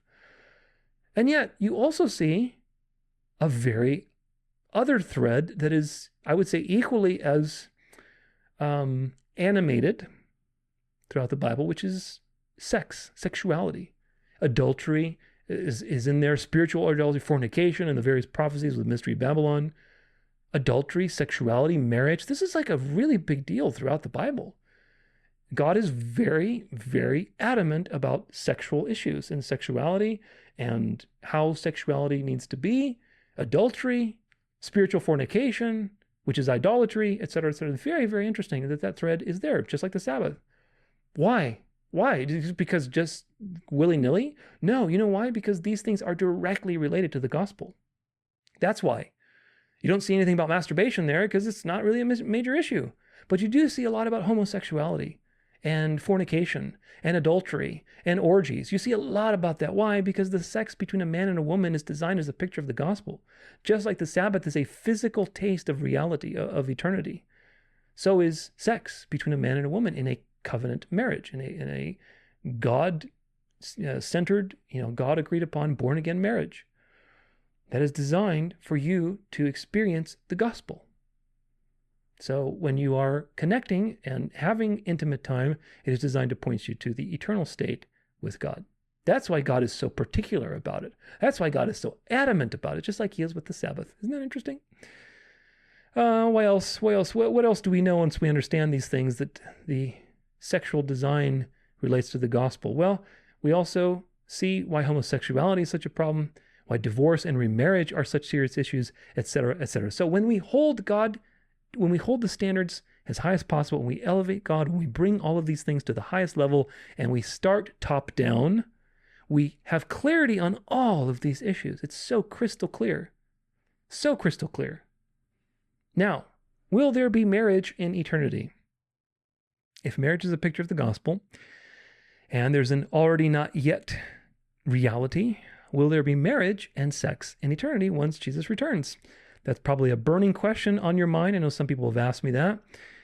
There's not much to go on except one verse, which is pretty clear. That's in Matthew 22, verse 33 through 30. This is the Sadducees. They came to him and they said, they don't believe in the resurrection. They asked him a question saying, "Teacher, Moses said if a man dies having no children, his brother must marry the widow and raise up offspring for his brother. Now there were 7 brothers among us. The first married and died, and having no offspring left his wife to his brother. So to the second and third down to the 7th. After them all, the woman died. In the resurrection, therefore, of the 7, whose wife will she be? For they all had her." But Jesus answered them, "You are wrong, because you know neither the scriptures nor the power of God. For in the resurrection they neither marry nor are given in marriage, but are like the angels in heaven. As for the resurrection of the dead, have you not read that what was said to you by God, I am the God of Abraham, Isaac, and Jacob. He is not the God of the dead, but of the living." So God of the living, meaning these people will be resurrected. They'll be resurrected. And this is a great response to Torah-only Jews, the first 5 books. He's the God of Abraham, Isaac, and Jacob. How can he be the God of Abraham, Isaac, and Jacob when they're dead? He's not God of the dead. That means they're going to be resurrected. So he's their God because they're going to be worshiping him. Do you get it? That's a proof that resurrection is taught even in the first 5 books of the Bible. Or when Abraham was walking with his son to Mount Moriah, and he supposed that, Paul comments on this, but he supposed that God would bring him back from the dead. It doesn't say that explicitly in the book of Genesis, but going backwards, now that you have better revelation, you can see that even the first 5 books teach you about resurrection. So will there be sex and marriage in eternity? Well, these verses are pretty much the only ones that address this issue, and this was a puzzle that the Sadducees were trying to trap Jesus with, as usual. And Jesus responds that there's no marriage in heaven. People aren't getting married in heaven. They're going to be like the angels. That doesn't mean you're going to have ethereal, formless, angel bodies. It just means you're going to be in function like the angels, in the sense that the angels weren't made to get married. Now, what about the Nephilim? Yes, there's an entire video on that. Just because they weren't made to get married, in the sense that that wasn't part of their function, doesn't mean that they can't do various things. Just like God's design for mankind wasn't Adam and Steve, it was Adam and Eve. And yet there's plenty of Adam and Steves all around us, right? So the angels weren't made, and there were many different kinds of angels. There's watchers that can come down and basically be humans and be doing human things. That's a whole can of worms. I have an entire video on that in my Afterlife series. Watch my video on the Nephilim. But the point here is that they're like the angels in the sense that in function, there's no need for marriage. There's no more need for marriage, no more need for reproduction. You're not going to be having children in eternity. That's just not going to happen. So in the same sense, the final reality is not one where marriage is needed. It's not needed anymore. When Jesus returns, you're going to have God's physical presence on earth forever, which is the most satisfying, ultimately fulfilling, joyful thing that you could ever possibly experience. Better than any sex that you've ever had. Better than all the sex put together in one day or whatever, moment, hour. All that pleasure in 1 hour doesn't even come close to the supremacy and fulfillment of being in God's presence forever. That's what awaits us. Remember that when Moses saw God, he was glowing with light, and he didn't need water or food. That's how amazing that experience was. So to be in God's presence, to be filled with God, to be, in eternity with him, in his presence forever, that is the entire point of the gospel, is to get you to the wedding day so that the wedding can be consummated, so to speak. See the point? See how all this relates to the gospel? Because when God is all in all, you are going to be completely and totally fulfilled. You will have no need of any of the things you have today to feel good or successful or loved or whatever else. You won't need attention. You won't need recognition. You won't need security, safety, good health, vitality, significance, importance, connection, intimacy, joy, pleasure, peace, relief. You won't need any of that. All of that is going to be fulfilled completely by God in his presence, because all of these are just shadows of what we will have in the resurrected state, with the love for each other and the new earth and God's presence and everything else. So the best sex you've ever had cannot even come close to the pleasure and joy that it's going to be in God's presence. That's hard to imagine. It's hard to imagine, but try to imagine it. And every time that you have sex with your wife or husband, the point is that when you're sitting there relaxing and thinking about it, you meditate on how it's going to be so much better when Jesus returns, and you're going to be in his presence, and it's going to be so much boundless joy and energy, and you're going to be high on life, literally. That's what you're supposed to think. That's how that connects to the gospel. And that's a biblical truth. Malachi chapter 4, verse 2. But for you who fear my name, the Son of Righteousness shall rise with healing in his wings. You shall go out leaping like calves from the stall, leaping for joy when the eternal state arrives. 1 Corinthians chapter 2, verse 9. But as it is written, what no eye has seen, nor ear heard, nor the heart of man imagined, what God has prepared for those who love him. No eye has seen. You have not seen anything yet. You've never heard it. You've never even imagined the best sex that you can possibly imagine.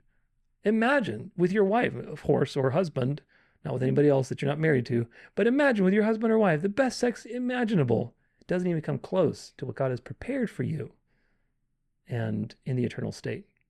So that's the biblical truth. Will there be marriage in eternity? No, I don't think there will be. I think the verse in, Matthew 22, I think the verse there is pretty clear. I don't think there's going to be marriage in eternity. I don't think, therefore, there'll be sex either. Marriage is designed to be a physical expression of the gospel until Jesus returns, because we are married to him. He's the groom. We collectively are the bride. We are married to him. So marriage between a man and woman is designed as a placeholder, as a fulfilling placeholder to give you a taste of the final union with Christ. Remember that you should find somebody that loves God more than they love you. Now, if that's true, once God shows up to fill the role of the groom, you have no more need for the substitute anymore. And that's how you need to think of reality. You got to find somebody that loves God more than they love you. Because when God comes and we both look together for God, we're looking outward towards the common horizon. There's a quote by Anton de Saint-Exupéry, which I've always loved. Love is not, it goes something like this. I'm not quoting it perfectly, but love is not looking at each other burning with desire. Love is looking outward towards a common goal. And I always thought that was a beautiful quote. Of course, I was missing the piece that common goal is God, right? God is the common goal that you're both looking at, hopefully. But if that's the case, and you're both looking at that common goal because you both love God more than each other, which is what you should be doing, when God arrives, then there's nothing that you're losing. Do you get it? If you love the person more than you love God, that's idolatry. But if you love that person more than you love God, and God shows up, then it sounds like you're losing something, because now I can't be married and have sex with that person forever. So if that's you, and that's a feeling that you're having, my invitation to you is to get a more God-centered view of sexuality, of sex, of marriage, of the gospel, and of God, and of Scripture. Because God is the maximal fulfilling experience that you could possibly ever have. Nothing even comes close in reality. The most pleasurable thing you've experienced ever doesn't even come close to being in God's presence and marveling at God. So when God shows up, the placeholder has, been fulfilled. The placeholder is not needed anymore. The real deal is here. The groom is here. The groom has arrived. So that's very important. That does not mean that you don't love or have deep relations with everyone, or, love your spouse. It doesn't mean that. It just means that you need to have your priorities in the right places. In fact, I think with our new bodies and new minds, perfect love is going to be effortless. And it's going to be part of everyday life, which will be a phenomenal way to live. that you will not require sex. You will not need sex. You will not need sexual intimacy. There is no more need for marriage. You're going to have perfect love for one another. We're going to have perfect love for God. All of that will be completely fulfilled. All of the aspects of the Genesis curse that are specific to men and women will be gone. Genesis 3:16 says, to the woman he said, I will surely multiply your pain in childbearing. In pain you shall bring forth children. Your desire shall be contrary to your husband, but he shall rule over you. So there's this sexual tension between man and woman that is part of the Genesis curse. It's not part of the design, because the design is that the man and woman are partners. We'll talk about partnership today. But part of the Genesis curse is the failure of the partnership, is the contrary desires, is the sexual struggles and competitions and rebelliousness that happens between people. That's part of the Genesis curse. But there's not going to be any more of that. There's no more childbearing. There's more pain or suffering, no more conflict between people. Everybody's going to have full awareness, full love. And of course, if there's perfect love and no marriage, then very likely there's no sex. I cannot, for the life of me, imagine that God is going to come and suddenly abolish marriage, but suddenly democratize sexuality and just let you have sex with whoever you want at any point in time, and then you just keep changing partners because you're all brothers and sisters. I just don't see that. I really don't. So if that's what you're looking forward to, sorry to burst your bubble, but nevertheless, the elite think that. The elite think that hell is just some giant orgy party. And of course, they're wrong. They've been deceived. But they're wrong. So eternity is about God and being with God because he's more satisfying than anything else. That's the whole point of the gospel. You get God with the gospel. If we're to have a God-centered view of salvation, that's what our eyes should be on. Forgiveness of sins, eternal life even, a renewed body and mind, these things are meaningless unless you have God. God is what you get in the gospel. God is the gift that you get with the gospel. It's not eternal life, folks. It's not. It's not forgiveness of sin. These things are just effects of being reconciled to God. God is what you get. God is what you get. You get God. You get the infinite being to be with you forever. That's the relationship that you get through the gospel. As a result of that relationship, just like Moses didn't have to eat or drink for 40 days, you get to live forever because you get God. Do you get it? So God is what you get through the gospel. And that's our God-centered view. So our relationships now, right now, before that time, should be there to help us to draw nearer to God in various ways and to remind us of that reality. A marriage, if it does happen, is there to help you get closer and deeper into God and to the gospel. Isn't that something? That's what the purpose of marriage is.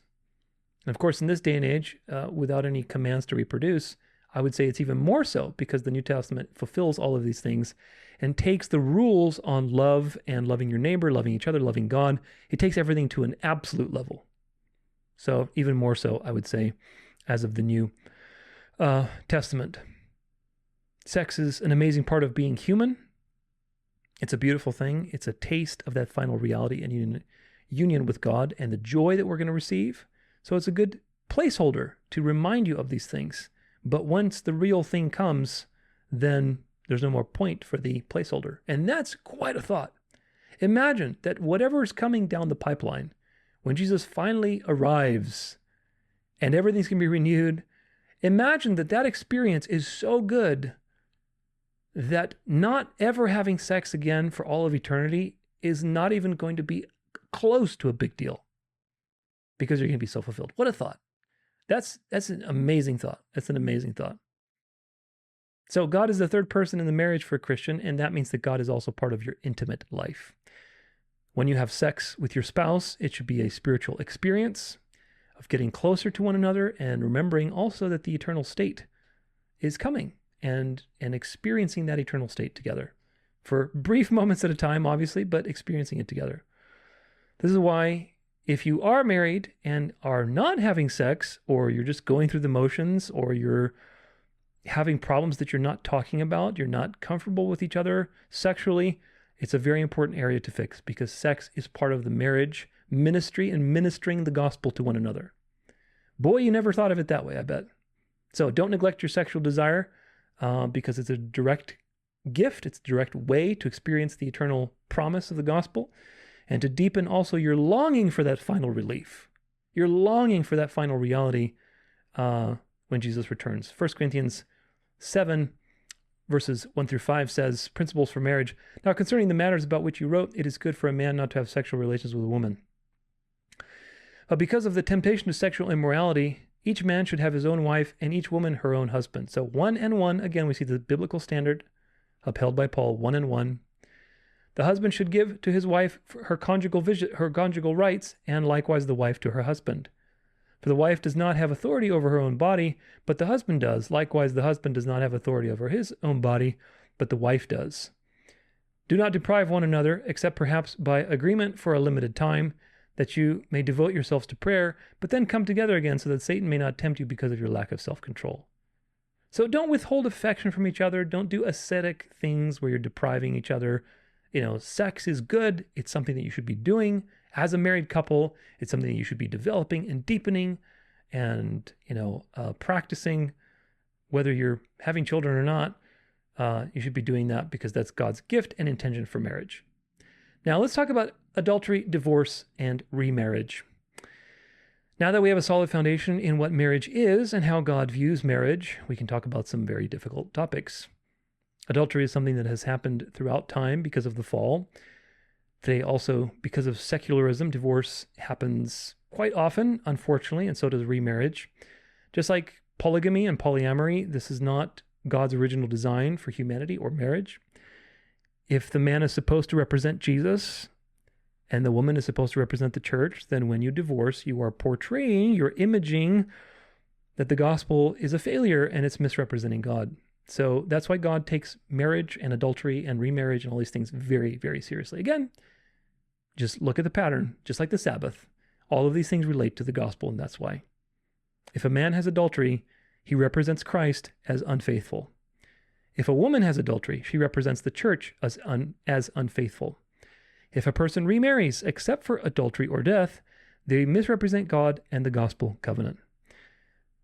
Important, this is how God sees things, and we have to have a God-centered view of reality. That's our foundation. There are many things to talk about this topic, but the foundation is the foundation, and that's the foundation.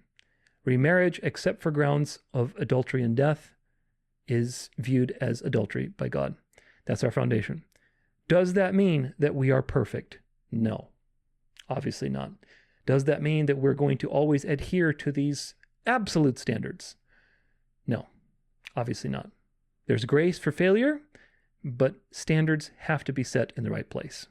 So let's take a look at some main verses on marriage and divorce. Matthew 5, verse 31 through 32.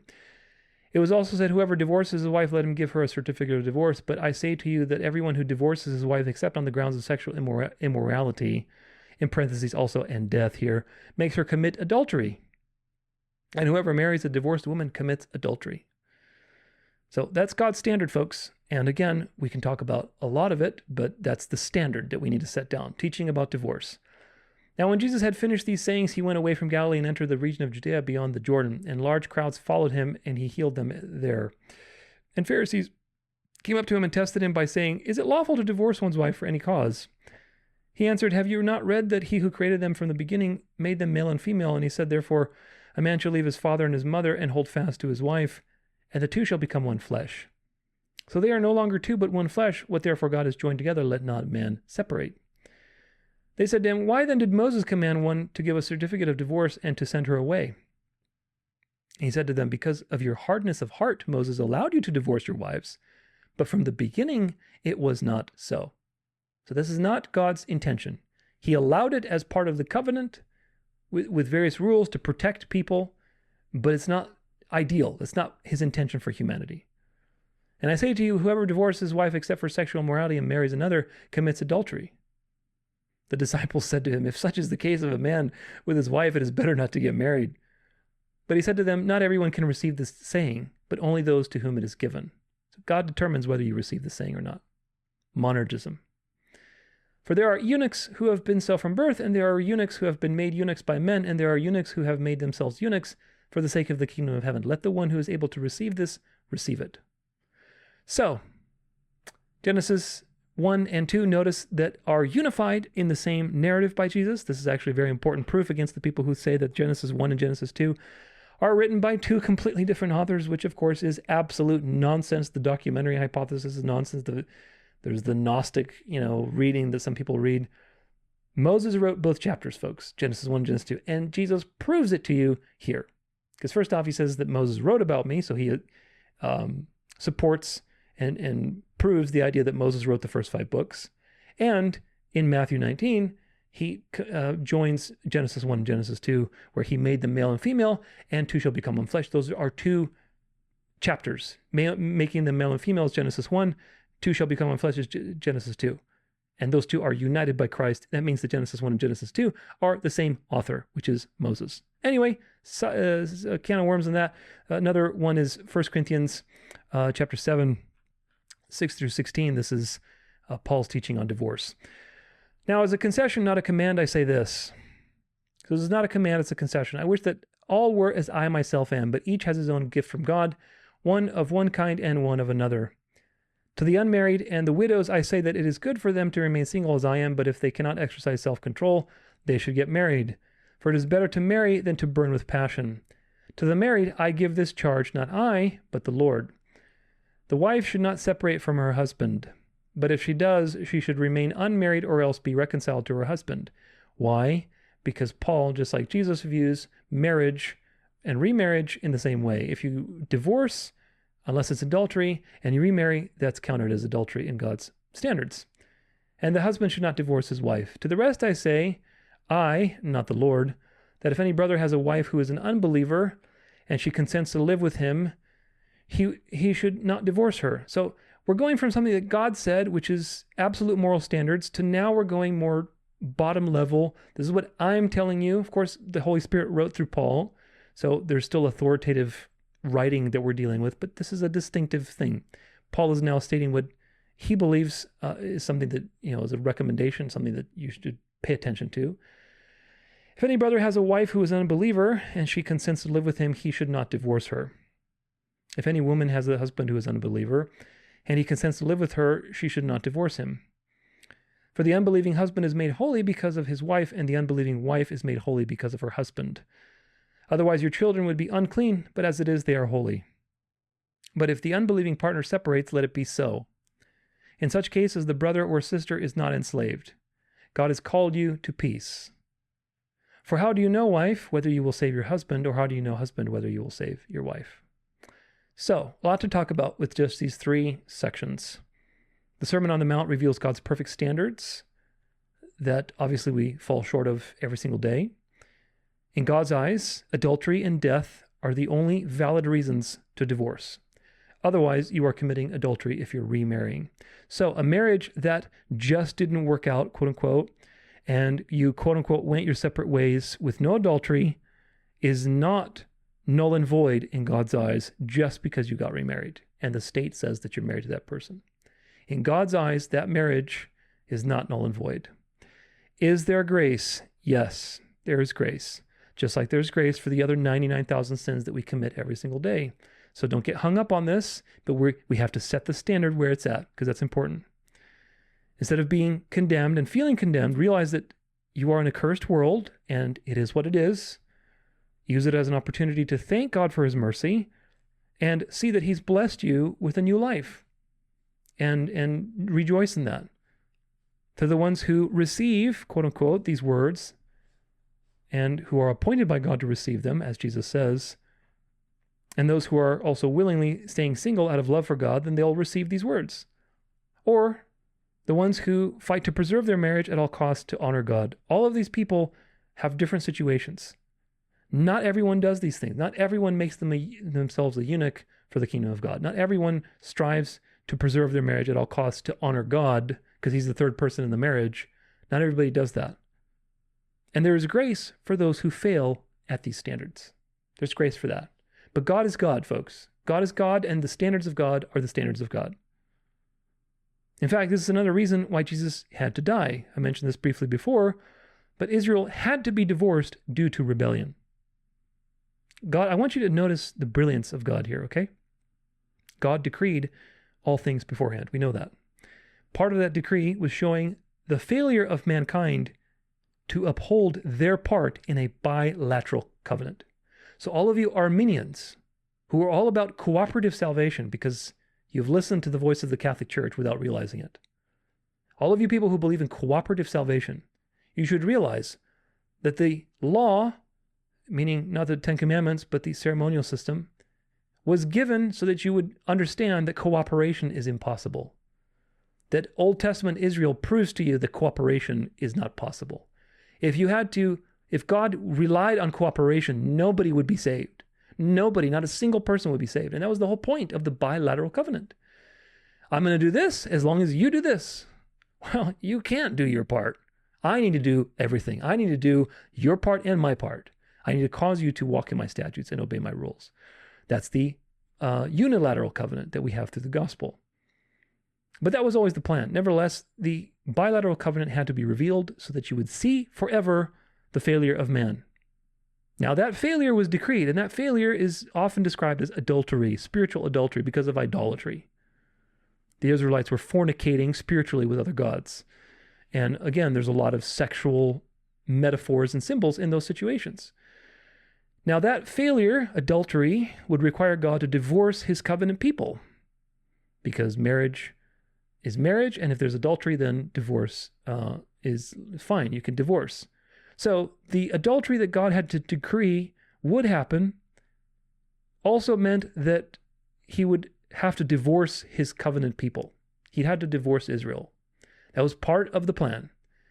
Otherwise, God is not just. He's not consistent. He doesn't care about his glory. He had to divorce his covenant people in order to reveal the problem of cooperation. Do you get it? All of this is always coming back to God and the burden that God had to bear.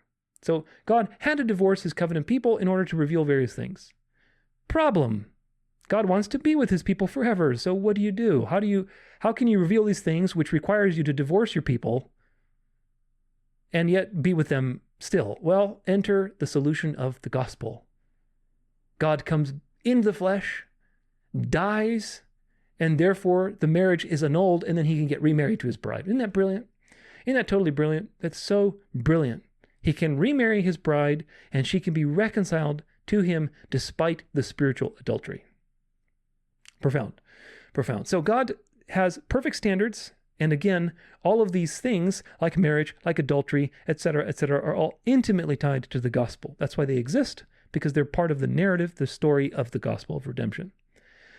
Paul also has many things to say about these issues, so it's important to outline them. If it's possible, be single, because you can focus on working for the kingdom and there's just less hassle. If you can't exercise self-control, then get married so Satan doesn't have a way to deceive you into greater sins like fornication, homosexuality, orgies, etc., etc. If you're married and you're having trouble, you should not divorce, but do your best to reconcile to one another. If you do separate, do not remarry. If you are unequally yoked, do not divorce the person, but try to minister to them and use it as an evangelization opportunity that is a gift and a mission from God. If the unbeliever separates from you in that unequally yoked situation, then you're not obligated to reconcile the marriage or be with them. However, big asterisk, this is not a license to remarry or an exception like death and adultery. That's the narrow road. If you are unequally yoked and the unbeliever separates themselves from you, notice that it's not commanding you to separate yourself from them, but rather to try to solve the situation. And that's either going to reconcile you to the person or it's going to push them away even more, and God will handle that situation. If that does happen and you push them away by trying to reconcile the situation and try to get on the same page and minister to them with the gospel, if that pushes them away, then the Bible says that you are in no obligation to chase them and try to reconcile with them. God has called you to have peace of mind. That's true. The other hand of that is, that's not a license to get remarried. Does that mean you can't get remarried or you won't get remarried? Well, we live in the Genesis curse. I'm not going to advise you to get remarried because that would be against what Paul says. But the point is, the reality is, folks, that these things do happen, right? If that does happen and you do get remarried, then there's grace for that. But again, the Bible tells you in general not to get remarried if that situation does happen. because God sees these things very seriously. Some believe that these situations, like the ones I just described with the unbeliever leaving, give a license to remarry, but Jesus' words are pretty clear, folks. And Paul is very consistent with Jesus' words, so I don't see any contextual reason for us to believe that. God's standard is that only adultery or death are grounds for remarriage. Because again, marriage is not about you, it's not about your spouse, it's about God. God created marriage to reveal the gospel, to reveal the fact that he would divorce humanity and remarry humanity through Jesus Christ after his death. That's what marriage is for. So everything that is related to marriage ultimately comes back to God and the gospel. Now, does that mean that you should not remarry if you're divorced? Again, these things have to be viewed from God's eyes, and then once we lay that foundation, we can dance in the physical world with all of its problems and circumstances and nuance. God's standards on marriage and remarriage are absolute. However, God is also absolutely graceful and merciful, and we can't forget that. Christ's death has paid for all sins, past, present, and future. And according to God's standards, we're all guilty every day of sin. You don't have to be fornicating and having adultery. A sin is a sin. And if you didn't have Christ's blood covering you, you would be thrown in hell and destroyed. Whether you're lying just a little lie or you're stealing something, yes, sin is a sin. So adultery is not the only sin. Lust is not the only sin in the world. It's important to understand that and have perspective. So yes, there are countless technically living in sin today in adulterous marriages, according to God's absolute standard, because they divorced frivolously or they did not strive enough in their original marriage to keep the marriage.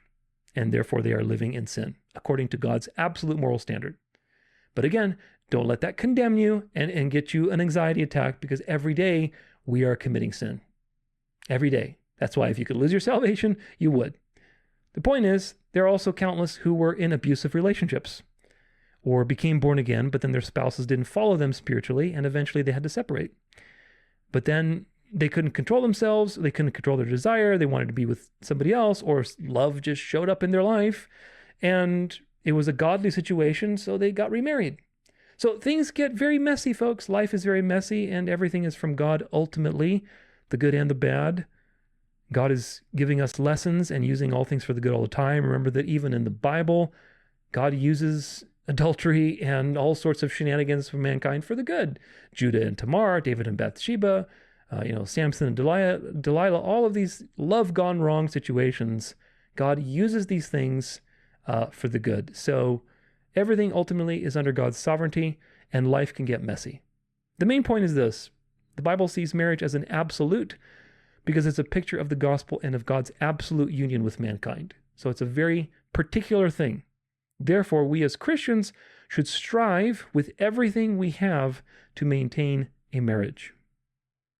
We should treat challenges as tests and trials from God that are designed to grow our character and to deepen our understanding of the gospel and of the ministry of marriage, which is really the gospel, in a physical way. Giving up on a marriage, assuming there's no adultery, and running away means we did not include God enough in the battle. Or the marriage was unequally yoked and there was only one person striving and the other person could care less.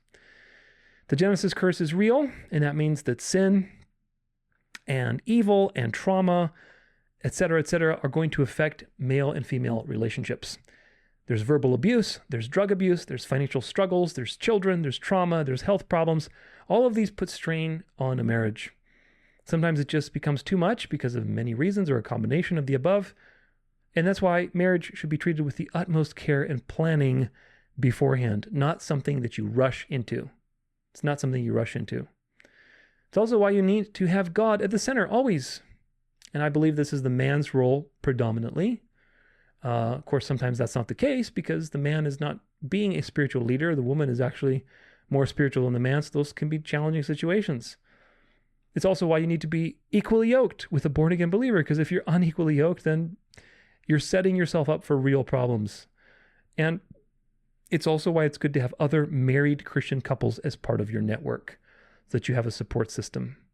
In the event that you have to split up and there is no adultery, there is grace for the necessary adultery, if I could even say such a thing, that follows if you remarry. Again, please do not mistake my words and feel that I'm giving you a license to get remarried if you get divorced. I'm not. I am echoing the same thing that Paul and Jesus are saying in their various writings. However, I'm also acknowledging that life is life, and everybody's life is different, and life can get messy sometimes. And in the case that you do have to enter into a quote unquote adulterous marriage according to this absolute perfect standard of God, that there is grace for that, and do not feel condemned, but rather remember that God has forgiven your sins. And treat it as an opportunity every day to be thankful for God forgiving you and making the sun rise on you, even though you did something that was against his word. We all do. So again, I'm not trying to condemn anybody, but it is important to have the proper standards so that you can judge rightly. Do not maximize your sin, however, by repeating old mistakes and not learning from the previous ones. There are people out there with 3, 4, 5 marriages or more, and this is really, really bad. This should not be part of the Christian life. Getting remarried is already a big problem. And again, life is messy. Sometimes those things happen. It is what it is. Maybe there's abuse. Maybe there's sexual abuse. Who knows? Okay. There's all kinds of crazy situations. I'm not condemning anybody. Please don't get me wrong. I'm not condemning you if you've been remarried. But we have to see the perfect standards of God. There's grace for that. However, there are people who don't learn from that situation, who do not understand that marriage is a picture of the gospel, that you're imaging Christ and the church when you're married, and that you have to have so much concern for that. They don't understand that, so they just go get married, get divorced, get married, get divorced. That is not good. A Christian should not be doing that. That is a major, major heart issue that needs to be resolved, because you're just heaping up your sins, and that's just not good. Of course, we sin every day, so this is not about works righteousness, but at the same time, that is dangerous. That is dangerous. That would indicate that there's a heart issue. Do you get it? If you're being frivolous with marriage, that means there's a heart issue at best. So we need to examine what's going on, because you are in danger of maybe you're a false convert. Maybe. I'm not saying that people who have 3 or 4 or 5 marriages are false converts, but that's something to look at if you're a Christian. So remember that. If you do have to remarry, let it remind you of how wicked your flesh is, and how wicked humanity is by nature, and how we are nothing without God. Most people are not going to think that when they get remarried. They're going to think, oh, lucky me, I'm so blessed and this and that. I would tell you the opposite. Of course, be grateful for the good thing that God has provided in your life. He's given you life. He's, in some sense, given you a second chance and using your mistakes for the good. But at the same time, don't forget to think and remember how wicked mankind is because of the fall, how these things are not God's design, how God is merciful for allowing these things to happen and not condemning you, etc., etc. Use it as an opportunity for humility. That would be my recommendation. Let it remind you of how graceful God is, that he allows you to live and experience joy with another person, which in his eyes technically is not your spouse. Again, I'm not condemning, but you have to see it for the truth, because that's going to open a window for gratitude and worship that maybe you didn't have before when you see it from God's eyes. And that's the point, is to see it from God's eyes. God is being merciful with you and allowing you to have sex and have fun and have good times with somebody that essentially is not your husband or wife, assuming that the previous marriage did not have adultery. If it did, that's a different story. But if it didn't, and you just kind of, I don't feel like doing this, I'm going to get remarried, then God is being very merciful to you. So treat that as an opportunity for humility. These are hard words, folks. They're hard words, but this is the biblical standard. And again, whoever can receive it will receive it. In the end, it's not about condemning anybody, but rather about seeing things rightly so you can have right judgment. God is absolute, and when you elevate standards to the absolute, then you have clarity on how to divide left and right. Otherwise, you can't figure it out. And this helps you operate with godly fear and godly concern and humility and treat these things very seriously. If there is adultery, you are justified in divorce and remarriage. However, it is not commanded that you must divorce and remarry. You can still try to reconcile. Adultery is a very difficult situation, and it's an opportunity to practice major major forgiveness. It really is. I'm not telling you what to do, but God has forgiven each of us of spiritual adultery at different times of our life. He's forgiven us of lust. He's forgiven us of fornication, of many other sins. So the parable of the unforgiving servant reminds us to practice forgiving others as well. We also have to forgive ourselves. Sometimes many circumstances intersect in a single mistake, and you have poor judgment, and one mistake leads to another, and that person is genuinely repentant. And they're very sorry. They feel horrible. There's something very out of character for them. They hate themselves. They hate what they've done. And this is a difficult situation. It's difficult because Satan wants to destroy your marriage, folks. He wants to destroy your marriage. He wants to push you and prod at you and any chance he can get to destroy your faith. And sometimes it's an ongoing thing. And they were having sex with this other person. They were having adultery for many months or maybe even years. This is an ongoing relationship that they were keeping hidden, in which case it's a very clear decision. Despite the fact that it hurts, it's a very clear decision that there's nothing to reconcile. That person did not love you. They wanted somebody else. However, in a situation like the former that I described, where certain circumstances, stress, alcohol, whatever, various circumstances, maybe traveling, all intersected all in one, a stupid mistake happened, the person is genuinely repentant, you're not required to reconcile with them, but you're also not required to divorce them. You're in your right to divorce them and move on, but there's no command to do either or. And this is where it becomes nuanced. It becomes the dance of life, where prayer and meditation is required, where, case-by-case situations between you and God.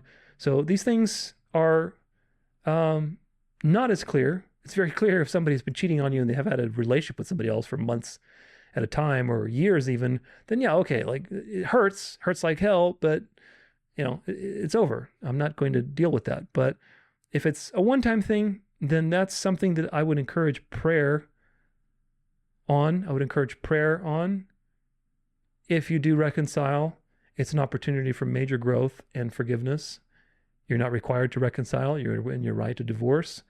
And may God be with you. If that's you right now, I'm really sorry for your situation. There's support out there. Again, you can check out some of those books. You can send me an email if you want. If you have a pastor, if you have a support group, if you have married friends, if you have a deep connection to God, if you're practicing the narrow road principles, then all of these things can help be insurance. They can be insurance and fallbacks to help you in moments of weakness and in moments of struggle. If you don't have a pastor, if you don't have a support group, if you don't have people that you look up to, if you don't have married friends, you don't have a deep connection with God, you're ripe for the picking for the devil. You're ripe for the picking, for vengeance, for more adultery, for more fornication.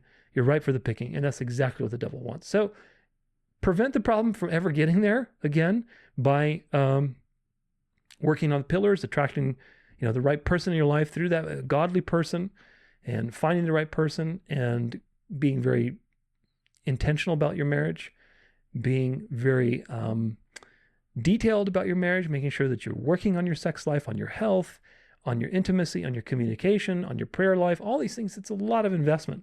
It's a lot of investment, folks. And it's better to prevent these things and prevent them from ever happening rather than waiting until things are really bad and then, trying to struggle your way through it. It's like a disease, right? Prevention is the best medicine.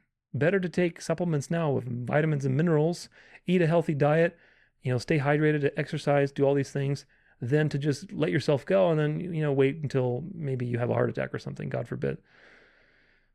Important to remember that forgiveness is not condoning or accepting someone's behavior. Forgiveness is letting go of the responsibility of judging. That's for us. It's not God's forgiveness. God is the judge, and he has to reconcile through justice. But for us, our type of forgiveness is letting go of judging.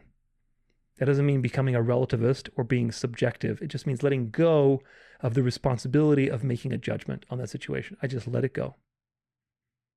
And if we're dealing with believers, again, they're forgiven. If they're unbelieving and they die in their sin, then they're going to be judged. So either way, it's taken care of. So our role is not about justifying, but about having peace and letting go of the offense. Adultery is one of those situations where these practices come right to the forefront because it's a very difficult situation. Now, even if you decided to separate, you still have to forgive that person. You still have to let go. Even if you divorce, even if you separate, everything's done and official, you still have to forgive and let go. Otherwise, you take that trauma with you everywhere and you take it to the next one and to the next one and so on. Hopefully, there aren't going to be more than one after that. But the point is, your next relationship will be poisoned with suspicion, with trauma, with distrust, with paranoia. And unless you forgive and you move forward, it's only going to cause problems for your next relationship. So these things are never easy, folks. They're very heavy things. But we have to trust God works all things for the good. And we have to keep reminding ourselves of the final state when all of this will be perfect. Remember, the best sex in the world, in your life, is never going to come close to what you're going to experience as the joy eternally in God's presence. And that's something to be very, very excited for. Adultery is a serious issue and it destroys lives. That's why Satan loves it so much. David, who had a heart for God, is the classic example in the Bible of adultery, where he murdered someone in order to have what he wanted. Solomon was the wisest king, obviously, a human king at least, and he became very foolish because of his many wives corrupting him with their beauty. Come on, Solomon, build me a high place for Moloch. No, build me a high place for Baal. You can just imagine, all these people that probably were very, very attractive. Solomon got the pick of the litter, so to speak. He got the most beautiful wives there were, and that was a real problem. So sex is an incredibly powerful thing that God gave us, and that's why the enemy uses it to destroy you and to destroy your life. So we have to treat sexuality like a very dangerous weapon, like you would treat a gun, or even more like a missile launcher or something very, very dangerous. You have to handle sexuality and sex and marriage with utmost precaution, planning, and care. The good news is that in the resurrection, you will love everyone perfectly, even if that person who is a believer maybe cheated on you and you divorced in this life, and then you're reunited anyway as brothers and sisters in Christ in the eternal state. You are going to love that person perfectly. There's not going to be a hint of the resentment or anything hanging on that you have maybe right now in this life. So that's a thought. That is the power of God, and that's on the horizon. It's something to look forward to. Now, let's talk about partnership. In this final part, I want to talk about something very, very close to my heart and from my life experience, which of course is partnership. I studied partnership dynamics through competitive ballroom dancing for over 15 years on a professional level. I trained couples how to have better relationships through dancing. I trained women how to be women, and I trained men how to be men, at least through movement. I trained people how to lead, and I trained people how to follow. And through these things, I realized that dancing relates to life in many, many ways. I told you that I was never very successful implementing all of my knowledge in this area into my own personal romantic life. And the reason is because God was the missing picture. That's why today will be very valuable, hopefully, for you, because I've never talked about these things from a God-centered perspective. This video presentation, this is the first time that I've ever talked about these things from a God-centered perspective and integrating all of my life experience into everything I've just talked to you from the Bible. So hopefully it'll be very edifying, because you're going to have all of my knowledge along with what the Bible says, obviously, so that you can be effective in a very godly marriage and have a good relationship. Now, submission. Submission is an important topic that immediately comes to mind when we talk about partnership. Today, as the world becomes more religious and fanatical, people are reverting to hardcore traditionalist roles. The woke ideology that's dominated people's lives and destroyed the family is now swinging people in the opposite direction towards traditional quote-unquote gender roles. But the Genesis curse and Satan are very much alive, folks, and Satan knows how to mix truth with error and deceive you and destroy you using anything that he has at his disposal. Many Christian nationalists are very adamant against women, and they see women as second-class citizens. Doug Wilson, Nick Fuentes, and many of these types of guys do not really care about women. They don't. I could be wrong, but from what I've seen in their behavior, in their talks, they don't care about women. They see them as inferior. They see them as stupid. They see them as clueless. They just see them useful for making more men and basically being there and doing what men don't want to do. So they do not see women in a very positive light. I don't think they do. And many people are like them. However, the Bible holds women actually in a very high regard, despite that there are important points on submission, which we'll talk about.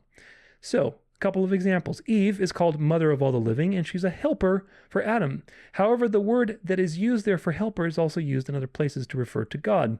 Psalm 33, verse 20, our soul waits for Yahweh. He is our help and our shield. That's the same word. He's our help. He's our helper. Psalm 70, verse 5, but I am poor and needy. Hasten to me, O God. You are my help and my deliverer. O Yahweh, do not delay. Hosea 13, verse 9, he destroys you, O Israel, for you are against me, against your helper.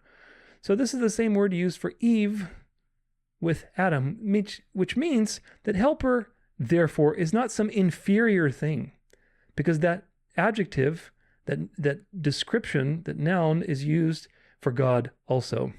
Eve was made in the image of God, so that means she's equal with Adam as a human being, and she is necessary for Adam as his helper, because it's not good for Adam to be alone. Remember, Adam and Eve are picturing the gospel, the sexual union. So it's not good for mankind to be alone. Good man must be with God. And of course, Eve was created, and she was made to be his equal in that sense because she's a human being. But Adam was also given charge of the relationship as the leader. And in this important distinction are two words that you need to know: economy and ontology. This is also important when you're talking about the Trinity and the various distinctions between the persons and the fact that they're all equally God, but at the same time, they're different persons. There's economy and ontology. Ontology deals with what you are. Economy deals with what you do. Ontology is your being. Even Adam and Eve are both human.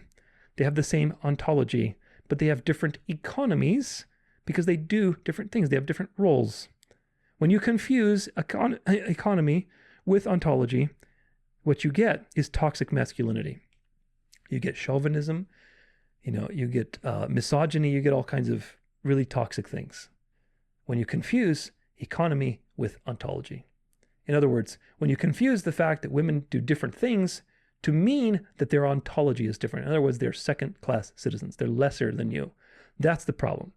So, of course, the devil has his way with that. But Genesis 3, verse 17 says, and to Adam he said, because you have listened to the voice of your wife and have eaten the tree of which I commanded you, you shall not eat of it. Cursed is the ground because of you, in pain you shall eat of it all the days of your life. Thorns and thistles it shall bring forth for you, and you shall eat the plants of the field. So what's the problem? The problem is you listen to your wife instead of listening to me. I commanded you to do this, but what you do, you listen to your wife. You listen to the devil, because the devil's version of the relationship is backwards from God's. The devil elevated the woman to the position of authority, which of course that's not God's design. And so that's by design, because if the woman is the authority, then you have, a confusion situation. There's no leadership. And of course, then the snake can subvert the man. The snake didn't go after the man. The snake went after the woman so that he could subvert the man through the woman. Do you understand? Very, very important. So you listen to the voice of your wife, therefore you'll be experiencing the Genesis curse. So Adam was cursed because he listened to his wife instead of standing for the truth. Instead of being the leader and saying, no, Eve, what are you doing? Put that down. God told us not to do that. He listened to his wife instead of listening to God. He did not lead in that situation. As a result, we entered the fall. Now, Romans 5, verse 12 tells you that Adam, nevertheless, was blamed for everything. Therefore, just as sin came into the world through one man, didn't come through Eve, it came through one man, through Adam. Because Adam could have stopped it. And death through sin, and so death spread to all men because all sinned. So one man, meaning Adam is the one who is blamed for sin. Eve is not blamed for sin, even though she's the first one to taste of the tree. So what's the point? The point is that from the very beginning, we see an equality and partnership that God created between man and woman, because we're both made in the image of God. Eve is the helper, the helpmate for Adam. But also there is very clear distinction of roles and functions, very clear distinction of economy. The man is the leader, he's the head. The woman is the follower. This is the dance of life, folks. He's the lead and the follow. The man gets blamed for everything because he's the lead. He's the head. The woman is the follower. Satan inverts this dance that God created in many ways. He elevates the woman through feminism, New Age, liberalism. He lowers the man in various ways or disconnects the man from God so that the woman has no reason to obey. Today, a lot of women, and rightfully so, are very frustrated with men because the average male is very immature. He's not connected to God. He's not godly. He's just a F-boy, if I can say it. And they're just looking for sex, and they're not very mature. They're not working on the 3 pillars that I mentioned to you. And so, yes, a woman is going to be like, I don't want to obey you. I'm not going to submit to you. And of course, there's this dance that the devil keeps you in. And the men are like, oh, look at toxic feminism and toxic this. And everybody's just warring against each other. The devil's laughing his ass off, putting the sexes against each other, when instead people should just be turning to God and everything would be figured out. The devil also confuses gender roles, homosexuality, LGBTQ, transgenderism, transvestites, all kinds of confusions. Anything to upset the created order of male and female, where the man is the leader and the woman is the follower. Now, regardless, the original design is a dance where there is a lead and a follow. That dance is a physical picture of the dance between Christ and his church, where he is the lead in our lives. In each one of our lives, God is the lead. He's leading us through the music of life that he's choreographed and predetermined for us to experience. And he's leading us through that. And you've got a perfect leader who's going to keep you on balance. And even if you stumble or fall, he's going to bring you back up. In fact, there's actually some verses about that in the Bible, that though he stumbles, he's not lost, that sort of thing. I forget where it is now, but God is there. He's the leader. And so that dance of life, which my podcast is named after, is between Christ and his church. And that dance of life is originally physically pictured between the dance of the male and the female, between their different economies, their different roles, where you have a leader and a follower. And in the end, we're going to be like God. We're going to be like Jesus. We're going to be sharing in his ontology. Do you get it? So just like in the beginning where Eve is made from Adam and they share the same ontology, but they have different economies, we are going to share the ontology with God. We're going to be made like God. That is actually the promise of the gospel. In case you thought that being like God was Satan's idea, no, it's not. It's actually God's idea. You will be like God. That is the whole point of the gospel, and I'll prove it to you now in 2 verses. But the whole point is to be like God, because God is all that exists and God is perfect. So you want to be like God, obviously. The devil didn't invent anything. He just took what God did and said, oh, well, you can be like God, but, on your own terms without any payment. That's what the devil's idea is. But the devil's idea is not original like anything else. Nevertheless, at the end, we're going to share in God's ontology, which is divinity. 1 John 3, verse 2. Beloved, we are God's children now, and what we will be has not yet appeared. But we know that when he appears, we shall be like him. You shall be like God, because we shall see him as he is. 2 Peter chapter, if I can click on it, chapter 1, verse 3 through 4. His divine power has granted to us all things that pertain to life and godliness, through the knowledge of him who called us to his own glory and excellence, by which he has granted to us his precious and very great promises, so that through them you may become partakers of the divine nature, having escaped from the corruption that is in the world because of sinful desire. You're going to partake in the divine nature. You will be like God. You will be where God is. You'll be with God. That's the promise of the gospel, a living, true promise, a promise that the devil took and twists and says, no, you can be like God without a payment. You can be like God through your own works, which of course is everything else in the world. So God is still going to be leading us through countless experiences of himself. When he arrives and the dance of life begins in eternity forever, he's going to be leading us through 1,000,000+ experiences, ongoing experiences of marveling that he's choreographed for us to experience of him. What a beautiful thought, when the dance of life will truly begin. But a dance is a dance only if there's a partnership. If you're stepping on each other's toes, or you're fighting for dominance, nobody's taking the lead, some sort of dysfunction, it's not a dance, but a prison.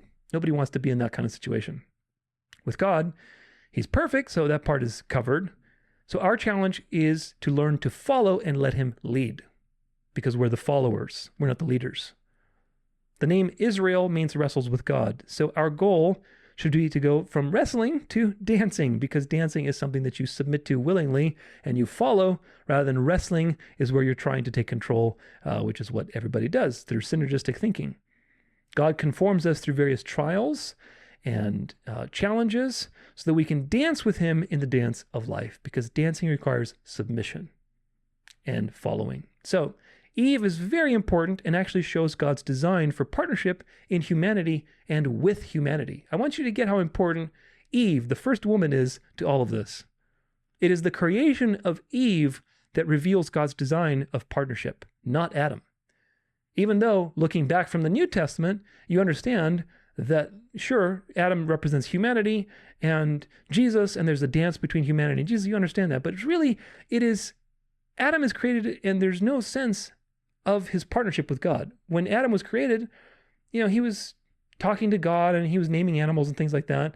But there's not really this sense of a dance of life, right? Once Eve is brought into the picture, it becomes very abundantly clear that there's this duality. There's a duality between man and woman. And then once you get to the New Testament, you realize that duality is a picture of Christ in the church and God and humanity. So all of that comes into play when Eve is brought into the picture. Do you get it? That's how special women are to God. Eve is brought into the picture, and with her comes the notion of the dance, of the partnership, of the dance between Christ and his church. Because you understand now the plan of salvation. It wasn't complete with Adam just there. Eve had to come and play, and so even though she was created second, she has a lot of importance. In some sense, Adam is very important because he was created first. He's the head, he's the leader. But Eve also has importance in a very different way, to show the value of partnership, to show the beauty of the gospel, of the dance between male and female, and the dance between Christ and the church, the dance between God leading you in your life. Philippians 2:12-13. Work out your salvation with fear and trembling, for it is God who works in you both to will and to work for his good pleasure. That's the dance of life, where you are discovering God's will every single day. And that dance is like the dance between a man and a woman. But you don't get that sense until the woman comes into play. Do you get it? Once woman is created and Eve is brought into the picture, now the dance begins, and now the gospel is revealed and announced typologically. What a beautiful thing. So women are very important. Other examples include Deborah, Rahab, Esther, and many others that are examples of faith and courage and acting in obedience to God. Mary, obviously the classic example of holiness and submission to God's will. Mary Magdalene, example of loyalty, and also she was the first evangelist of the gospel, which is a proof that the gospel is a genuine piece of writing, because nobody in their right mind in the ancient world would make a woman be the first one to announce the gospel, or to have these embarrassing details. Nobody would do that. And yet it's written down because it actually happened. So God holds up women with lots of love and concern in the Bible. Traditional values, quote unquote, if anybody claims to be a traditionalist and they lower women and they treat women like second-class citizens, or in some shape or form, some sort of different ontology, then they are not truly traditional, but they are satanic. They are satanic dressed up as Christian and traditional. Because like all things, the truth is very mysterious. If you go too far to the right with traditionalism, Satan is going to destroy you with authoritarianism and control. If you go too far to the left with liberalism and feminism, Satan is going to destroy you through all of those means as well. So either way, Satan is going to imbalance you in some way. The truth, as always, is the narrow road.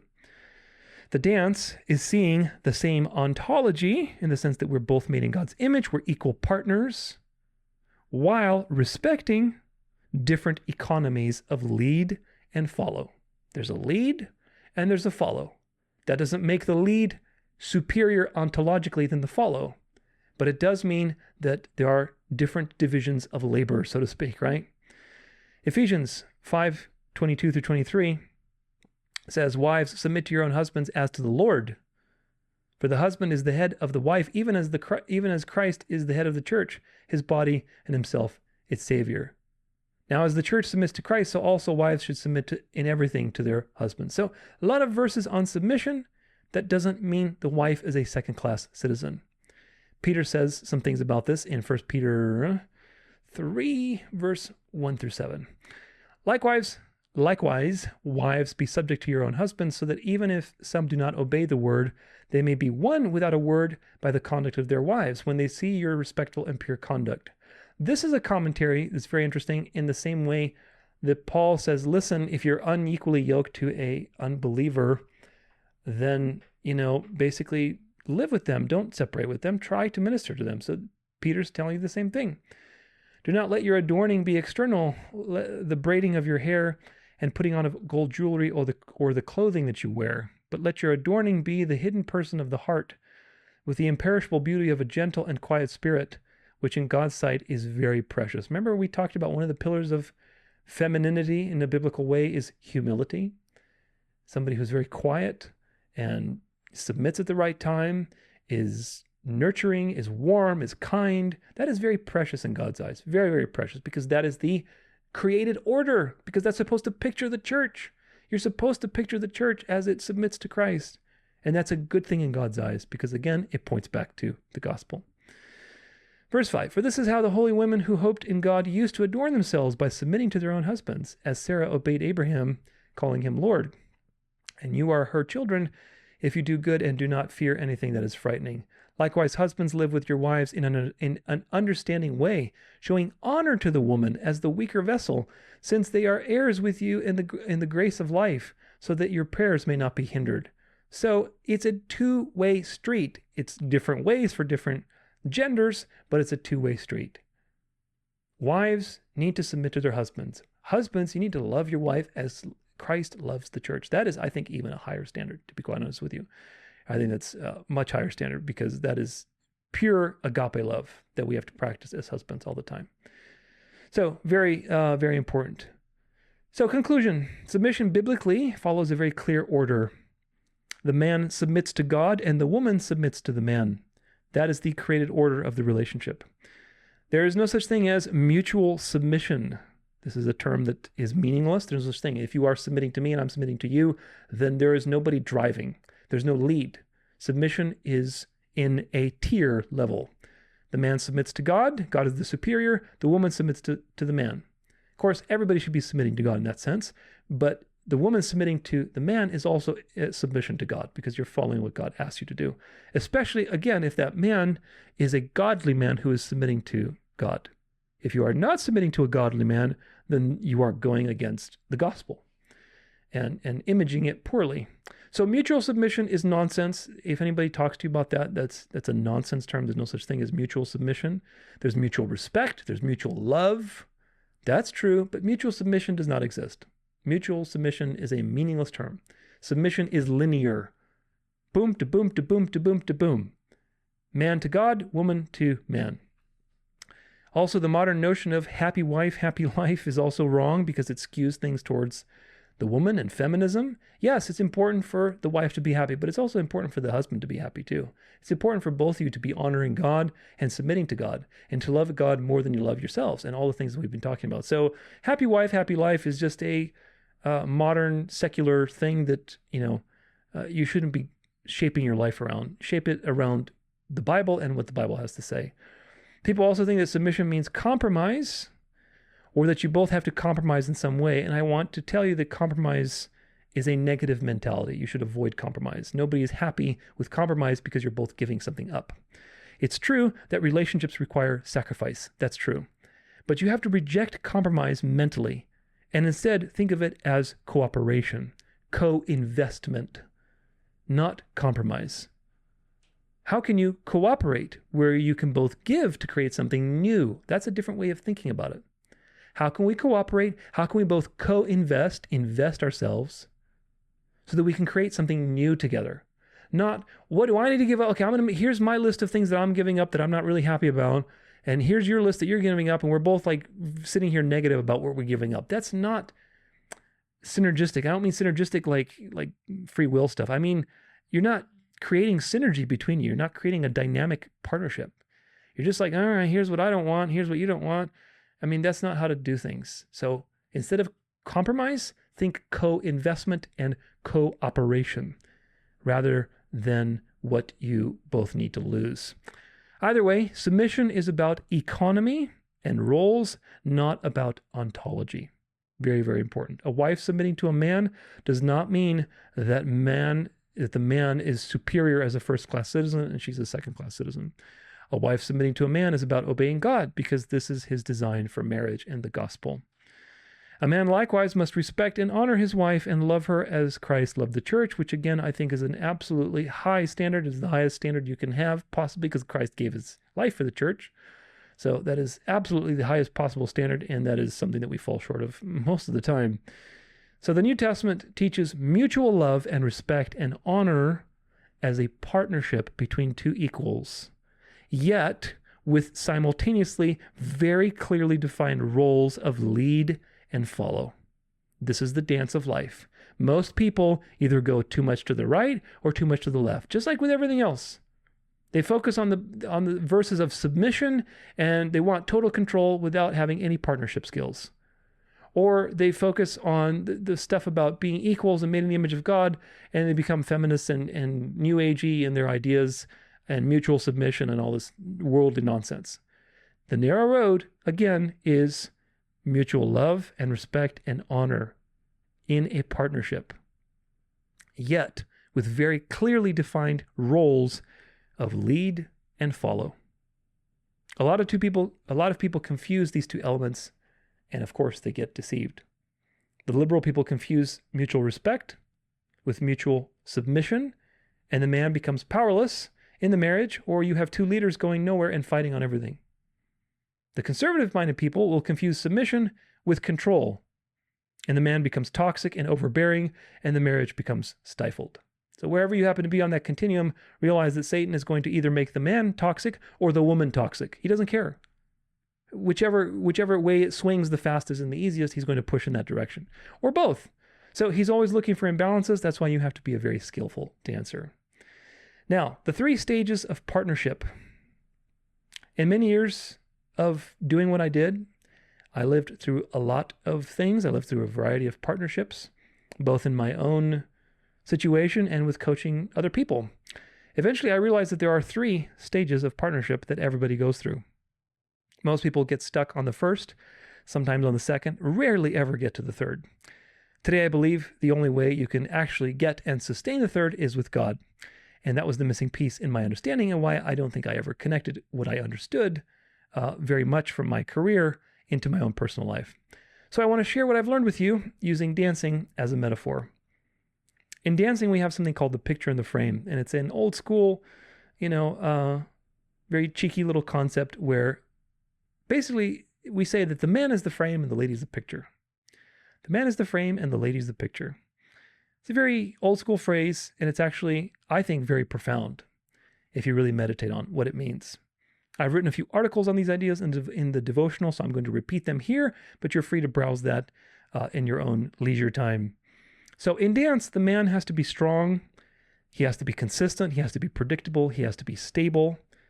Everything that you would expect from a frame, right? That's framing a picture, so that the woman can be the beauty aspect. So she can create the beautiful lines by going off balance, doing flexible things with her legs, whatever, showcasing emotion, sexuality, her personality, whatever she's doing, she's showcasing the beauty, because the woman is the beauty and the man is the frame that's framing all of that and being stable for her. When a woman feels safe, she can take risks and she can shine, because God made women for beauty and they are amplifiers. Women are amplifiers, and you give them a little bit, they turn it into a lot. You give them a house, they turn it into a home. You give them ingredients, raw ingredients, they turn it into a meal. You give them some sperm, they turn it into a baby. You give them BS, they give you a lot more BS in return. So God designed the woman for beauty and for amplification. And he designed the man for strength, stability, provision, and protection. I studied gender roles through movement for many years, and I think it's a beautiful thing to see them come together in dancing with those opposites. I love duality. I love male and female. I think it's very interesting. It's the dance of life. And I think it's a physical expression of the laws of the universe, because everything God created operates on duality. It operates on this dance of life of male and female, one way or another. Of course, the occult takes this knowledge. People like Freemasons, they take this knowledge and they do evil with it, and they idolize creation and themselves, and they believe that they're gods. But in fact, this knowledge is for us to better glorify God through what we do, through our bodies, through our marriages, through our lives. I think studying duality helped me study the Bible and to come to the truths that I've come and been able to share with you, because everything in the Bible operates according to this dance. There's always a dance with everything. And for a deeper dive into how that dance works with various theologies and teachings, see my video, The Narrow Road is a Mystery. Very succinct video there about what I mean by that. So either way, the lady's the picture and the man is the frame. And that means that each has their role, right? They each have their role. It's not the job of the man to be a pretty picture, and it's not the job of a woman to be a strong, burly frame. The man's roles are to support, to protect, to strengthen, to stabilize. The woman's roles are to beatify, to nurture, to grow, to enhance. They both are needed. They both are needed. If you think about the cycle of creation, there's growth, and there's destruction. Men, the masculine is associated to the beginning and the ending, right? We put the energy, the impetus to start something, and then we come in and destroy it. So we begin and we end. Whereas the women are the thing in between. They're the ones that nurture. They grow. They're patiently, going after these things and making sure the process is on its appointed times and making sure that everything is comfortable. So they're the nurturers that grow in between. So they're both needed. They're both needed. One is obvious, creation and destruction. Bang. And then that's it. The woman is the one growing the baby in the uterus. Of course, God is doing the growing ultimately, but the woman is there. She's growing and nurturing the child. And, the dad comes back in and punishes the child if he's doing something bad. So creation and destruction in the woman is the in-between that's nurturing. So they're both needed. They both have their different roles. In an ideal world, the man submits to God and receives the power and the blessings to fulfill his role as the frame. The woman also submits to God, but also to man, and she has the peace of mind to fulfill her roles. In dancing, you cannot be the picture and the frame. If you're trying to lead, you can't relax and focus on creating beauty because you have to focus on what comes next and lead. A follower doesn't have to worry about that. They're not worrying about what's coming next. They're worried about their own position, their own connection, whether they're trusting you or not, giving you their body weight, and waiting for you to lead them, and they're participating fully in the moment. That's the freedom that you have as a follower. You're not thinking about what's coming next and what you have to do. A lead has to stabilize. They have to keep conditions ideal for the follower. They have to know what's coming next. They have to know the choreography. They have to think ahead to what they're doing, so their attention is not on themselves, but rather on the follower, on the external. The only way this can happen is with God. And ultimately, this is the final stage of partnership where I call it true partnership or synergy, not because of a free will or anything, but teamwork, synergy, that kind of thing. This is where things flow naturally, when there is an alignment of roles and everything just happens naturally. You're moving with grace, you're moving with power through life's music, and everything is very frictionless. Roles are clearly respected, but there is mutual investment, mutual love, mutual focus. You're both on the same team, but you have acknowledgement of each other's roles. These things are hard to achieve in professional dancing. Even pros spend hundreds of thousands of dollars on their career and then they split up because they have poor partnering skills. I know some people like that. They spend a lot of money and then they end their partnerships because one thing or another didn't work out partnership-wise. And that's a shame. However, in the unseen world of relationships, of regular marriages, of spiritual growth, I think it's even harder. I think it's even harder because with dancing, at least you have physical measurements of your performance. You have a floor, you have your feet on the floor, you have music that's blasting in your ears. You can measure things, you can measure movements. With life, it's in the daily situations and trials and challenges and interchanges that you have to move, quote unquote, and dance, quote unquote, through them. And those things are invisible. There is no floor, there is no music, so to speak. You have to sense and develop your ability for right judgment. And of course, that all that comes back to is having the Bible in your hand so that you know what God has said about these things. Now, another thing I want to talk to you about is sharing the spotlight. At the highest level, these things become even more dynamic. So the thing I just explained to you with the picture in the frame, it's not something so rigid, okay? In dancing, these roles at the very highest level are not rigid because sometimes the man can shine and the woman can be playing the supportive role and kind of pointing to him or whatever, or, vice versa. So it's not a static thing at the highest levels. It doesn't mean a man can never create an atmosphere or personality or whatever else, or emotion, or draw attention to himself. Sometimes the woman is supportive. And for example, in salsa dancing, it's a common thing to do a shine or a solo, it's called, where basically you're dancing together and then you separate and then you're both doing kind of your own thing. And those things, it's really interesting actually to watch people do that, because you can always tell the people that have chemistry versus the people that, I love watching people dance. I really do, especially with all my experience, because to me, it's like, I wonder like, man, if these people were married, what would their marriage be like? It's a fun experiment. And when you watch people doing salsa dancing and they do shines, it's really fun to watch what happens when all structure is removed. How do they actually communicate? Because then you'll see sometimes people will try to outcompete each other and they're totally not even visually connected. And sometimes you'll see like somebody will be shining and doing some crazy stuff with their body, with their feet, whatever, and the other person's keeping the beat and projecting their energy towards them and allowing that person to share the spotlight. Then that person finishes their thing. They're aware that they've taken a certain amount of time. It's time for the other person to come in the spotlight. And then they give them the spotlight and they're playing kind of the supportive role, just like you have in music. When you have a solo and you have a guitar solo, there's a lot of jokes about, guitar solos going on forever. And it's like, come on, man, hurry up. Like people know those kind of jokes. It's the same thing. So it's one thing to take and hog the spotlight. And it's another thing to know how to share the spotlight. So that's a very important thing. When you get to level 3 in partnership, which is fundamentally based on trust, you can both leverage that trust to risk and to support each other simultaneously in unison. Dysfunction happens when risk and support are not synchronized.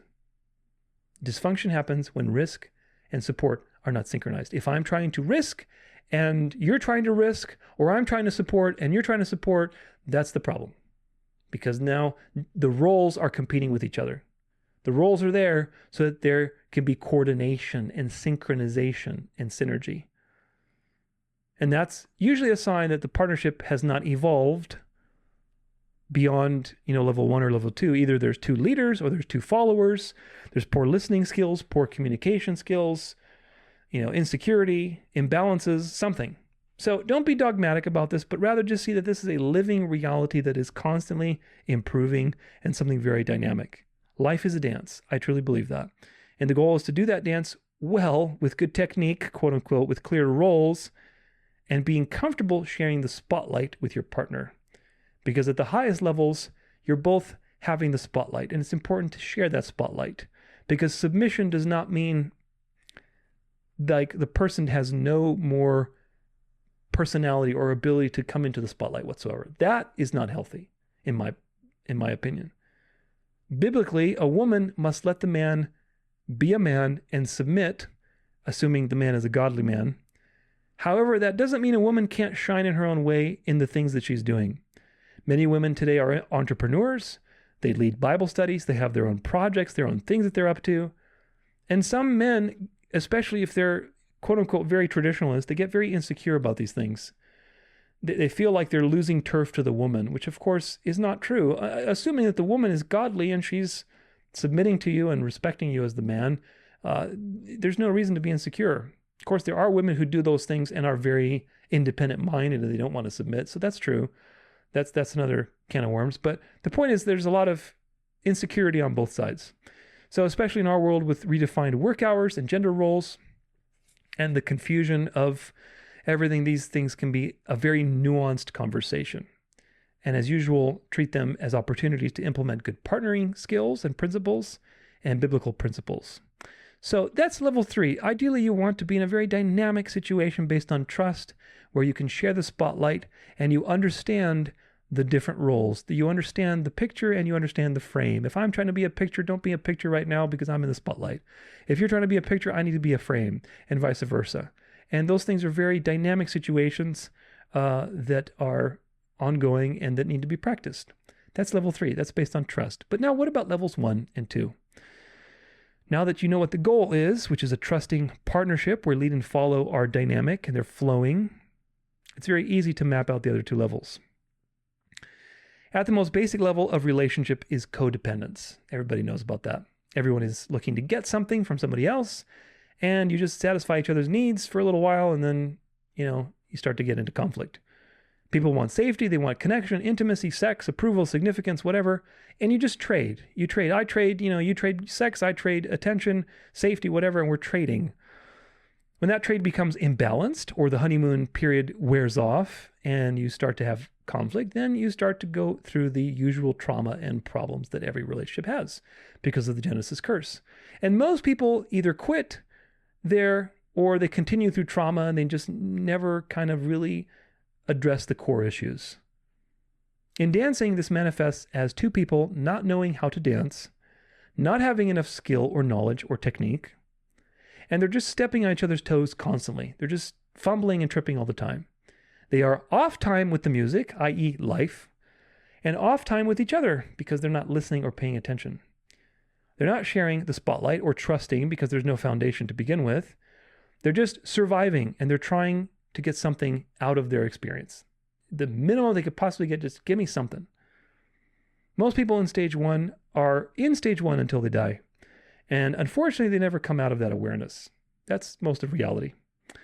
Even born-again believers can struggle with these things, but being born again, both of you, important, can help you get to at least stage 2, I believe, because you have new skills, you have a new heart, new desires, and I think that can help you advance beyond codependence.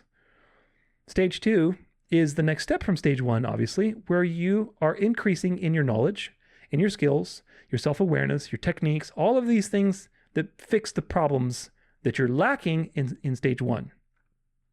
You learn new steps, you learn to listen to the music and stay on time, you learn some basic posture and form, you basically learn some various skills, and eventually you're just not dependent on the other person for your balance. You're not leaning on them, you're not pulling on them, you're standing on your own, if you can follow all of these as metaphors for life. Whenever I would dance with beginners, it would be exhausting. It'd be exhausting because they tug, they pull, they droop, they push on my body all the time. And doing that for years and years and years, especially throwing them around in dips and all sorts of things, it really wears on your body because they have no control. They needed me for balance. Literally, they needed me for balance. If I let go, they would fall over sometimes. And so that's really rough on your body. I always joked with them that my goal was one day for them not to need me anymore, which is true, which is actually true. My business model has always been to try to make people not dependent on me, which unfortunately was not the business model of the dance world. The dance world was very much a predatory situation where if you were dependent, great. I'm going to keep you as dependent on me as possible so you can take lessons from me until you die. And so I can get nice and fat. So that was not me. I always wanted to make people independent and stand on their own so that if they wanted to continue lessons, then great. That's a choice, a free will choice that you made. Freedom of conscience. So that was only something that drove me. But nevertheless, I always joke with my students that way. And the same is true with my Bible study videos. The same is true. My goal is to train you to be independent-minded and for you to take a leadership role in your life with the Bible and with the knowledge that you gain from my videos, with history, with scripture, with whatever else. If you are just passively consuming my videos and you are not doing anything with it, when these videos are unique on the internet, my friends, they are. Because some of the people that talk about what I talk about, they have loads of problems, like the Adventists. So my videos are unique. I'm not patting myself on the back, but they're just unique. Let's face it. That means that they are a gift from God. Not that I'm a prophet or anything like that, but I'm just saying God has given me this gift and I'm sharing that gift with you. I've prayed for discernment. I prayed not to be deceived. God gave me the gift of having time and having the resources to be able to put all this together for you. And I truly believe that knowledge is a gift from God. So treat it as a gift from God. I appreciate so many warm and thankful notes I get every single day of how their lives have been changed because of my videos. That's awesome. It really is. It really makes a difference. It makes me feel like I'm doing something good, doing something right with what God has given me. However, I really will know that I'm successful when you do something with what you've learned in your own personal life and you actually bring the knowledge into reality. Because ideas are up here. You can have an idea to start a podcast. You can have an idea to start a Bible study group. You can have a great idea to start a home church or whatever else. You can have lots of ideas. But until you actually do it and you bring it into the world and you make it a physical reality, okay? Marriage, you can read about marriage all day long.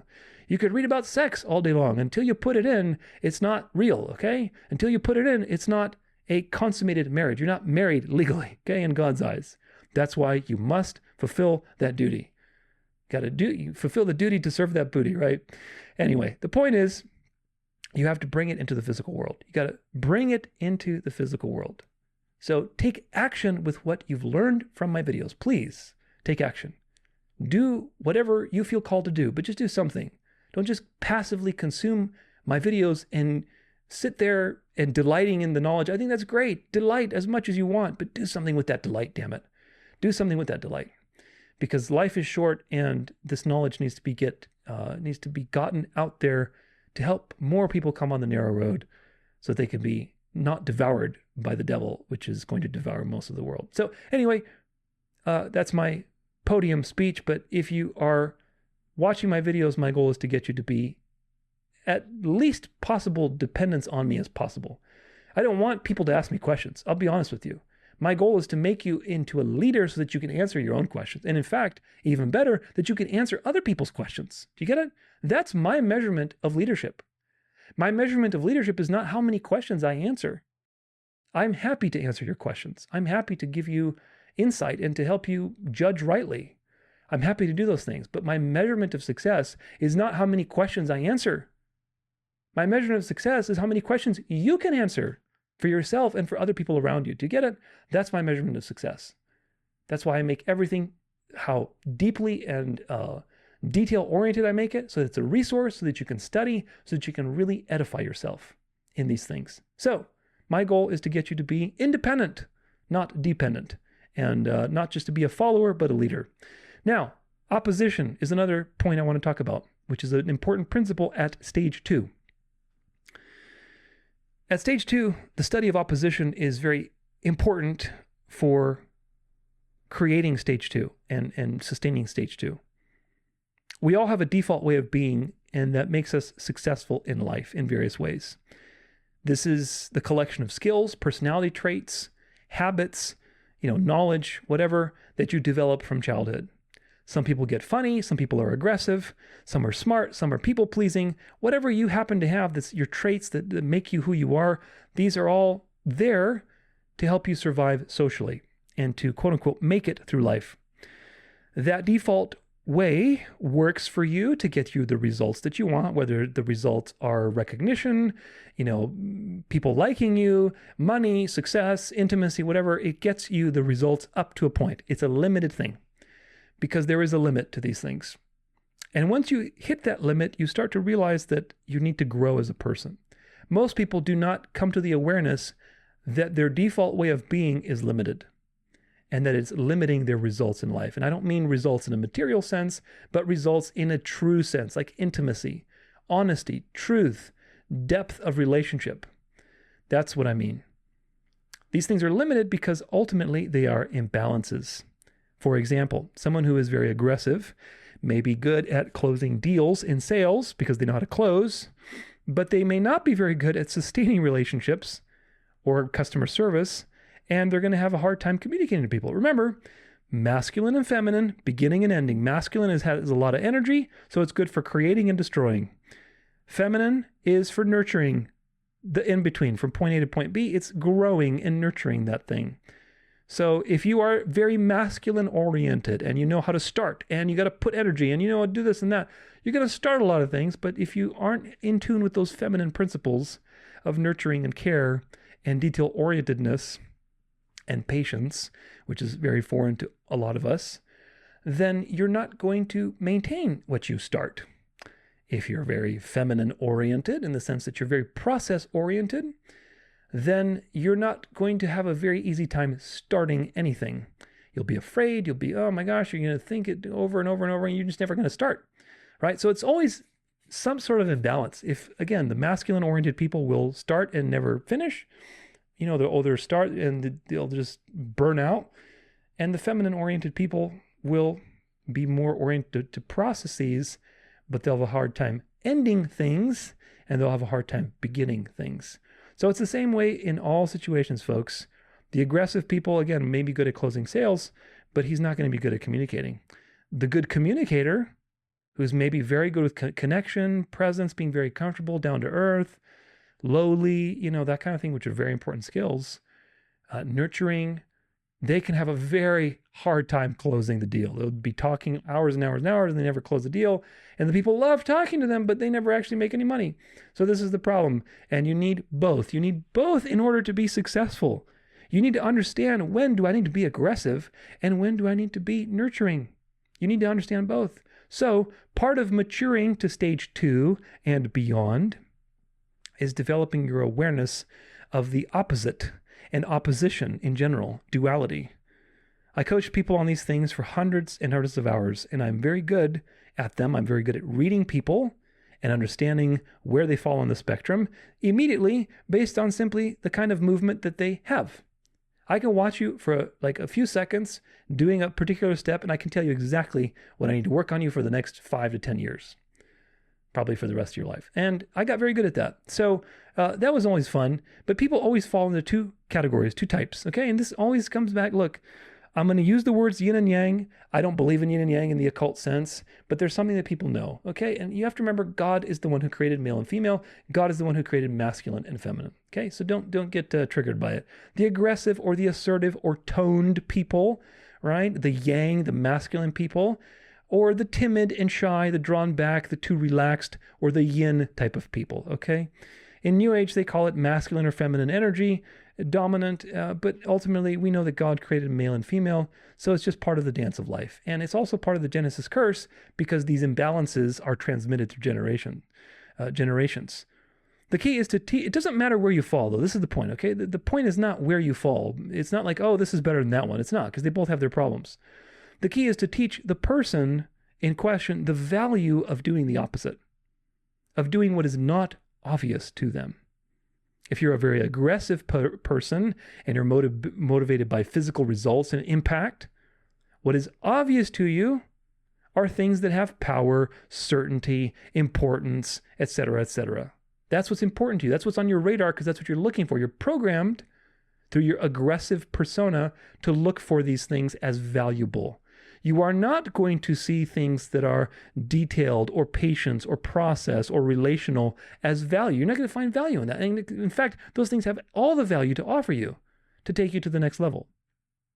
If you're a shy and you're more timid kind of person, you're more motivated by process or connection and relational things, what is obvious to you that has value are things that have detail, stability, relational value, connection, atmosphere. You're going to be motivated by that kind of stuff. Now, these 2 people, if you put them in a room, they're like speaking Chinese and Arabic. They're speaking completely 2 different languages of reward mechanisms and what they want in life. They're going to get completely frustrated by the other person. They're not going to be able to relate whatsoever. So the secret is that in order for them to excel and become leaders and unlock partnership, true partnership or synergy, and trust and be able to partner with each other, they have to learn the opposite. They have to learn the opposite. The aggressive person needs to learn process, patience, and connection. The shy person needs to learn assertiveness and courage. When they learn and implement the value of what is not obvious to them, of what is opposite to their way of being, then they can utilize both sides and become balanced in their approach and have wisdom.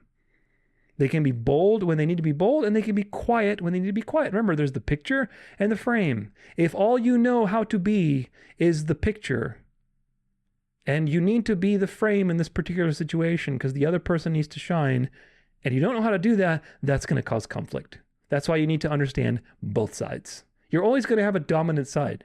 I'm never going to be a timid, meek person, okay? I'm always trying to work on my humility. I'm trying to always see the value of patience and quietness and atmosphere and connection. But naturally, I'm a dominant person. I'm just a dominant type A person. I grew up with 2 parents that were dominant type A, aggressive people. And that's just the way we are. Eastern European, okay? I'm never going to change in that regard.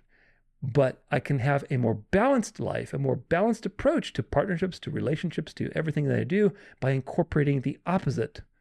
And of course, that's very valuable.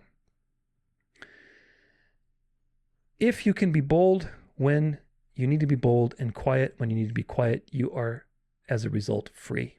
You are free because you're not trapped in the trauma of your programming, in the trauma of your default way of being that programs you to act a certain way all the time.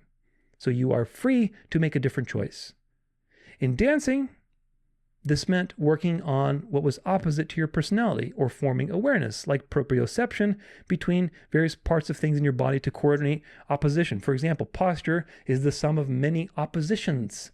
I stand up. I'm not just arching my back like this. I'm standing up straight. I'm squeezing my abs in. My shoulders are down. My lats are squeezed. There's multiple opposing muscles that are working to create a posture, to give you that posture, that nice posture look.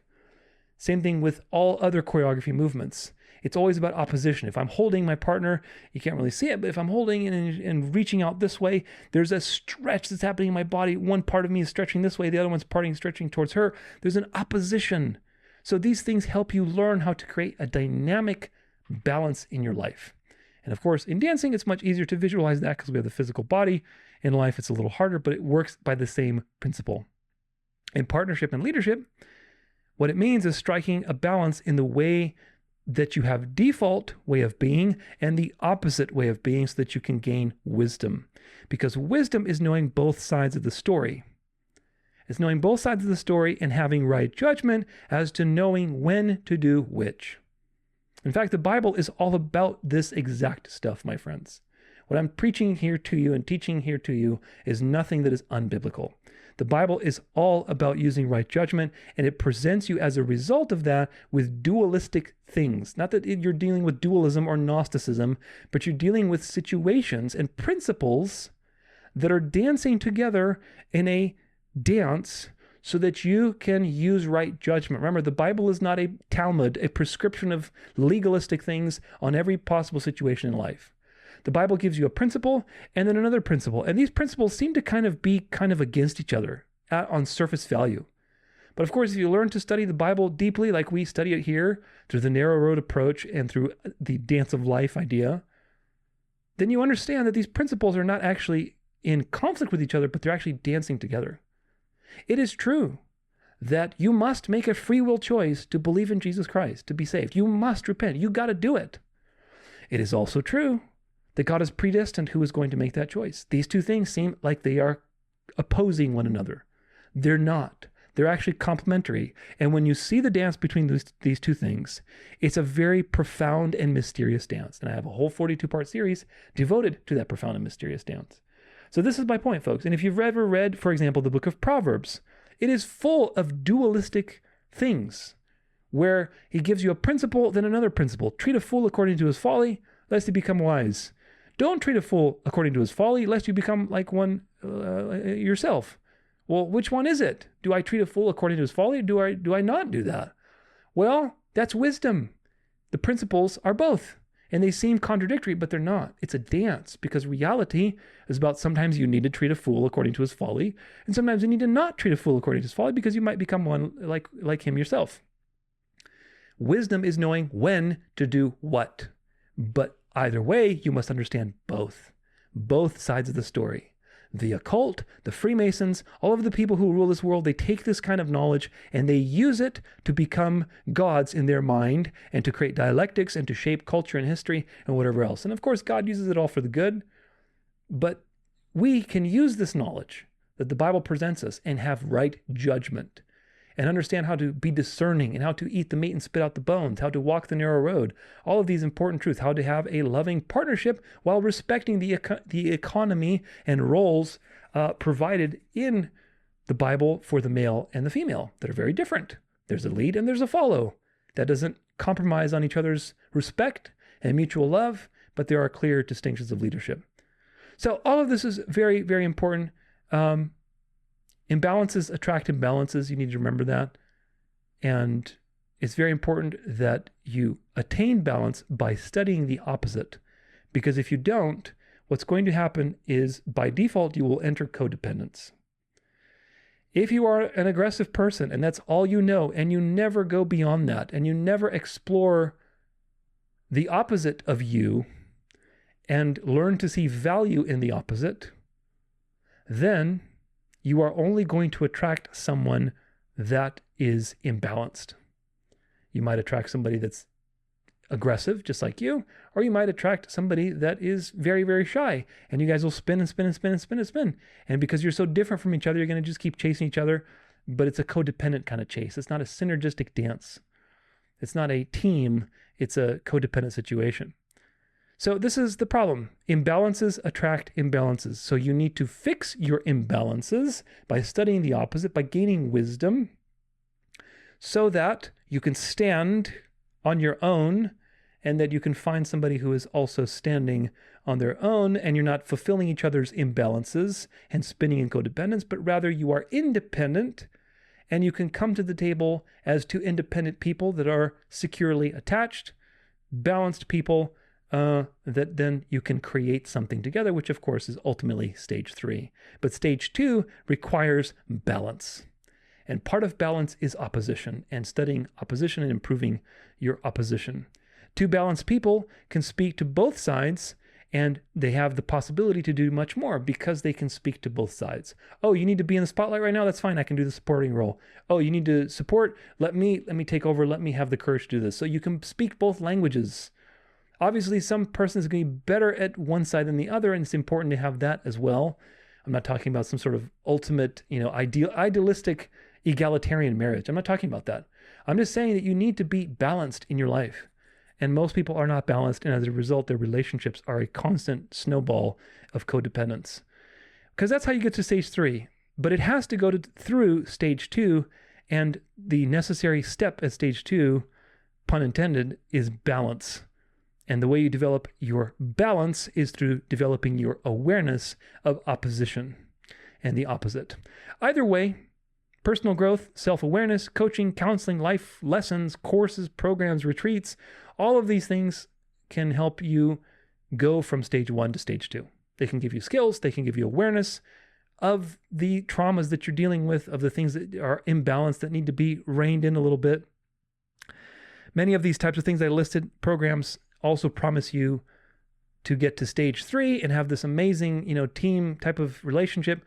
However, again, I reiterate my point that I do not believe stage 3 can be attained and maintained fully without God in your life. I believe you have to be born again. After everything I've experienced, I believe you have to be born again. Both people have to be born again. And God has to be guiding that marriage in order for you to get to stage 3, where you are in a trusting, loving, as designed by God type of relationship. So I don't think you can truly trust until you've trusted God with your life, until you've believed the gospel, especially the monergistic gospel, because you understand what it means to submit to God, to surrender, to trust in God truly when you realize that God is sovereign. And when both people realize that, that's a beautiful thing. That really is. It really sets the foundation for you to trust each other. It truly does. But if you're both caught up in synergistic delusions, then what can you do? There's many avenues for the devil to deceive you on both ends. Now, stage 2 is something that some people get to with work and self-awareness and reflection. So the Bible has lots of prescriptive things to say about individual and relational behaviors. It has a lot of wisdom to offer you in walking the narrow road, how to avoid imbalances, how to use right judgment, how to love. We've read a lot of the verses today. That's why everything I do, I always give you both perspectives. I always give you everything so you can see the dance and then you can walk the narrow road with it. If we practice what the Bible says, I believe we can get not only to stage 2, we can get to stage 3. That's what it's about. Stage 2 is the opposite of codependence. It is independence. Independence. So stage 1 is codependence. Stage 2 is independence. People are now not leaning on each other or relying and trying to fix each other's needs and, whatever else, but rather they are standing on their own space, integrating oppositions within themselves and having balance, doing their own part, being able to stand on their own, et cetera, et cetera. They're not constantly going off balance by their dominant way of being, and they're interested in what's not obvious to them, et cetera, et cetera. Again, in the attachment styles, if you know what those are, it would be called securely attached versus anxiously attached, avoidant, fearful avoidant, anxiously attached, dismissive avoidant, and so on and so forth. A securely attached person has a balanced nervous system, so to speak, relatively speaking, obviously.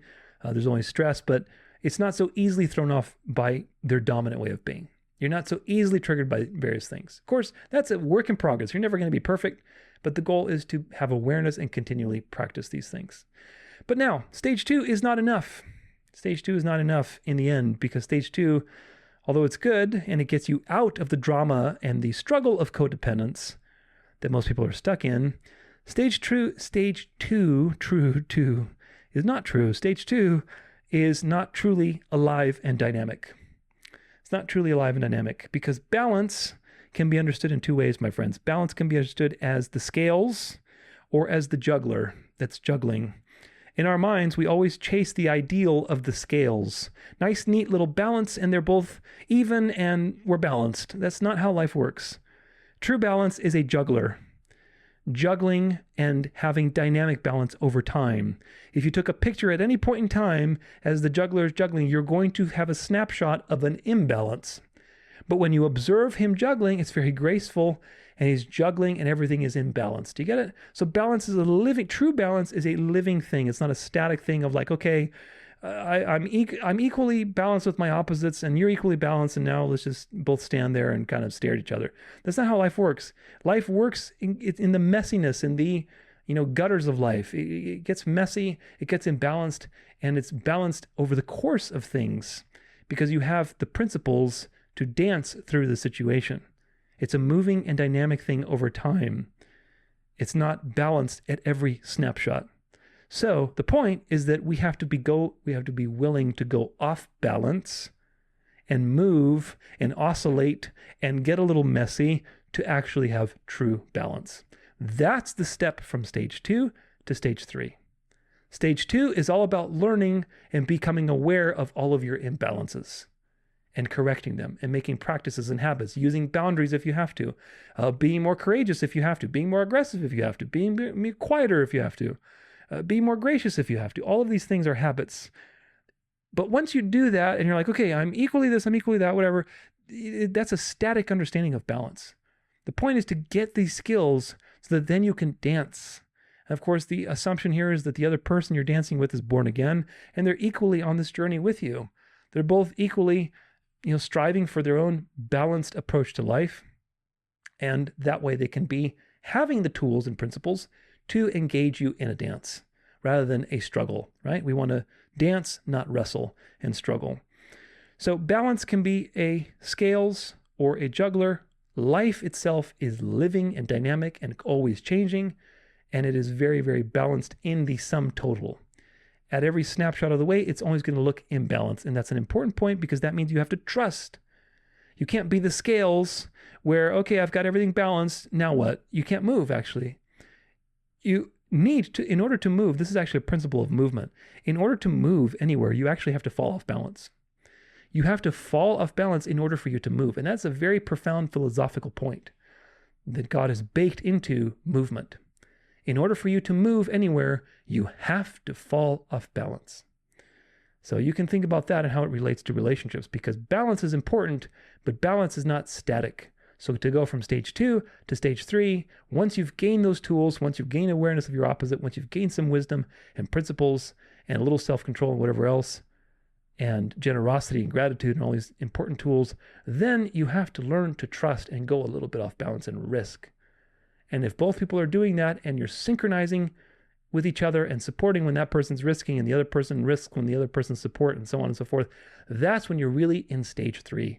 And you're entering that synergy, that teamwork, that natural flow that, of course, is unfortunately very rare. But this is what it is. So you have to be willing to go off balance. In stage 2, both people can do their part and do all the right things and have a very balanced, quote unquote, life. But it can be a very lifeless marriage because there's no risk, no courage, no spontaneity, no dynamics, no trust. So you can do everything right. You can have all the finances taken care of. You can have all the schedules made, everything, but it can be a lifeless, sexless marriage. Who wants to have that, right? That's why to go from stage 1 to stage 2 is something that I believe the world can help you with. Obviously, God is important at all stages, but the world can help you do that. The world can help give you skills and training and whatever else, because these are material changes that need to happen. Habits, emotions, everything else. The Bible, too, obviously can help you with these things. And these are generally physical and emotional changes and habits that need to change. New actions, life rules, boundaries, physical skills, knowledge, practical things. These are measurable things. However, to go from stage 2 to stage 3, I believe is something only God can help you with. Because from stage 2 to stage 3 is a spiritual leap, not a worldly one of more skills. There's nothing for you to learn at that point. There's no more learning or wisdom. That's only part of stage 2. It's an ongoing practice. The thing that happens to take you from stage 2 to stage 3, and you're going to be going up and out, up and out, up and out of him, is a continual practice of trust, both in God and each other. And that's very difficult to do, but that's how you do it. And that's a spiritual leap. It's not a leap of knowledge. It's not a leap of skills. It's a spiritual leap, because trust is the main foundation of stage 3. It's not about anything measurable. So it's actually about surrender and what you don't do. Get it? It's about surrendering to God and trusting the other person, which are very, very difficult things. And it's also about something that happens over time, not overnight. It's a practice. Even just like stage 2, it's a practice. It's a practice of ongoing developing your wisdom, your awareness of opposition, of opposites, of the opposite way of being, of incorporating a different choice. Those are practices, life practices. But part of that life practice to take you to the top of the top is trust. And of course, that is hard to do. It's easier to do when somebody else is on that journey with you. They're born again. They're working on their imbalances. They're doing all these things and working together. And then you can practice trusting each other. That's where the magic happens. And of course, that's where the best intimacy happens also. I want to tell you a little bit about my own story with this 3 stages of partnership. I told you that I had a hard time implementing these things in my personal life because I lacked God. With my romantic relationships, I pretty much stayed at stage 1 for all of them. But I lived the 3 stages through my dance partnership. My first partnership that lasted 7 years was very codependent.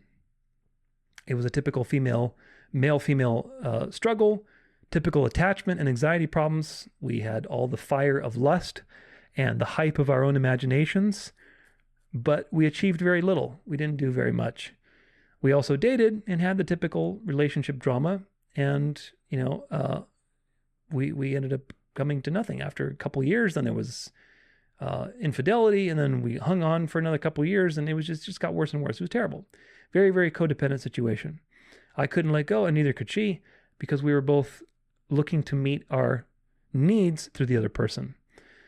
My second partnership lasted 4 years, and it was very independent.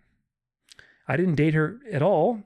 It was actually strictly business. We didn't really have sexual chemistry, and we were just going through the motions. We were very good at our choreography. We were on time. We were very precise, but our relationship, quote unquote, was very stale. It was very stale because it wasn't convincing on the floor. Nobody bought the love story between me and my partner because there was no love story. There wasn't anything convincing. We were very good at our choreography. We were very on time. She was actually, believe it or not, she was actually very, very, compared to the other girls that she was competing against, she was actually much stronger and much better footwork and better technique. But nobody noticed her on the floor because she was afraid. She's not the kind of girl to shake her breasts in your face and to do shimmies and to have she didn't want to be out there. And that didn't really get me going. And so it was just this stale partnership.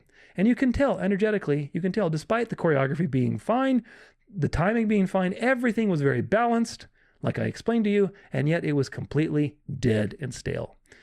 Ironically, when we started to have some sexual chemistry towards the end, because she was starting to, I think, have trouble with her own boyfriend at the time, and that was coming to an end, and we were getting coaching and starting to have some breakthroughs in her personality. She started to get more confident. She started to pretend, because in dancing you have to pretend. That's why, by the way, it makes it so difficult if you're a professional not to date the person, because you're traveling together, you're putting on these airs and relationship things, you're acting it out. Eventually, if you're both straight, like, all right, it's just much easier. So we started to have those kind of chemistries towards the end, which is really funny because right as that was happening, everything came crashing down. Her relationship collapsed and she ended up moving to another state with her parents, and I never saw her again. So that was really funny. But at the end, we started to finally have some of that sexual chemistry and to be a little more convincing on the floor, like, oh, okay, what's going on here?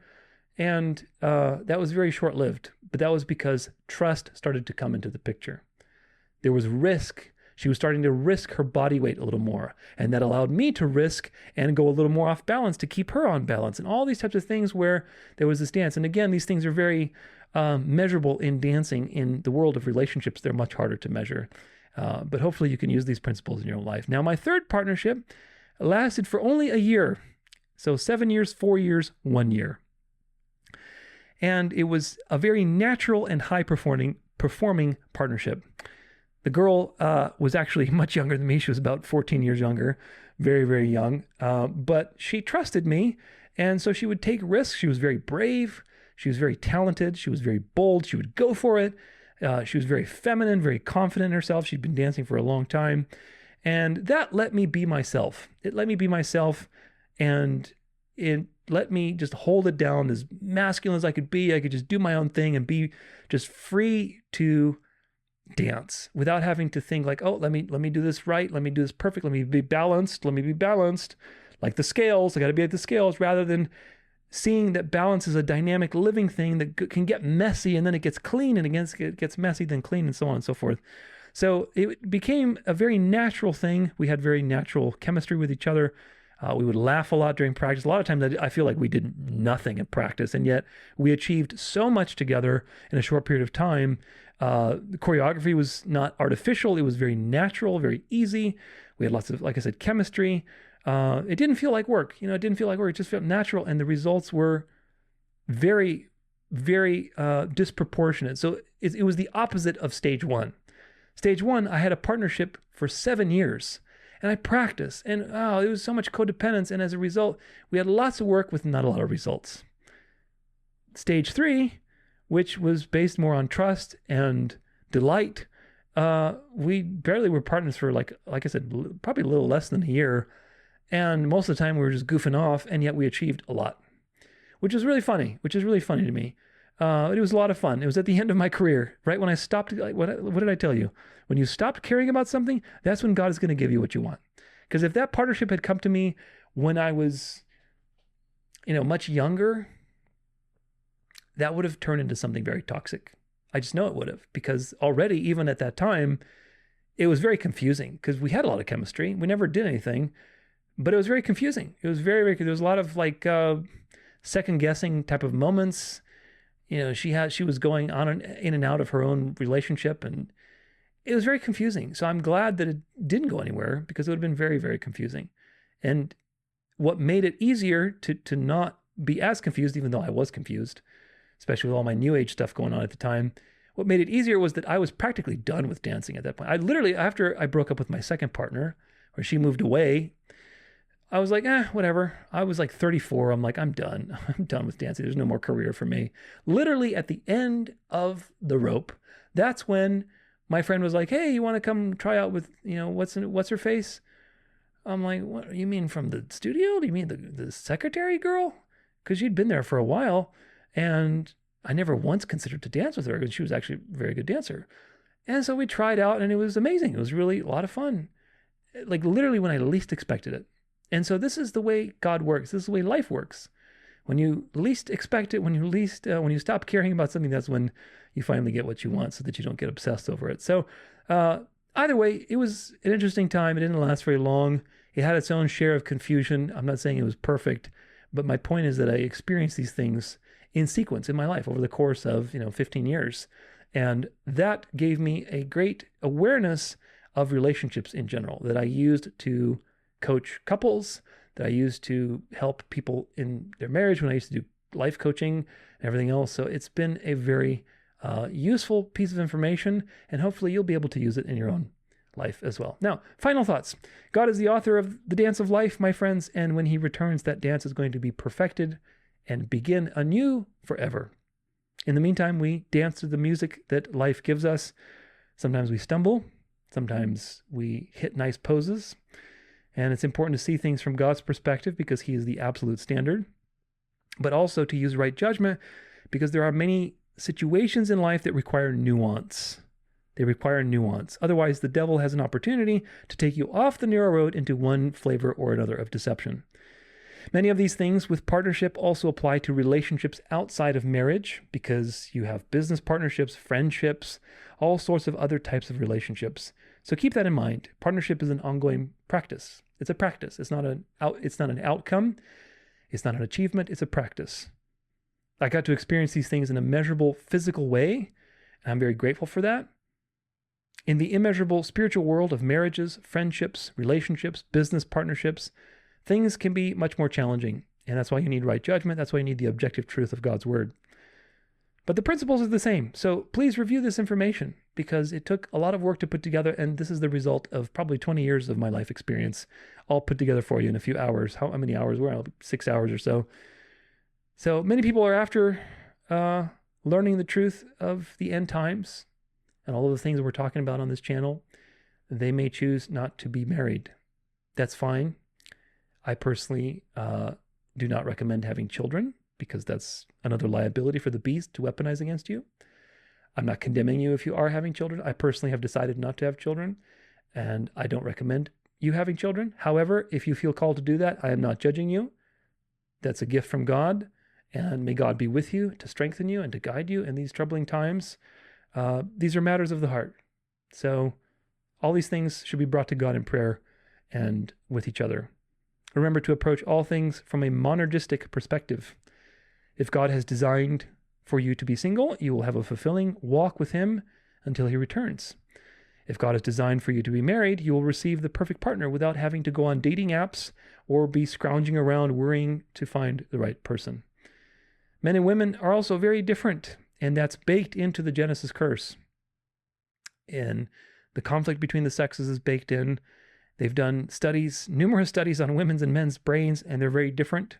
Very, very different. Arousal is one of the reasons why men and women are different. Women, for example, can separate arousal from cognition.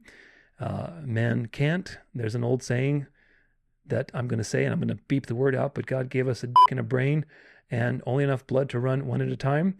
And so if you've ever heard that saying, no, if not, you've heard it now.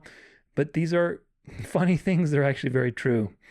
They're very true. And that difference, just that simple difference of how the brains are wired, makes for so many differences in how we perceive reality, how we perceive conflict, our hormonal differences, testosterone, estrogen, dopamine, serotonin.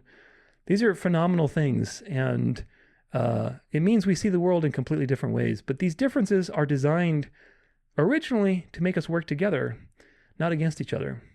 They're designed for Eve to be the helper for Adam, and Adam to be the protector of Eve and to be her partner, to be partners in the dance of life. And of course, the devil sees these things and he sees these differences. He says, how can I twist these to make them destroy one another? And that's the world that you're in. But through God, all things are possible. And that's why both people need to ultimately submit to God, and why God is always the third person in the marriage. Always. Without God, the devil is going to use your differences against you, and you will always be at each other's throats, even if you think you're so balanced in your approach to life, like I was with my second dance partner. It'll be a stale and lifeless marriage. So there's always a way the devil will use the dance of life and turn it into the dance of death. That is a downward spiral and destructive. But with God, you will reach stage 3 of partnership, and you'll do things together that you cannot do on your own, because that, my friends, is the point of partnerships. Ultimately, that points to the reality of the gospel. You cannot save yourself. You need God. You need a partnership with God. And of course, when I say partnership, I don't mean like he's waiting on you to cooperate, but you need a relationship with God. You cannot save yourself. You cannot get to be like God on your own efforts. So you need relationship in order to do something that you can't do on your own. And the same in a lesser way, much lesser, but nevertheless designed to point to that truth. And the same way is a marriage and a partnership. A partnership is there for you to be able to do things that you cannot do on your own. That's the whole point. That's the whole point of dancing together. The whole point of having a marriage, the whole point of life, right? Is to do something that you can't do on your own. And of course, God has made some of the most enjoyable things, like sex, dependent upon partnership by design, because it's a reward for practicing your relational skills, because God is relational. Remember that God's love is perfect and that nobody will love you like God. Don't expect anyone to love you unconditionally like God, because they can't. Nobody can. You might have moments like that, but nobody can love you completely unconditionally like God loves you. I heard someone say once that honest love is better than perfect love. And it's true. We want to find that perfect love, that perfect person with all the perfect qualities, especially if you're a perfectionist. And what matters, my friends, is that you find somebody that honestly loves you, who is honest, who is loyal, who shares your values, who loves God more than they love you, honestly, who is honest. That is honest love. And if you follow the advice to find someone that loves God more than they love you, and you're working on the things that, if you're single and you're working on those things, even if you're married, you should be still working on those three things, those three pillars for each one, because it's an ongoing practice. God is going to overcome the shortcomings you both have in loving one another. There's always going to be shortcomings. There always will be shortcomings. But in submission to God, you can conquer. So until next time, I hope this was edifying for you, wherever you happen to be, whether you're single or dating, or you're waiting for the love of your life, or you're married to the love of your life, wherever you happen to be. I hope you learned something, and I hope that you will pass it on to others around you and edify others in their own marriages, in their own pursuit of love, of dating, of whatever else they happen to be, so that they are not deceived. They're not deceived off the narrow road, but rather get closer to God, get closer to the gospel truth through something so beautiful that God designed, which of course is marriage. And of course, one day, none of these things will matter, my friends. So remember that all of these things point to eternity, the coming rest with our Lord and Savior, the groom, who is coming right on the horizon very shortly in our generation, I believe. And that's quite the thing to look forward to. So hallelujah, Maranatha, and we'll see you next time.